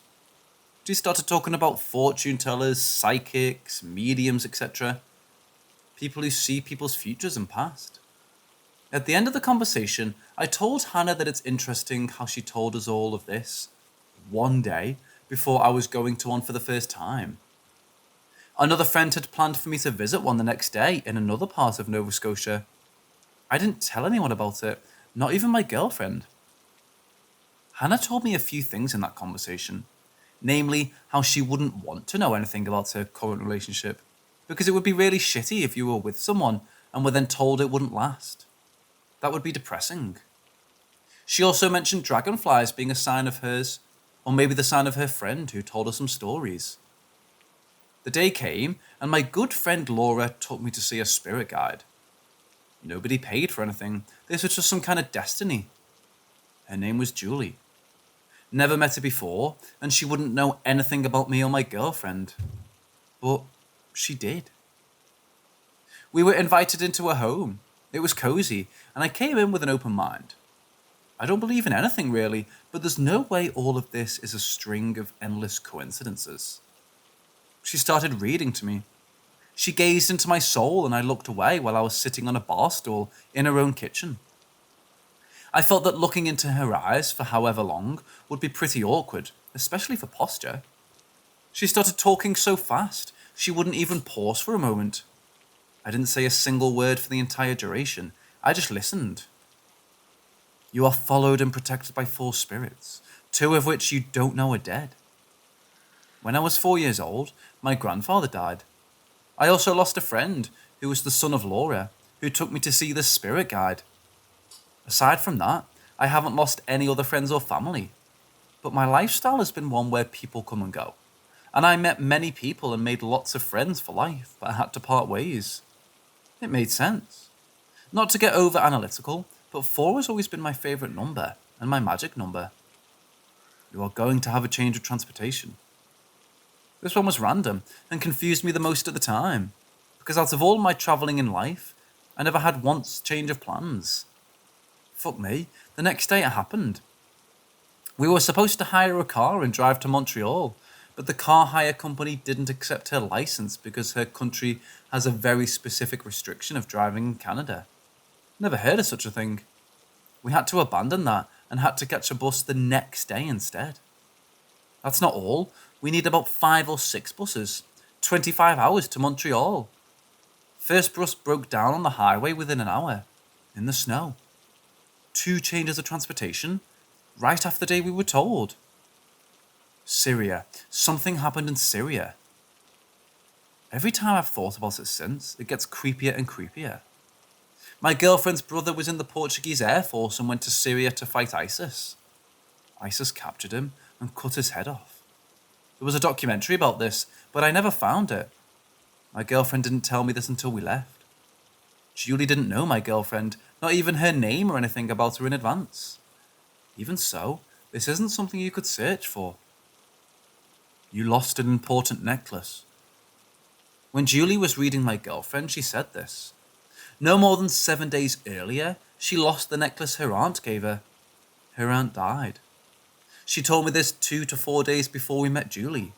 So we were both shocked to hear this, because my girlfriend just told me about it that week. There were also so many obscure things from my past that I hadn't even thought about for 10 to 15 years. You just couldn't make it up, and I couldn't even tell you, but it was real. He wanted to tell you, comrade. My friend that died in 2015 knew me for a few years.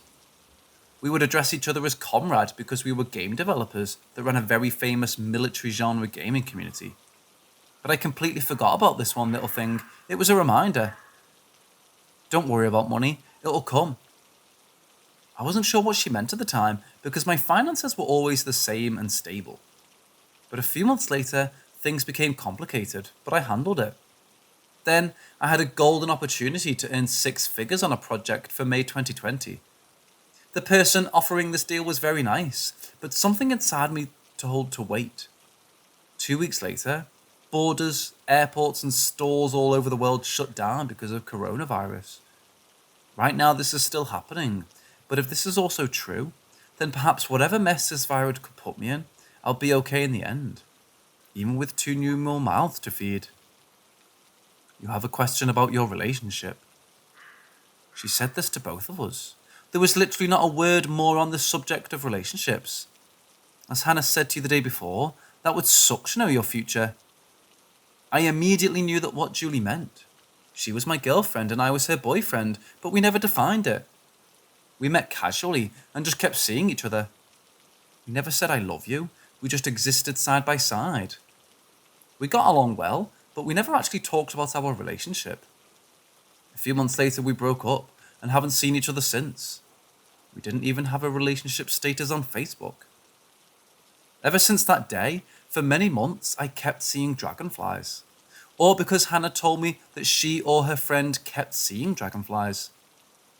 I saw a real, alive dragonfly for the first time in years shortly after this experience. I saw decorations of it in stores everywhere. There were so many more things. I wish I could remember it. I've also seen things before they happened. In January 2020, I had a dream of being in a plane crash. I was living in Lima, Peru at the time. A few hours later, a plane crashed in Iran and had lots of news coverage. I also sensed that I was having a baby girl when my wife, the new girlfriend after the one I visited Julie with, was pregnant. I had such confidence, yet my family of the Whites is cursed with boys. I have a brother, we have a father. He has a brother and sister, but the sister has a son and 2 twin sons. The older son of my aunt now has 2 twin sons. He not only has twin brothers, but also twin sons. My brother also has a son. Despite all this, I just knew I was going to have a girl. I made a goodie bag, put in lots of pink stuff and sent it from Peru to my parents to simultaneously give them gifts and to announce the pregnancy. Not only this, but before I told anyone what my daughter's name would be, my parents gave a gift. A blanket with the moon on it. Her name is Luna.